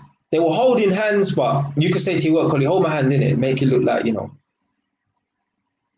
for me, I thought they were undercover police or whatever, innit? Now, maybe it was just paranoia. Maybe it was just paranoia. So anyway, I'm back and forth doing what I'm doing. And I'm just starting to see an influx of police just circling the area now. Like, this is Norwich. Like, I mean, you know, there might have been domestic or something. Some man punch up his wife. So this is, you know what I mean, innit? So there could have been police driving up and down, whatever, innit? You know, no areas without crime. But I'm just thinking to myself, this is getting hot, fam. Literally, it was summer as well, so it's hot, and you know, it's getting flames now, innit? I'm thinking to myself, like, nah, you know what? I'm gonna end up getting nicked. I'm gonna end up getting nicked. So I said to myself, you know what? I don't know what my man's on, but I know what I got in my hand. I've got about £500-600 right now. Let me string this out for another hour or two and get about £700 because that's what I feel is owed to me. So I waited a couple of hours, accumulated £700, £750 or something like that. And that's what I said, you know what? Fuck it, I'm off. I called a cab and I said to the cab driver, yeah, come to this address and take me to Edmonton. He said, all right, but I need you to pay as soon as you get in the cab. You have to pay in advance because it's a long journey. It's going to cost you £150. I said, yeah, cool. Cab drivers pulled up after about 10 minutes. I said to the girl, Emma, I said, listen, I've got my man's grub. I've got his things. I'm not going to rob his things or nothing like that. And I definitely ain't going to go and meet him afterwards because obviously I'll bust out because I got his money as well, but it's technically it's my money, but it's his money. So I'm not taking his shit, but I'm going to hide his shit in your yard. So it's up to you. If I was you, don't steal his shit because it's going to come back to you, whatever, innit? You got a kid and that. But crackheads are mad. They will sell their child for a hit. Let's not get this thing twisted. But anyway, they'll risk it all. So I hid it somewhere in her house. And I said, look, it better not go missing, yeah? Because you're going to be in trouble. So he was like, yeah, don't worry about it. It's cool. Boom. Jumped in the cab. So man's left the things behind, but I've taken £750. Jumped in the cab. Paid the cab driver £150 up front. And then 6 hours. Up to 6 hours. So there's 6 people watching. I saw the number 6. 2-hour drive back to Edmonton. Turned my phone off the whole time anyway and just relaxing in the back of the car. One long journey, to say the least. Imagine, my brethren knew that I went to country, innit? And my brethren were on the strip. And they saw me pull up in the cab that said Norwich at the back as well. And it was like, rah, my man actually caught a cab back from Norwich. And then boom, I've told them the story. I've turned my phone on. The youth has called man 50 times, blood. Bare texts. Bare missed calls, fam. Bare voicemails. I phoned him back. Like, where are you? Boom, boom, boom. I was like to him, blood. Man had to bust out. It was getting too hot. Get me. I don't know. Get me. I don't know if he was going to try and bump man or you weren't going to pay man or nothing like that. Sorry. I don't know if he's going to try and bump man. I don't know if he's going to pay man or not. But blood, I need to get out of there, innit? So obviously, man waited till I got 750 because that's what I felt like I was old.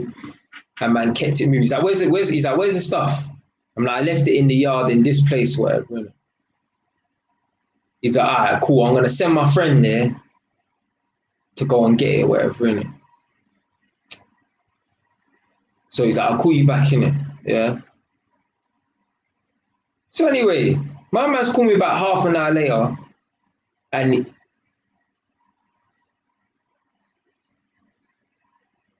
I think his brethren, to be fair, I think his brethren phoned me when he was at the yard, and he said, "Where exactly is it?" So I told him where it was, and he's like, "All right, cool."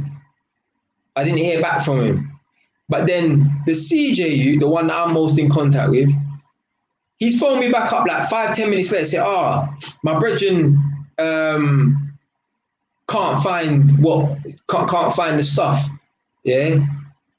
So you owe us like £800 or whatever it was worth, or whatever. And I was like, that's bullshit, man. Like, your friend would have called me back or whatever, innit? And then see, this is one thing we need to get clear as well, yeah. You see this man, yeah. You know he weren't planning to pay me, you know. The fact that he said after 10 days of me going up there, he weren't willing to pay me until I went and finished off the 4 days. Like, what the fuck's 4 days? Like, how's that gonna make any difference? Like, either you got someone else to jump in after me or you ain't got no one else. What's the fucking difference? If you ain't got no one else to lick those dots and make that money, your line's gonna dry up and die anyway. So what's the fucking point of getting another man to go out there for 4 days? For what? Is it a contractor on? No. So he told me to obviously go back up there for the 4 days, because I told him the agreement was 14 days to go out there and make money or whatever, innit? Yeah.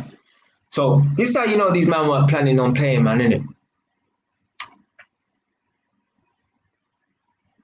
He tried to say and try to lie that the stuff that I left behind disappeared, yeah? That's number one. Then second of all, he tried to lie and say the money that I took wasn't his money or my money, it was his friend's money. So I've robbed his friend, so I owe his friend the money. I said, bro, you're chatting shit. You're chatting shit. Just dismiss his claims, innit? Dismiss his claims one time, innit?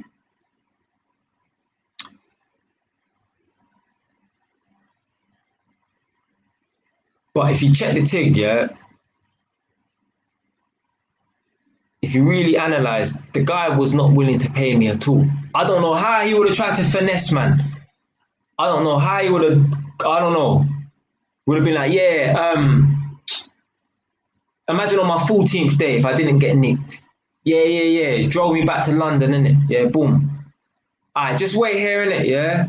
We're going to go out the road and come back, innit? Yeah. Hey, just take £5, innit? Go and get yourself some chicken and chips. Never hear back from them, man, again. Expecting me to not go to his yard, because his yard is on a block in Hackney. Like, when I went to his yard in Hackney, I'm seeing man come back from a ride out. I ain't gonna say what area in Hackney he's from, but I'm seeing man come back from a ride out talking about, oh, my man's gassed. What, just cause he started busting shots at man like he's from a proper block. So there's no way I'm gonna go to his yard on my jacks to try and move to him when his block is a block. They got a man there, innit? Yeah. First of all, what are you even doing here, let alone trying to move to one of the certified G's on the block? That ain't gonna run, fam. You might as well go there and burst, man. There's no going back there to try and get your money back. You might as well go there and do a man something, innit? Yeah. You ain't getting no peas back. It's almost impossible to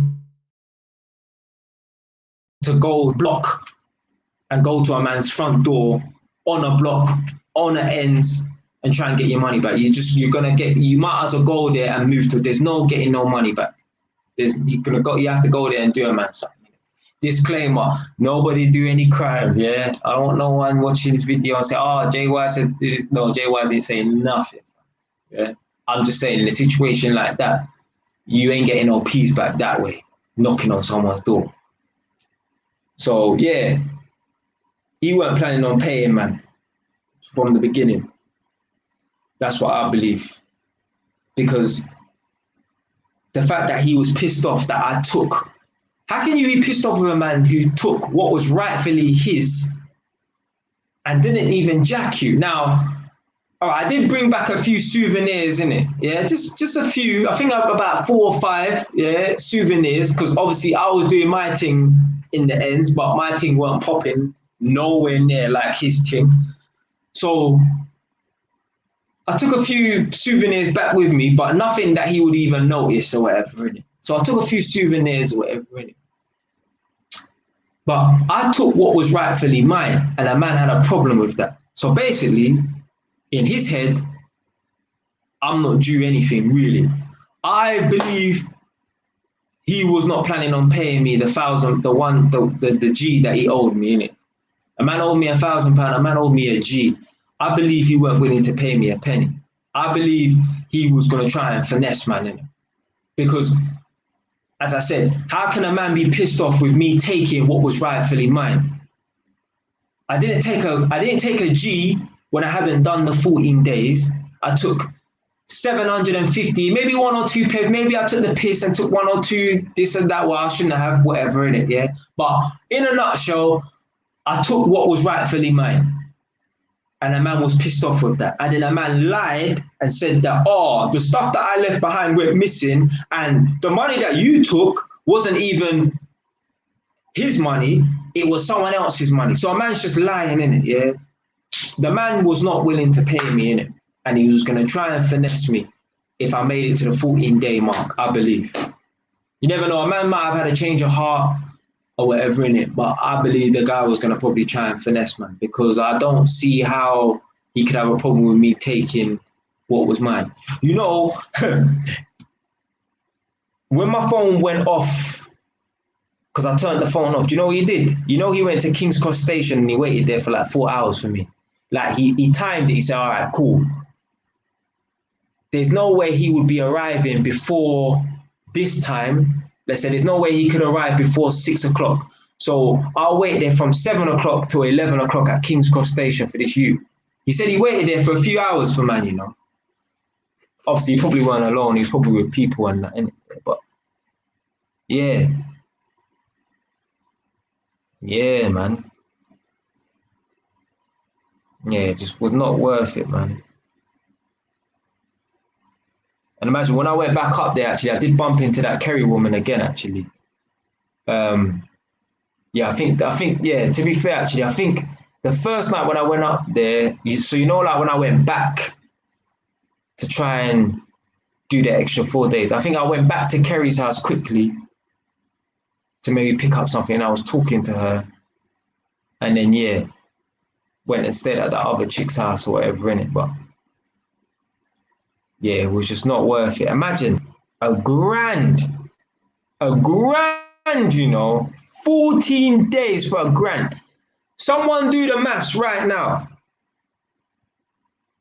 Someone divide 1,000 by 14. I want to know how much I would have been earning per day. I want to know what 1,000 divided by 14 is right now. First person in the comment section, please.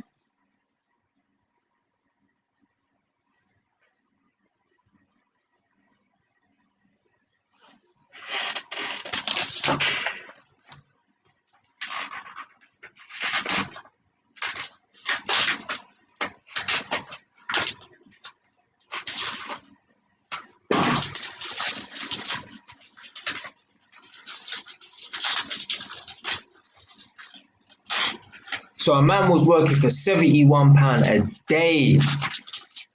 £71 a day, you know. I hear what you're saying, Clark. I hear that. But you know what? I see man all the time talking about what they was doing here and there, and none of them get nicked or nothing like that. So, and anyway, this could be a lie. I could have made this whole thing up.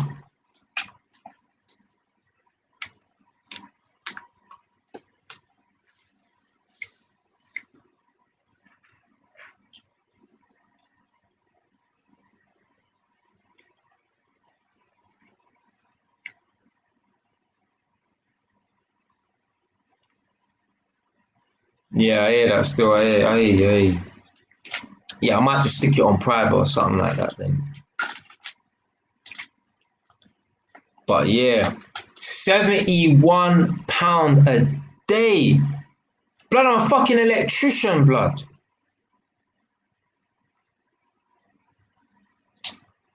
I'm an electrician. This contract I'm on right now,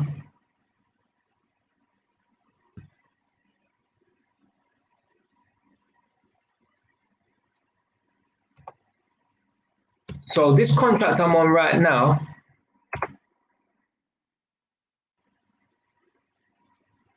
I get £55 a job. I do 4 jobs a day. I get paid $220 a day.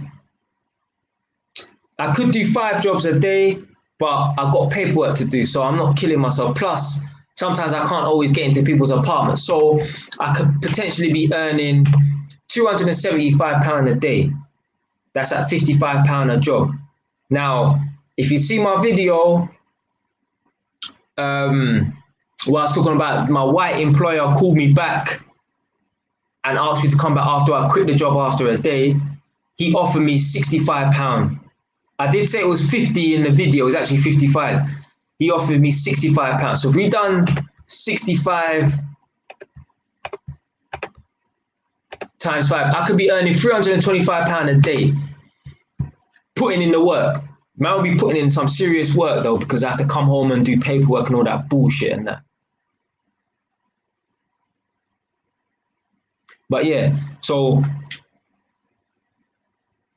imagine £71 as opposed to £300 or even £200 or even £100. Legit, just not worth it, fam.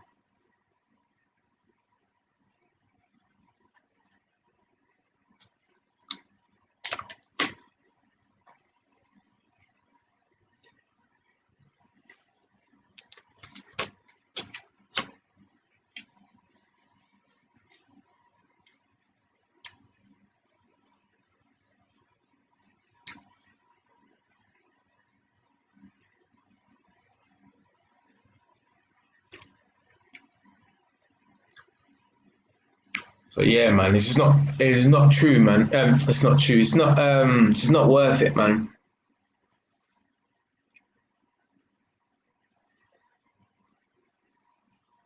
Yeah, it's just not worth it, man. You end up doing fucking, oh my god. I know a man to avoid. So basically, a man's dog got kicked in by the police. They found drugs in his house, hard drugs, but he was away from home. Whoever parents or neighbor phoned him up, hey, your yard's just been raided. They found shit in his yard, but not that much, but enough for a conviction. You know what the man had to end up doing? The man had to end up injecting drugs into himself to make it look like he was a user to bust case. He did it and it worked.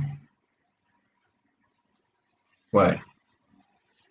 This is the shit that you have to do when you're in them games, man. It's not a fucking joke, man.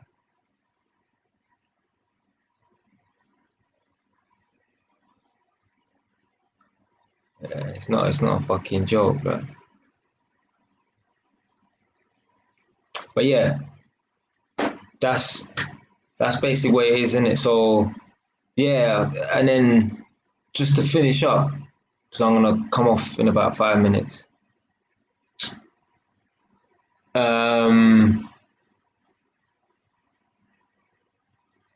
So yeah, came back from whatever in it, got my money, and then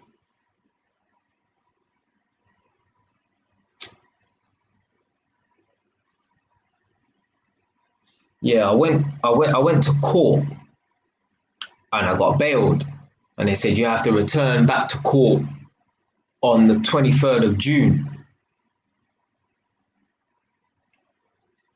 And I remember, I think it was like the 20th of June, I got kicked out of my mum's house. So I went to go and stay at my auntie's. And I stayed at my auntie's house for 2 days.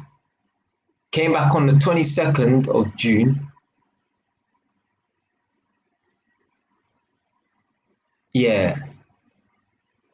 And I had court the next day, which was the 23rd of June. I remember I was walking down Edmonton High Street, because this time man was broke, fam. Man couldn't even ride a bus, bro. Told you, man was on JSA. But anyway, walking down to NatWest in Edmonton, and I see one youth that's associate of some youths that, actually I chased this boy one time anyway. So I think to myself, I'm like, this boy's face looked familiar, but I couldn't remember who he was, innit? So I got in NatWest, came out 10 minutes later, I'm like, oh, it's my man. I walked up to him, I asked him, are you, I said his name, are you? And he said, yeah, I just punched him in his face. And a couple of his brethren come around and I stuck it on all of them as well, innit? Anyway, gone home now. And yeah, the next day, I said, Mum, yeah, I'm going to court. That was, she knew, innit? And then, yeah, I got the same judge who gave me the tag. So I'm in court now. And the same judge who gave me the tag is dealing with my case. And he's like, you know, it's kind of posh, and he's like, I remember you. He's like, I gave you the tag and you disregarded blah, blah, blah, blah, blah, blah, blah. He's like, that's it, I'm sending you to prison, basically. And I remember my barrister was one nice girl as well. So I remember I was 18 and her name was Eve, some white girl. She got like brown hair. I wonder how old she was. Probably, maybe about, she was young, so probably about maybe like 26, 27, 28. I think she was like a junior barrister or something like that. I don't know. But anyway, she was a barrister. And there's me thinking like, yeah, if I bust case and that, and I don't go to jail, I'm gonna try and get her number. Boy, long. After the judge told me, yeah, I'm sending you to prison, whatever, innit? Yeah, I went to go and speak to her and she was like, oh yeah, you know, it is what it is, isn't it? So I was prepared for it anyway. I didn't go to court thinking that, I'm not gonna not go to jail. I mean, like, yeah, I could get away with it, but in my head, I'm like, well, if a judge has stopped you from going to prison by giving you a tag and you've disregarded the fucking tag, then what else is there? You're going to jail, fam. You're going to jail, fam. So, yeah. Oh, yeah, so basically, most people, if they're on tag, they have to be in at 7 p.m. and they're not allowed out till 7 a.m. So their curfew is get your ass in your house at 7 p.m. and you have to stay in until 7 a.m. and then you're allowed out. Now, I know a man from Wood Green, he said his uncle, his tag was he's allowed out from 7 p.m. until 7 a.m. But 7 a.m. to 7 p.m., he has to stay in his house. So during the day, he's not allowed out. And the reason why is because they thought he was a drug dealer. So they said, well, he makes more money during the day, so that's why he's not allowed out. So we can let him out at night time because there's less chance of him making as much money or whatever in it, getting up to dodgy dealings and that. So yeah, he was on like a reverse tag or something like that. So yeah. But yeah, so yeah, and then I went to jail for 2 months. Missed the London riots. Yeah, but yeah, that's what I'm saying. Like a bag for 2 weeks, £71 a day, fam. It's just not a joke, fam. It is a joke. It is a joke. It is a joke.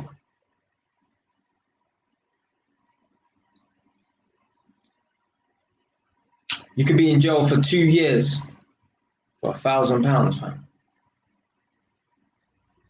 That's what I'm saying. So, yeah, man, a man can't be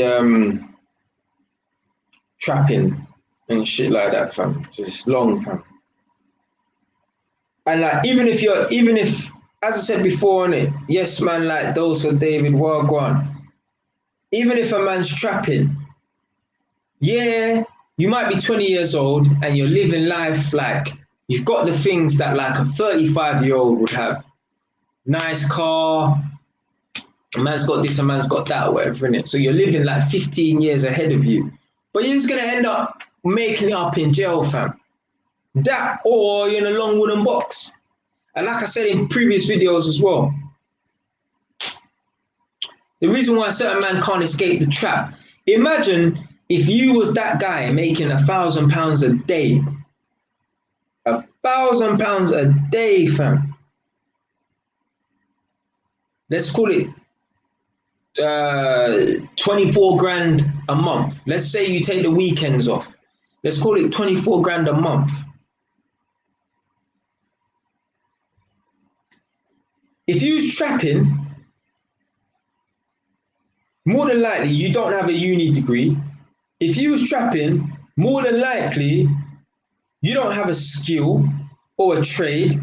You're not a mechanic or a plumber or electrician. So without an education, a skill or a trade, you have no use to the world. You have no value to the world. So then you're going to end up working bullshit jobs. My Hermes, the post office, Royal Mail,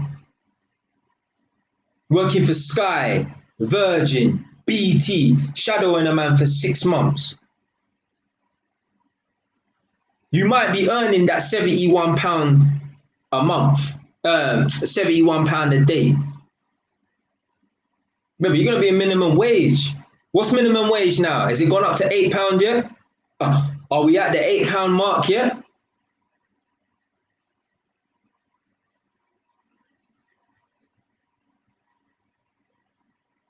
Your minimum wage, you do a 9-hour shift. 8 times 9, 72. So after a 9-hour shift, you're walking away with £72. Funny enough, that's close to that £71. Ain't that a coincidence? You're walking away with £72. That's less than a tenth of what you was earning when you was trapping. Being your own boss, not having to take orders from some dickhead boss. You're gonna end up relapsing. Think about it. If you earn, imagine it's £70 a day, round it off. £70 a day, 5 days a week, 350. 350 times 4, 3 fours are 12, plus 200, so 1,400. 1,400. You worked 25 days, whatever in it, 20 days, whatever, for 1,400. When a man that was selling drugs earned that in 2 days, just walking up and down the street, meeting people on his own schedule, on his own time. All right, yeah, he's looking over his shoulder, but whatever in it. This is what I'm saying. This is how man get caught up, fam. So don't even enter that to try and think, yeah, I'm just gonna do it for a little bit, because you're not gonna do it for a little bit unless you get caught or whatever, or you get yourself into some trouble, because you're gonna become too. I'm slightly still. All right, look. Like I said in that video, the reason why I left that job is because it's not paying me the money that I want.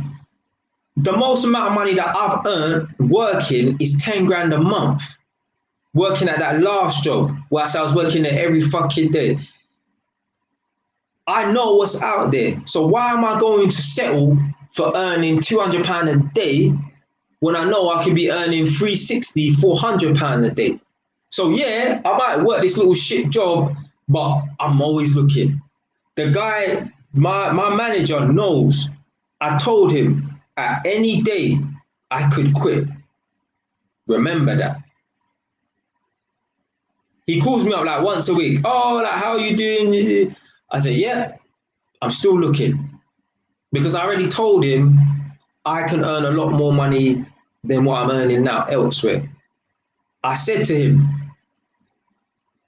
if you find my replacement, just tell me on the day. It don't matter. It don't matter. If I'm telling a man, you can find a replacement, that means I don't care about this job.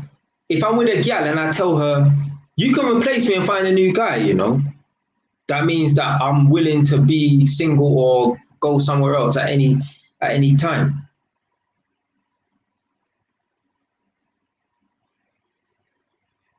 Because I know I can do better. I know I can earn more money. It's the same thing with man who's trapping and that. Why am I going to work for £200 a day and be content with £200 a day when I was earning £360 a day, 7 days a week, which accumulates to about 10 grand a month? I'm not going to be content with earning 4 grand a month. No. Why? When I know I could be earning double that and saving that amount as well.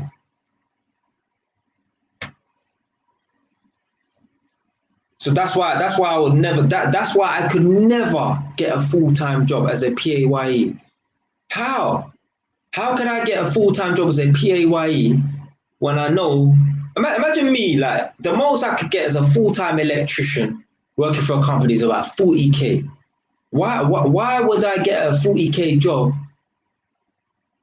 when I know that if I get on the right construction sites, I could be earning 80, 90 grand for the year easily.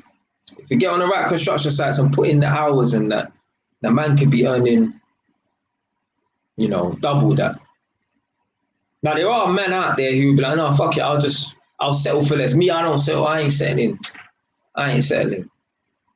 Working for somebody part-time is settling anyway. So, but yeah, that's why a certain man can't stay away from trapping in that, because they're accustomed to a certain, you know, lifestyle and that. Imagine, I was even talking to Nadia about this. Apparently Rihanna was living in Hampstead. Apparently people see her in fucking Sainsbury's and that. When I heard this a few years back, blood, if I saw Rihanna, I would approach her, you know.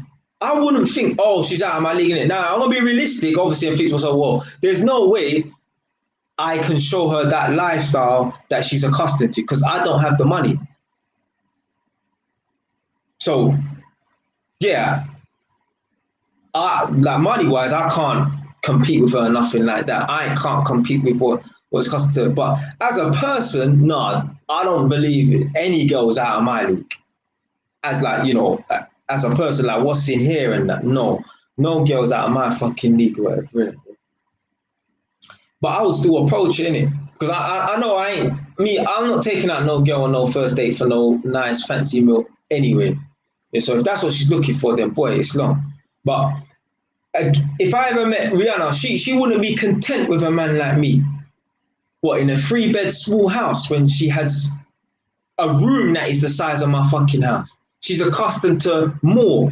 She's accustomed to, you know, a better lifestyle and that. So, yeah, a girl like that, imagine me fucking with Rihanna. She'll be messing around with me for a couple weeks, get bored of riding on the back of my R6 and that. And then she's going to want to go and find herself a millionaire and that, because that's what she's used to.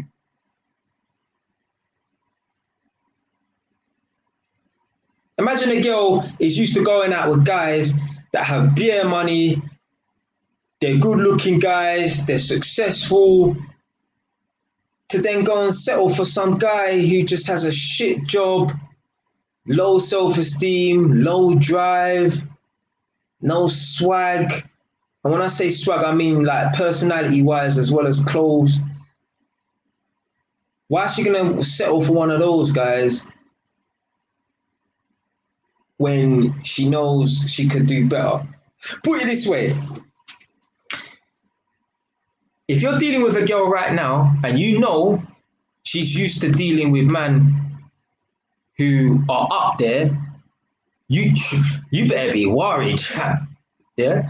You better be worried. If you're down here and you ain't looking to improve yourself, and she's used to dealing with man who is like up there, substantially higher than you, yeah, if you're being realistic. But you better be worried, fam. You better be worried because she'll always be thinking to herself, one day, fam, like, you know, when I get bored of this guy, you know, yeah, end up relapsing because she's used to a certain type of man.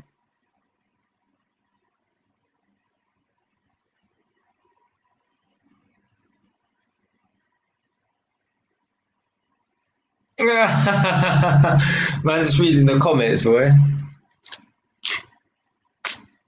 But yeah, I'm that confident that, like, even if I saw a celebrity woman, I would approach her. Why would I not approach her? I don't feel like no woman is out of my league. I would never look at a woman and think to myself, I can't approach that girl. Nah.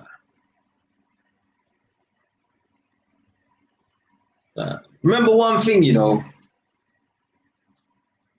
having money and that don't make you an alpha male, don't make you that guy, you know.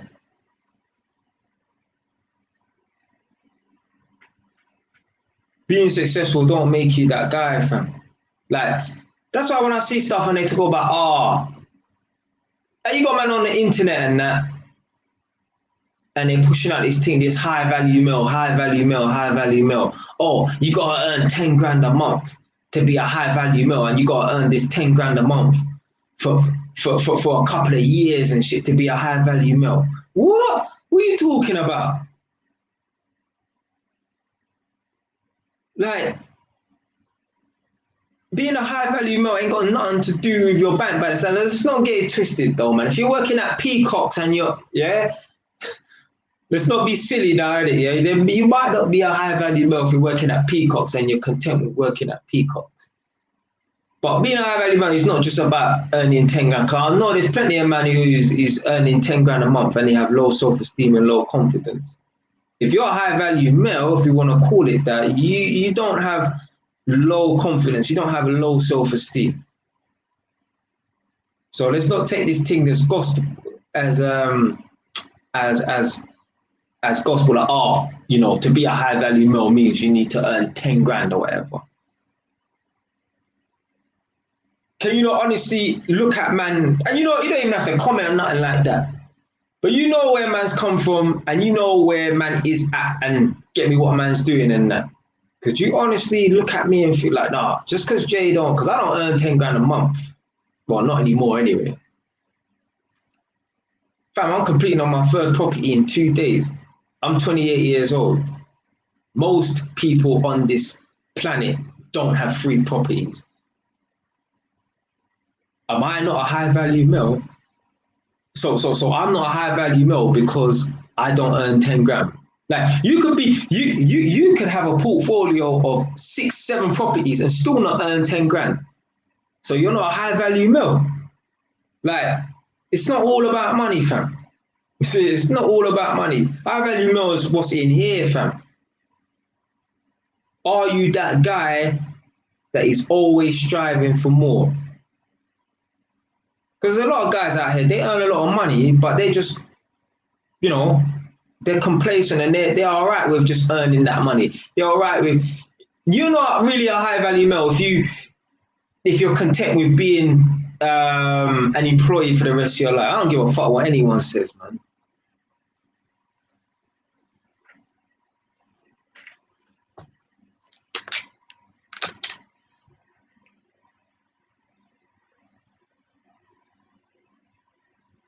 Yeah. Yeah, man. It's not all about money, man. It's a small part of it, man. Exactly. So hold on a minute. So you're earning 10 grand a month and you're a quote unquote high value male. So what if business goes a bit, you know, you get a bit of turmoil? What if you're earning 8 grand? Does that mean you're relegated now to not being a high value male? Like, come on, man. Come on, fam. Come on, man. Trust me. Yeah, being an employee is shit, fam, because Oh, and you lot who's watching now on the on Instagram, the reason why I'm looking here is because I'm doing a live stream on YouTube, innit? So obviously, in my bio on my Instagram page, there's a link to my YouTube channel. You can go and watch the live stream, innit? I've been streaming for like 3.5 or 3 hours and 20 minutes is saying, innit? But yeah, a man saying 9 to 5 slave trade jobs, you done though. Yeah, and a man's basically said, so you no foreign made.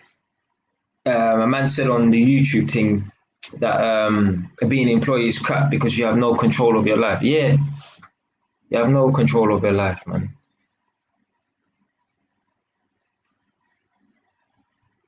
I've seen man at my old workplace, Holmes Haringey, when they were talking about redundancies and anyone could get made redundant. I saw big men shitting themselves. Bruv, you're on 32 grand a year. You should be hoping you get fired from a shit job like that. Why the fuck would you want to be earning 32 grand a year? There's not 32 grand a year and a man is fucking 23 or 30 years old. These men are on 32 grand a year and these men are 50, you know. Certain men are pushing 60. And man are scared to lose a job like, bro, you think I could ever go back to earning that kind of money again? You must be out of your fucking mind, blood. I'd rather go on benefits, blood.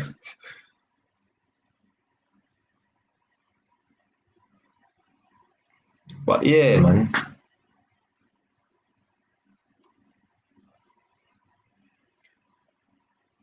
Yeah. So a man on Instagram saying that you get unprofessional managers. Yeah.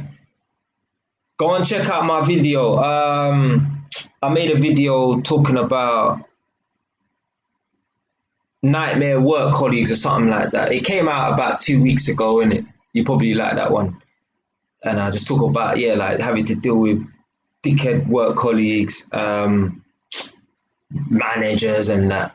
Didn't really touch on the managers too tough, but I said one thing I don't like about managers, one thing that pisses me off about managers is managers, they feel like they can talk to their inferiors, they can talk to their subordinates the way they want. I've got a big problem with that because you will talk to your inferiors, your subordinates, in a non-condescending way. I'm just calling it that because obviously it's the people that's underneath them. You will talk to them a certain way, but you'll never talk to your manager like that. All right, cool. But if your manager disrespected you, you wouldn't have nothing to say about it. See, I got a big problem with that.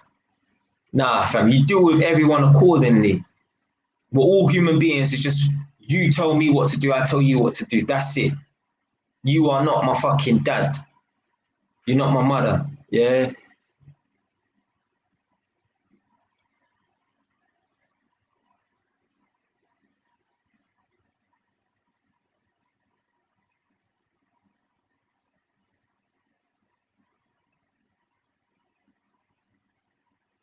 Oh, yeah. So that's what I do. I do a lot of work for agency. So I go and work on construction sites and that, innit? Yeah. Oh, they're the worst because you're just a number to them man there. Them man there get rid of you just like that. Just like that. Trust me. More to life than one basic income. You don't know, man. What you want to do is you want to be in a position where you get multiple streams of income. You don't want to be trading time for money. You don't want to be trading time for money. You don't want to be trading time for money. You don't want to have to put in an hour to get even £100 or put in an hour to get 50 or whatever, innit? You want to be able to just be sitting down doing nothing, riding a motorbike and be getting paid. Like, you know, like royalties and, you know, like there's still people to this day who have done stuff 20 years ago still getting paid. Like, you know, like musicians and artists and that. Mariah Carey, anytime her tunes is played on the radio, she gets royalties, whatever, innit? Or however it works. That's the sort of income you want. You don't want to have to get up and go to and put in this amount of hours to get paid. Because what if you're not able to put in those hours? You know, there's only a certain amount of hours you can work in a day. It's kind of physically human possible that you can sustain. 14 hours is a long time. It's doable. I've done it. I've done it for a good period of time, and like you can do 12 hours and still function. Like you could do 12 hours, you could do 5 days of 12 hours and be all right. But when you're starting to do the 14 hours and that's when it starts to get a bit nuts, man.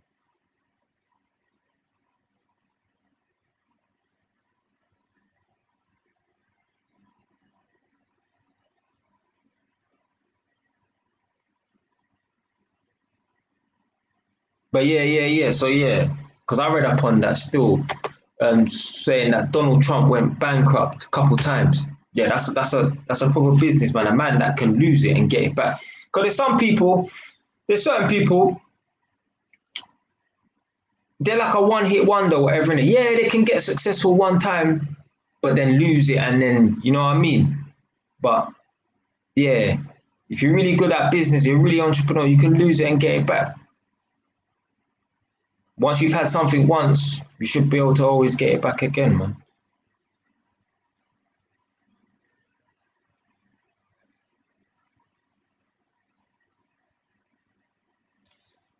Big man, non-foreign made. I made a video called How to Find an Apprenticeship. Go and find that video. It explains it all. It's a long video though, but I think I time-stamped it. I fucking hope so. I think I time-stamped it so you can scroll through. Yeah. I think I time-stamped it. So you know what timestamps are, innit? So like it might say intro 0 seconds, 0 minutes 0 seconds, and then how to find an apprenticeship. That might be part like chapter 2, starts at minute 3, and then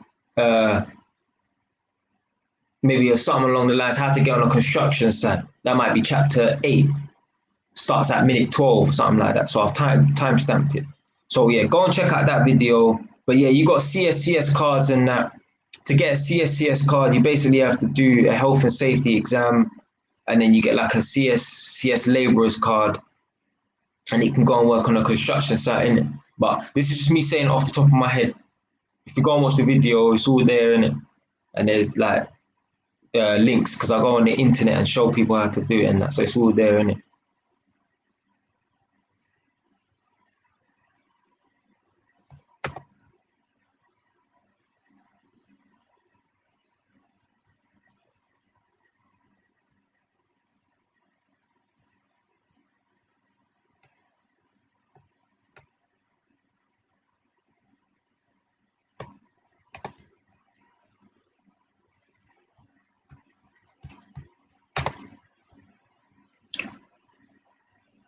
Right, so my man said same thing applies for actors and actresses when the shows are taking part in. Yeah. I mean, if who remembers Trouble? Remember that comedy channel Trouble? A lot of Fresh Prince used to come on that. Obviously, all the old episodes and that. This was like back in the early noughties and that. So yeah, 2004 and all that. But yeah, Will Smith was still probably getting paid from it. Still getting paid from it. 20 years on, 30 years on. Shit, man. Now, when I had that little vending machine thing going on, that was sweet. That was nice, fam. Obviously, it wasn't nothing to write home about. It was a little change, but I didn't have to do nothing. Literally, turn up, fill up the machine, collect money. My machine's making money for me, and I'm at work making money elsewhere or doing whatever, innit? Riding my motorbike on a Saturday. I'm getting little, obviously, it's a little minor idiot money, but you have to start somewhere. Yeah, the last thing you want to have to do is trade time for money.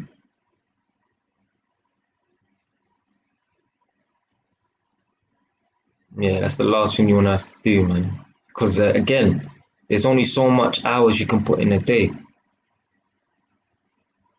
Like if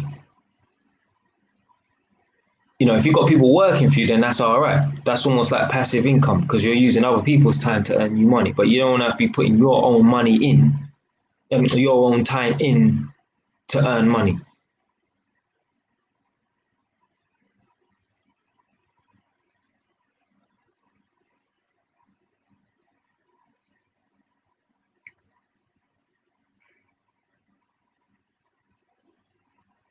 Okay. Yeah, man, that's easy, man. It's just a little what you call it? Multiple choice thing. So yeah. The people they employ also that don't know professionalism on systematic racism. See, this is where I disagree now. And I don't agree with that systematic racism, you know. Like, yeah, there's racist white people and there's racism at work and that. Yeah. But you know what my mentality is?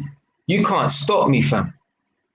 Like black people, please listen to me right now, innit? Like, yeah, let's say that racism does exist. All right, that's cool. Well, it's not cool, innit? But yeah, racism does exist. But you know what your mentality needs to be? It can't stop me. I ain't even gonna swear. Yeah, there is racism. Yeah, but it's not gonna stop me. It's not going to stop me. You can put hurdles in front of me. I will find a way either over it, under it, through it, around it. That needs to be your mentality. This is why black people are in the position that they're in, because they feel that there's racism. They might have experienced racism. They might see racism. And instead of saying to themselves, you know what, how can I troubleshoot this? How can I work around this? They say, you know what, I've really lost. You know, here's me. You know me, I love my analogies and that, innit? Yeah. Life is a lot like a boxing match, you know. You know, most fights, most boxing matches, it'll be judo, karate, taekwondo, whatever, innit? Kickboxing, boxing, whatever, innit? You know, most of the battles are won and lost before the first punch has been thrown, you know. Like, go and check out my Instagram page. I uploaded a video that I made. And the first few 30 seconds of the video, I might include it in like one of my JY's TV videos, innit? Yeah? Is the boxers, they square up to each other, innit? But they're not squaring up to each other to mean mug each other for the fun of it. They're psyching man out. They're trying to intimidate man because they know people who are intimidated, they don't perform well. A lot of black people are intimidated in this professional corporate world, you know. This is why they don't succeed. Because they're intimidated. They feel like, oh, because I look a certain way or because I'm racially profiled, then I'm destined to fail. You are not destined to fail. This is people's problem. They feel like everyone as well, not just black people, white people, Chinese people, human beings in general. You lot need to stop thinking that your life is already mapped out for you. No, it's not, fam. No, it's not. You control your destiny. Now, unless you're locked up in someone's fucking basement, getting fed pot noodle every day, then yeah, you know what? Someone does control your destiny. Or if you're in fucking prison for life, then yeah. But you know what? If you're a human being and you're free, yeah, to go out and do what you want when you want, yeah, within reason, yeah, you control your own fucking destiny. Stop thinking that your life, your destiny's already been mapped out for you. The road that you want to walk down's already been paved for you. No, you can make a difference. If I thought to myself, oh, listen, I don't have to fucking sound like a broken record, but I might have some people who don't know me or nothing like that. I come from a poor family, free school meals and shit like that. If I thought to myself, you know what, I'm never going to be nothing, I'm going to be a piece of shit, I'm just going to be poor the rest of my life, you think I would have property and have money in my bank? Blood, I didn't have to work for a fucking year. I got fired on January the 25th, 2020. I didn't go back to work until January the 11th, 2021. Out of choice. Because I put in the fucking work. There are opportunities out there for black people. Yeah, stop thinking that you're a failure. If you're a white person as well, white people, lots of people, a lot of people think like this. You're not a failure. Just because you come from a poor family, you're not a failure. You're not a failure. I'll tell you who the real failures are. The ones that, like their parents are billionaires and stuff and they never need to lift a finger. They're a failure. Do you know why? Because they're not made no progression in their life. It don't matter how low you start, as long as you progress. So if you start at level 1, you've made something of yourself if you made it to level 3. If you start off at level 5 and you go to level 7, you've made something of yourself. Same with 8 to 10. You have not made nothing of your life if you started at level 9 and you stayed at level 9. Same with level 10. You cannot stay stagnant. You always have to keep on improving. A girl would rather meet a man who is down here and he progresses to here, rather than meet a man who's started up here and he stays here. You always have to make progression. Stop thinking that you're a failure. You're not a failure. I don't care how old you are. You can be 40, you can be 50 years old. It don't matter. Your life, your destiny is not being mapped out.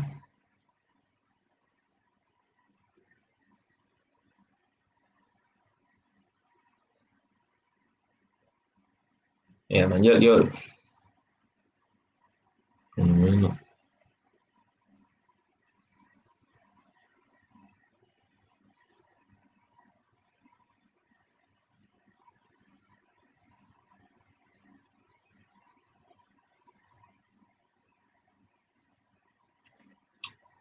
yeah, man. You're not a failure, man. You know, I mean, trust me, you don't need to start watching some of those celebrity success stories. You see Steve Harvey, like Steve Harvey is my favorite motivational speaker, innit?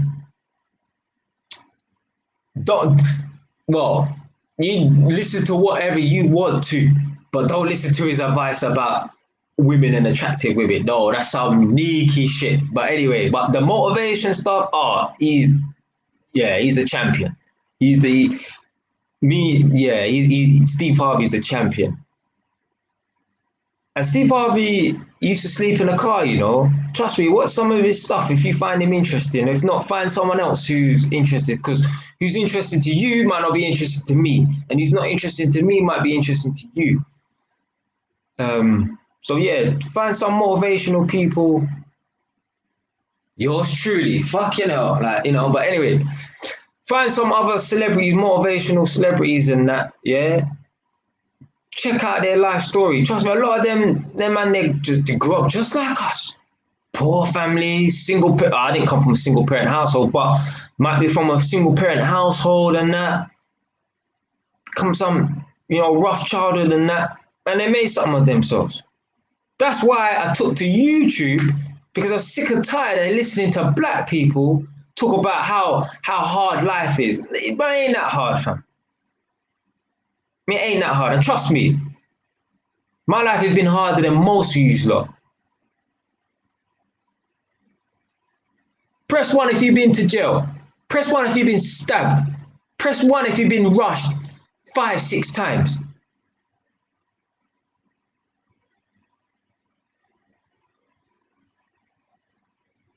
Yeah, so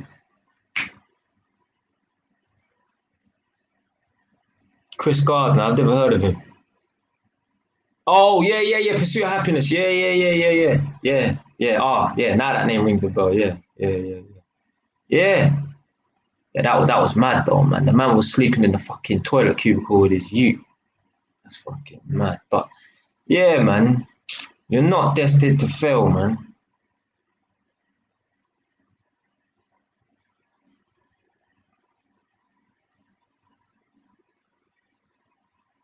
And unfortunately,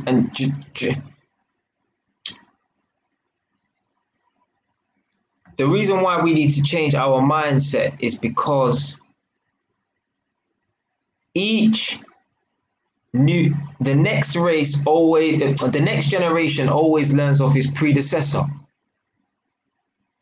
This is why black people are in the position that they're in, because their parents tell them about all their struggles and that, and tell them Go and watch videos for yourself. I've done live streams about this anyway. Who are parents who tell their children you're gonna get murdered by the police at the age of 8 years old. How the hell is that child gonna grow up? You got fathers that are telling their daughters, oh yeah, practice the line. Oh, I'm little Ariel, or whatever my name is. Do not shoot me. I'm an unarmed individual. But why are you telling an 8-year-old? Why are you telling the child that they're why are you even preparing the child to be talking and having interactions with the police like that? Just because the dad was rough handled one time and they chipped his tooth. What? Unfortunately, yeah, you know what? Shit happens, innit? Yeah, shit happens, fam. But how the fuck are you gonna go and be telling your daughter? You think what? You think? Come on, man. You think I ever had them conversations with my little sister? Oh, yeah. When you go out there, man, just yeah. You got black mums telling their sons when you walk down the street, don't walk down the street with your hoodie on. Don't walk down the street with your hands in your pockets. Make sure your trousers are up by your waist. If you get stopped by the police, drop to your knees and put your hands on your head and tell them that you're unarmed. What? Bro, I've seen it, you know. Like, I've seen the list, fam. This is bullshit, fam. You think I tell my son? Come on, man. And then one of the things as well, there's no small about fact. So these parents are complaining and they're wondering why their child is in an environment and in an area, because that shit don't happen in Beverly Hills. Yeah, these parents don't understand. Like the reason why their children are in these bad environments is because of their actions. If you know, your actions today will affect your children's tomorrow. So these parents that want to fuck around and mess around in their 20s, even before they had kids and that, but it's going to have a knock-on effect. It's going to have a knock-on effect. You bust your ass, you put in the work when you're 20 years old and that. When you're 30 years old and it come time to have kids and that, then you'll be prepared for children. But no, most people want to fuck around in their 20s and that, have a youth when they're 30 years old, and then they're unprepared for kids. Then they wonder why their kid is living in a bad area. Then they wonder why their youth is a gang member. Because they ain't even got the money to put their child in a safe environment, free from gang members and that. You know the most important thing about men having their sons and men being in their sons' lives? It's not to keep them away from gangs, you know. It's to stop them from fucking, you know, acting feminine and that. To having a man in their life to show them how to be a fucking man. No woman can teach a man how to be a fucking man. Women are too emotional for that bullshit. That's why when you see single mothers with their sons, 90% of the time they have feminine ways about them. Crying, taking pictures with their fucking tongue sticking out their mouth like some little bitch. Real talk.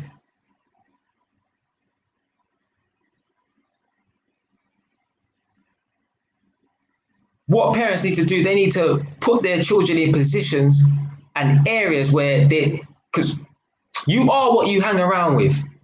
More than likely, if you hang around with nerds, you're going to be a nerd. More than likely, if you hang around with the bad kids who always truant and get kicked out of school, you're going to be one of them. If you live in an area where there's no gang members or nothing like that, well, guess what? You probably won't be a gang member. If you live in an area where there's lots of gang members, well, guess what? You probably will be a gang member. Now, I don't want no one to come here, oh, you're generalizing and shit. Yeah, I am generalizing. There's always going to be exceptions to the rules. You're always going to get that one person from the suburbs who wants to be a gang member. And you're always going to get that one person from Peckham who is on the straight and narrow and ain't like that. But most people fit into the majority category.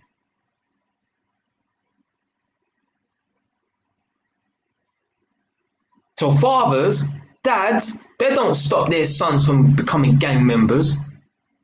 The only way they could do that is by putting them in an environment where it's free from gang members. How do you do that? Well, when you're 20 years old, up to the age of 30 or whatever, put in the fucking work, become successful so that you can afford to live in a fucking area that is free from gang members, free from trouble.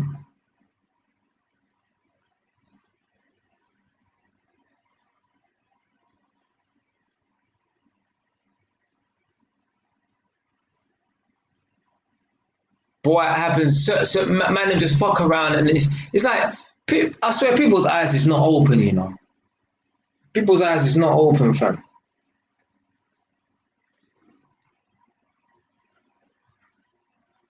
Yeah. They didn't set no foundation for their kids, man.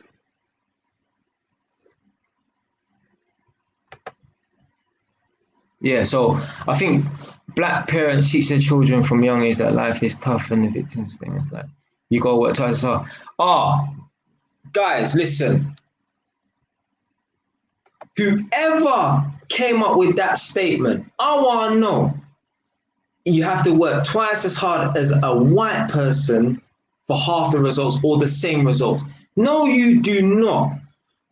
You know what? I'm not from the 60s, so I don't fucking know. I was born in 1992. I grew up in the early noughties. I'm a 90s baby. I'm telling you, you do not, as a black person, need to work harder than a white person. You don't. You don't. Just fucking apply yourself. Stop listening to these fucking YouTubers who talk about, oh, life is hard in being a black man. No, life is not hard being a black man. There's pros and cons to everything in life. That's it. Life is not fair. You think your life is tough? You think your life is hard? Well, what about them kids in Great Ormond Street? They're born defective. Yeah, they're disabled. They're going to die today, die tomorrow, died yesterday. You think your life is tough? Oh, I ain't got a girlfriend. No one likes me. What about them man there who's disfigured? One man who, yeah, his legs, he ain't got no legs or whatever due to some kind of accident and that, and he's feeling like, boy, ain't no woman gonna love me or nothing like that. You're a healthy, able-bodied man without a fucking receding hairline, yeah?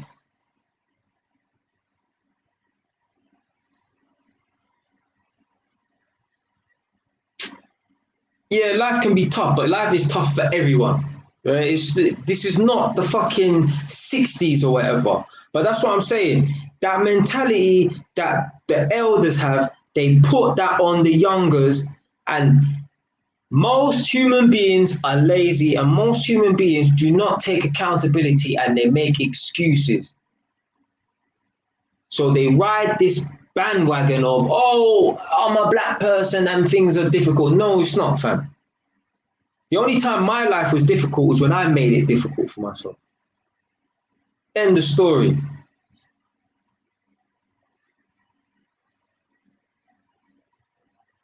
Life is easy. Life is simple. Could be, yeah, tough at times. Don't get it twisted. Tough at times.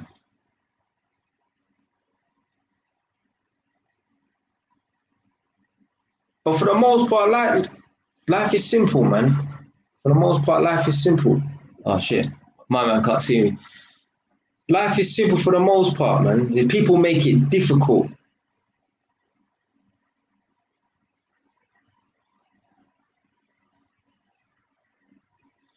People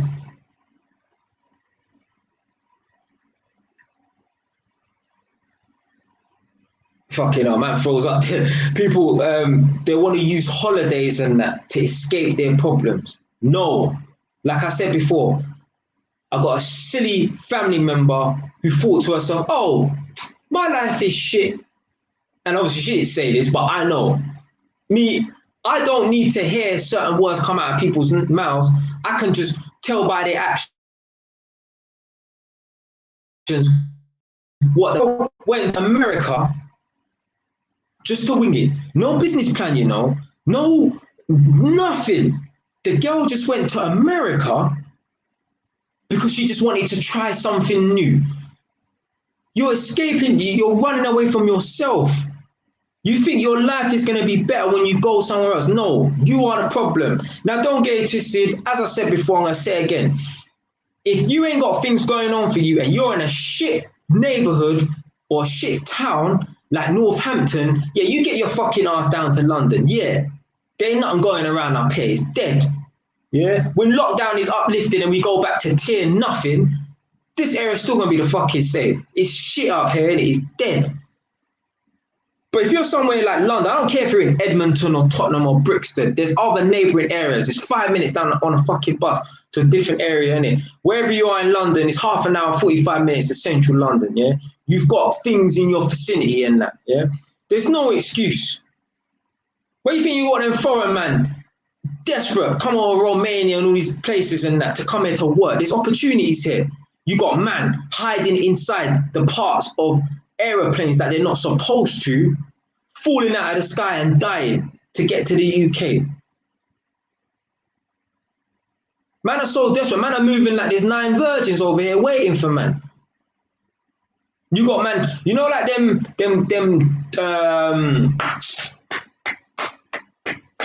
what's them travel boxes that they put on top of the cars? They found a black man, African man, in one of those fucking travel boxes or whatever, because man are desperate to come to the UK. And you want to leave? You want to leave? Really? What happened? The girl went away, came back within a year, didn't achieve a damn thing. Now, if she went to America or somewhere in the Amazon to go backpacking and hike, mountain hiking, yeah, do that, whatever it is, yeah. That's for excursion, fun activity. If you want to do that for a year, go traveling, cool. But she just went out there because this is what young people do. They watch TV, Atlanta, ATL, Chris Brown and that, and they think, oh, if I go out to America, that will be my lifestyle. No, there's average Joes in America who are just like the people in London, but they happen to be in Atlanta, New York, this, that, whatever, in it, yeah? Bored out of their brain, twiddling their thumb, no purpose in their life. You are the fucking problem. It's not your area, it's not your surroundings. Unless you're in some shit place like Northampton where there's nothing going on. Well, if that's the case, if you're an American watching this right now, if you're in some fucking mountain in Japan, go to fucking Tokyo. If you're an American and he's dead, go to New York.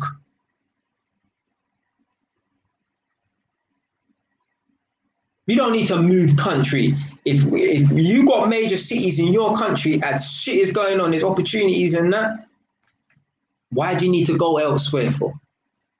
And if you do go elsewhere, make sure you're going for the right reasons. That's cool. But don't just go, I'm going to go Australia or New Zealand. Why? Oh, I'm just going to go.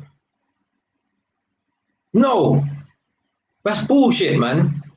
Bullshit. Yeah. The man said, come back to do the same thing, then the cycle continues.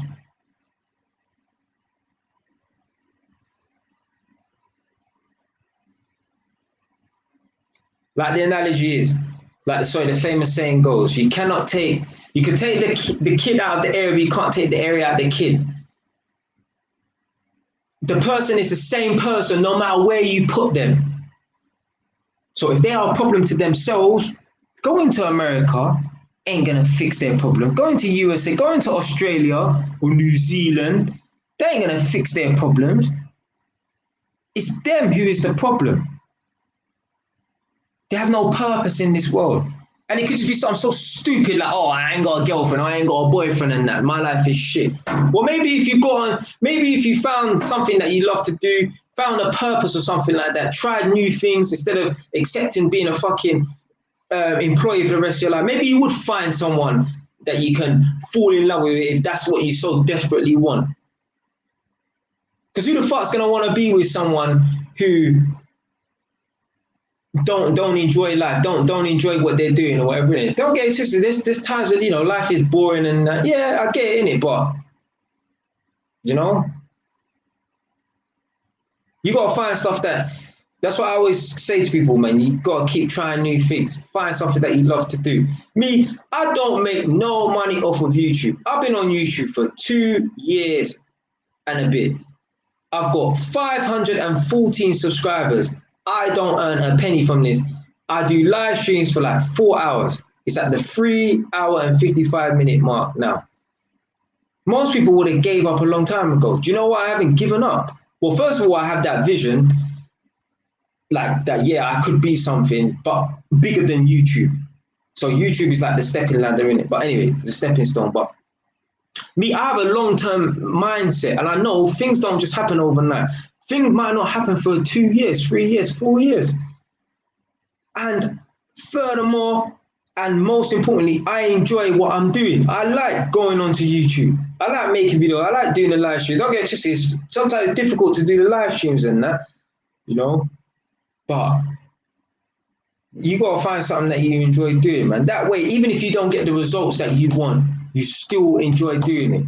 You still carry on doing it. Stop listening to them man that go on YouTube complaining and shit like that. Let me tell you something about 99.9% of people on YouTube. Most of them are on YouTube to vent their problems. You will hear YouTubers making statements like, I'm coaching myself. You've got gal on YouTube, 350,000 subscribers, talking about level up, telling other chicks that they are a dating guru and they ain't had a fucking relationship in 10 years. What? That's like a man in jail giving you dating advice who's been on death row for 10 years, blood. That don't even make no fucking sense, fam. Man on YouTube talking about level up, do this, do that, do that. Ask them what receipts they got, because I can't see them, fam.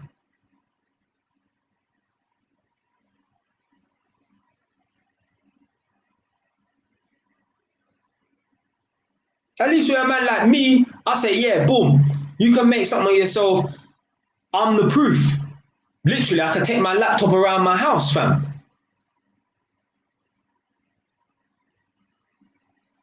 Other man, other gal, other man just sit on YouTube and just talk shit.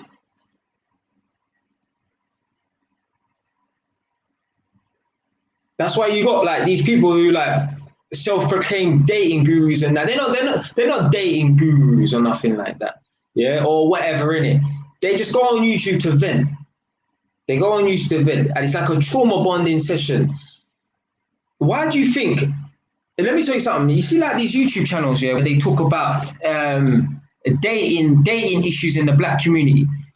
Why do you think these YouTube channels that talk about dating issues in the black community are so popular? Why do you think even UK YouTubers who get Americans calling in, why do you think they're so busy in that? Because those people, yeah, it's just like a trauma bonding session for them. They just want to vent. That's all the fuck it is, fam. That's all it is. It's just a vent. It's just a time for them to vent. A time for them to vent. That's all a lot of people, most people want YouTube to do, is just vent.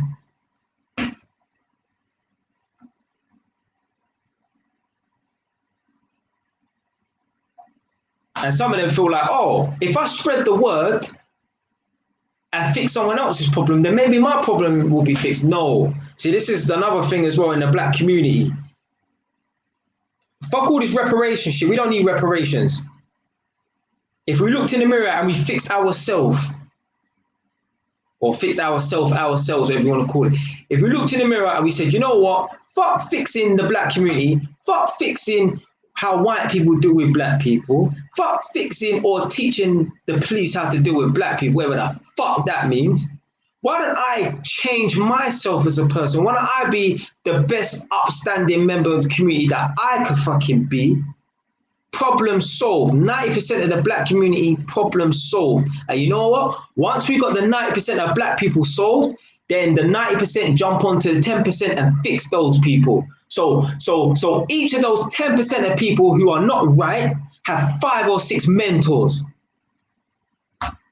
to beat it into them that, you know what, you ain't a failure. But as long as everyone keeps shifting the blame and trying to fix other people, we're all going to be running around in a circle. You're chasing your fucking tail like a stupid ass dog.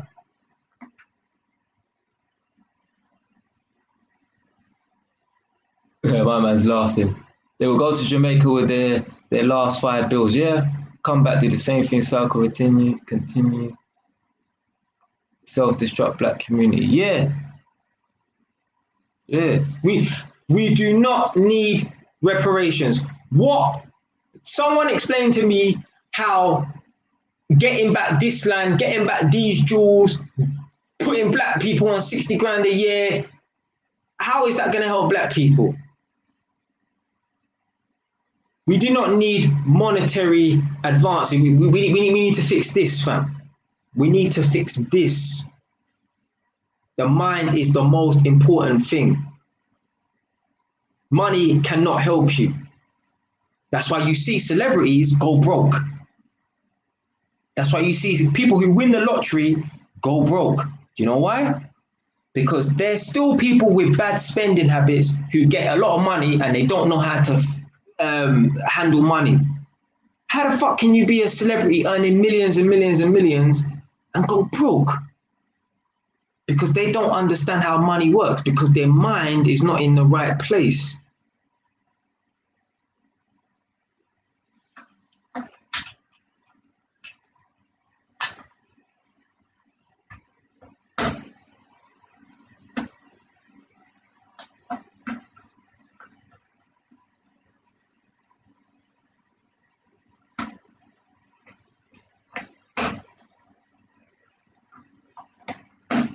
Sometimes, you know, sometimes I sit there and think to myself, I'm like, why don't I think like the average black person? You know, maybe my brain is wired correctly, incorrectly. I don't even know. Maybe it's wired different or something like that. Because I just don't understand why I'm not predisposed to think like this. And guys, I've grown around these people, you know, who all think like this, fam. Yeah, man, live with people who think like this, and I'm like, what is wrong with you people, fam? And the funniest thing is, like, when a man makes something of himself, these same people who, whether they've grown around man or they know man, whatever in it, they'll sit there and they'll scratch their head and they'll feel like, well, how does he do it? Like, what's his secret? They don't fuck his secret. Stop thinking you're a victim. That's it. Stop thinking you're a fucking victim.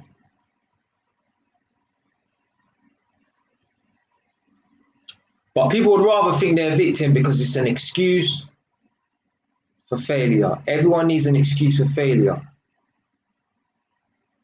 Oh, I'm big boned. That's why I gain weight. No, you're eating too much fucking food. What do you mean you're big boned? What is it? Let's prove the theory that you're fucking big bone. Why don't you lose all that weight? Let's see your bone structure.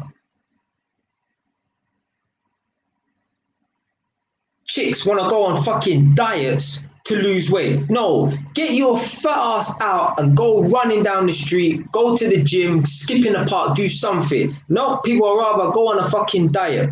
You know, losing weight is a mental thing, you know. Yeah, you need to get your head in the right frame, in the right space. You gotta do things that you don't want to do, you don't like to do. Guys, my running day is tomorrow for me. Well, it's technically today because it's past midnight. I'm getting off this soon as well, yeah. I hate fucking going running, you know, but you know what? It has to be done. In life, you gotta do things that you don't want to do. End of story. You gotta train yourself to do things you don't want to do. Especially when it has benefits as well. Going running keeps me fit. As man said, use it or lose it, yeah?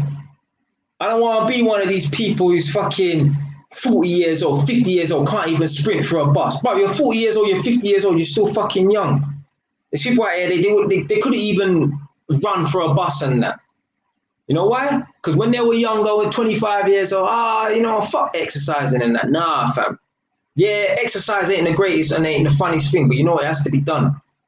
You know why? Because like man said in them videos, there's some disabled person who'd love to be in your position to be able to go out and exercise, to be able to go out and walk. So don't abuse it.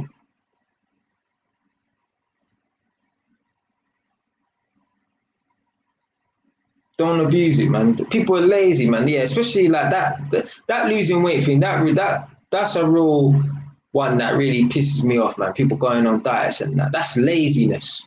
Can't be bothered to go to the gym. Why? Because gym is more hard work.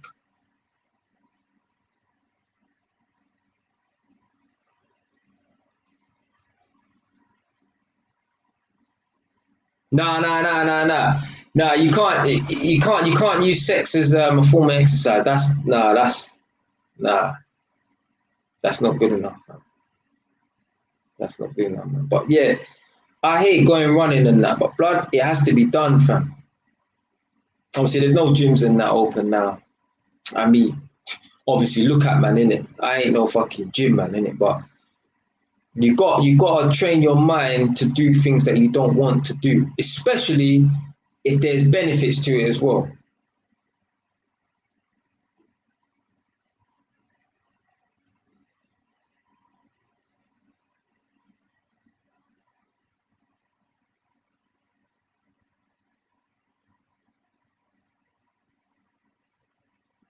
You think I've ever been overweight? Never.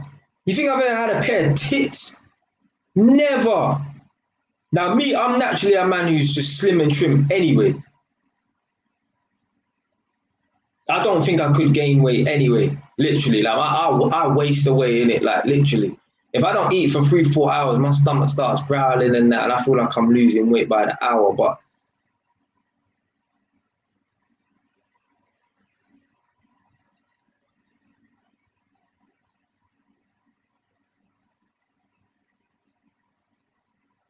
yeah, man, me, that's one of my pet hates, man. The victim mentality, the laziness, and that, man.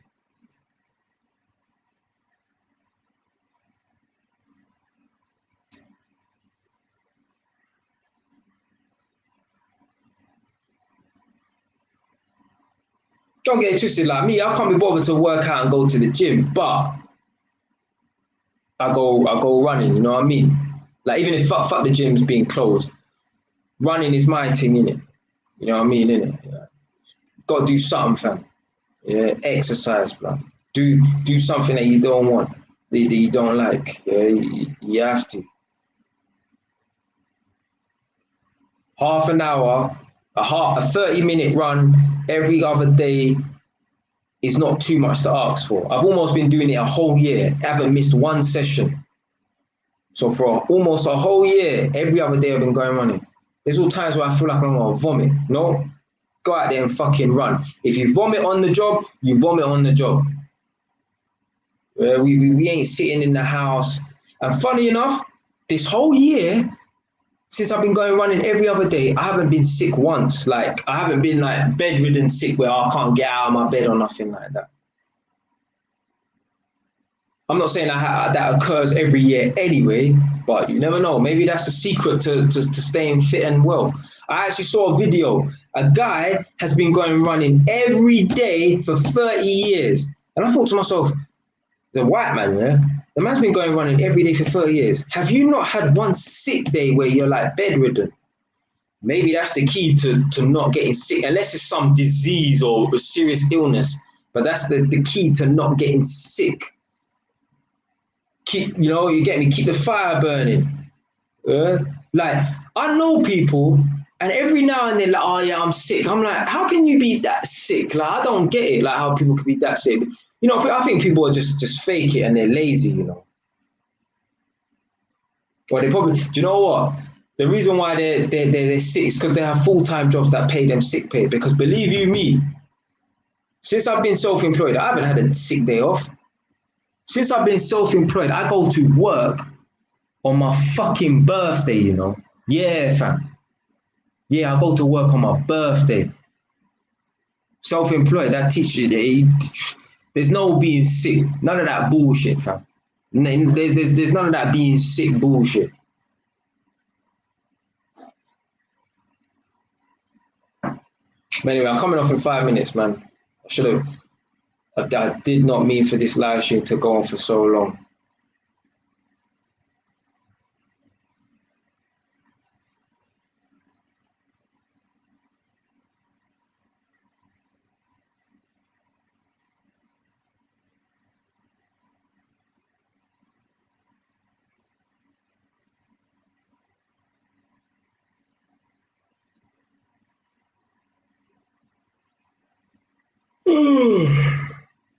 Fuck it up.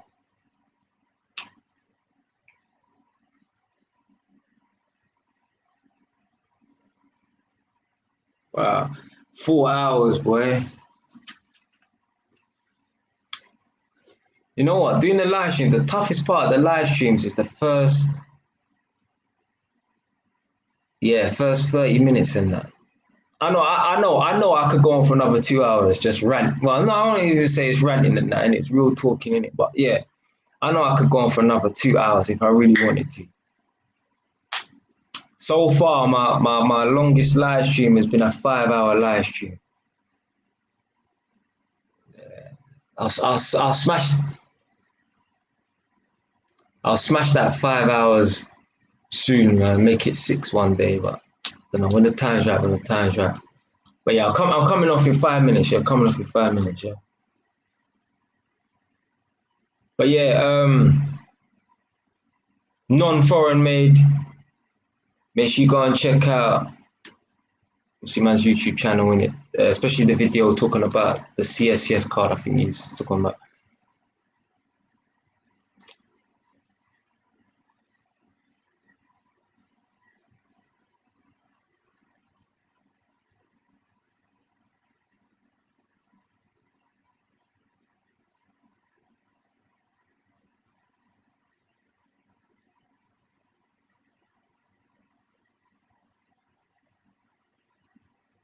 Yeah, you see all of that diet business, man. I know like the gym people and like personal trainers will say, yeah, diet's the most important thing. But for me, it's the mindset. Like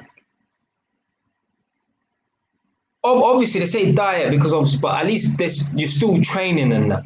But I'm not with all this. Oh, I'm gonna go on a diet to lose weight and not exercise. No. That's bullshit, fam. That's fucking bullshit, blood. Stop that nonsense. I'm just gonna go on a diet, just as a way to not have to fucking go out there and exercise. No, that's laziness, man.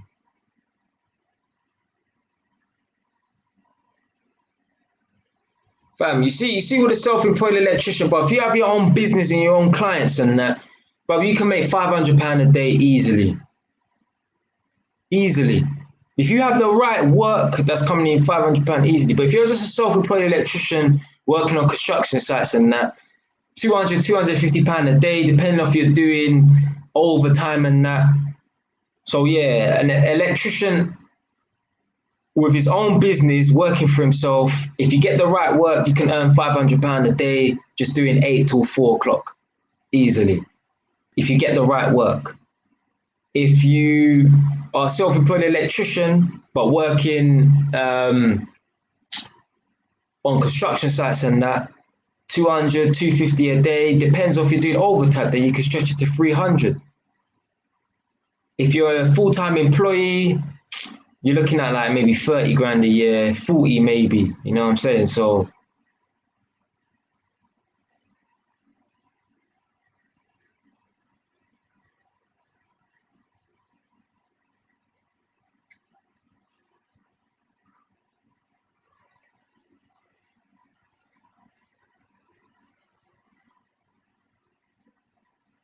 all right.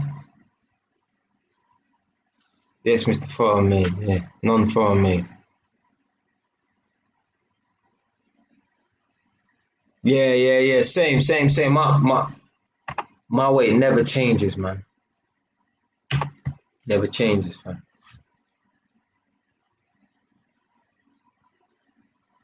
That's another thing as well. You got people, oh, I'm gonna go in a sauna to lose weight. Oh, all of this nonsense, like to avoid. No, man, I got a treadmill in their house. No, go out, just go to the fucking gyms because you can't be bothered to leave your house. Again, laziness. Nah, I don't like being an electrician. But you know what? It pays the fucking bills.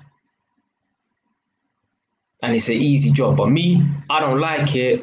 Partly because I know I can do better. I know I'm not meant to be an employee. And for me, like, I'm not destined to be an electrician. You know why? Because me, I'm not a hands-on type of person. Like, I've never been one of them kids that will strip apart a BMX and build it from scratch. You understand? Like me, I'm not a hands. No, I'm me. I'm more a thinker. You know.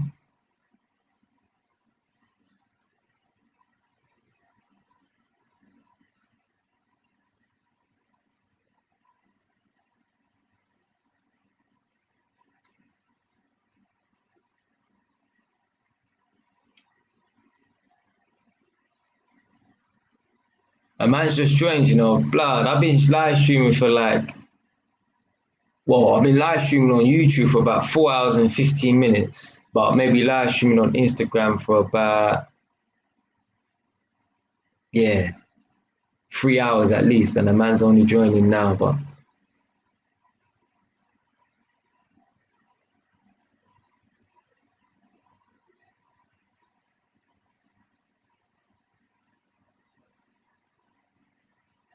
yeah, listen, I'm gone, yeah?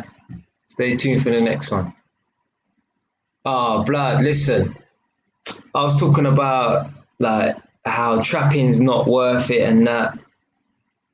So obviously you could go watch the video on my YouTube channel, innit? My YouTube link is in the bio on my Instagram. Or you can just search JY's TV on YouTube and it'll come up. But yeah, obviously I was live streaming for 4 hours and that. And at the 55-minute mark, 55-minute mark, so basically at 1 hour, I was talking about it's not worth trapping at all, but especially going out to country to trap for next man and that. Yeah, take it easy, yeah?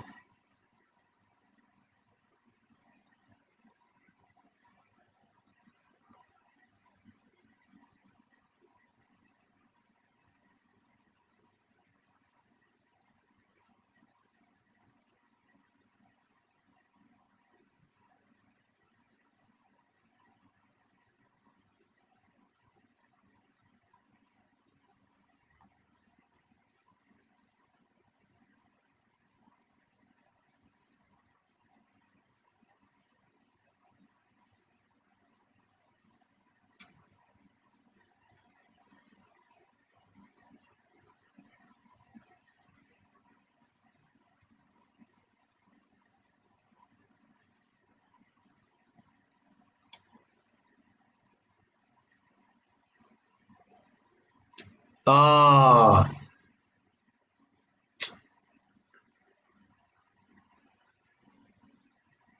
keep missing his live streams, man. Fuck's sake. All right. Nah, it's 10:30. I'm gone. Hey, listen, you lot, thanks for watching, yeah? The ones that's been in for at least an hour or whatever. Or if you just tuned in anyway, don't matter, fam. All right, last one. Tony also said, Jay, if you choose between living in the woods or living in a boat, which option? Come on, fam. Living in the woods, living on a boat. I think I'd rather live in the woods. I'd rather live in the woods, fam. But yeah, I'm gone, people, yeah? Thanks for watching.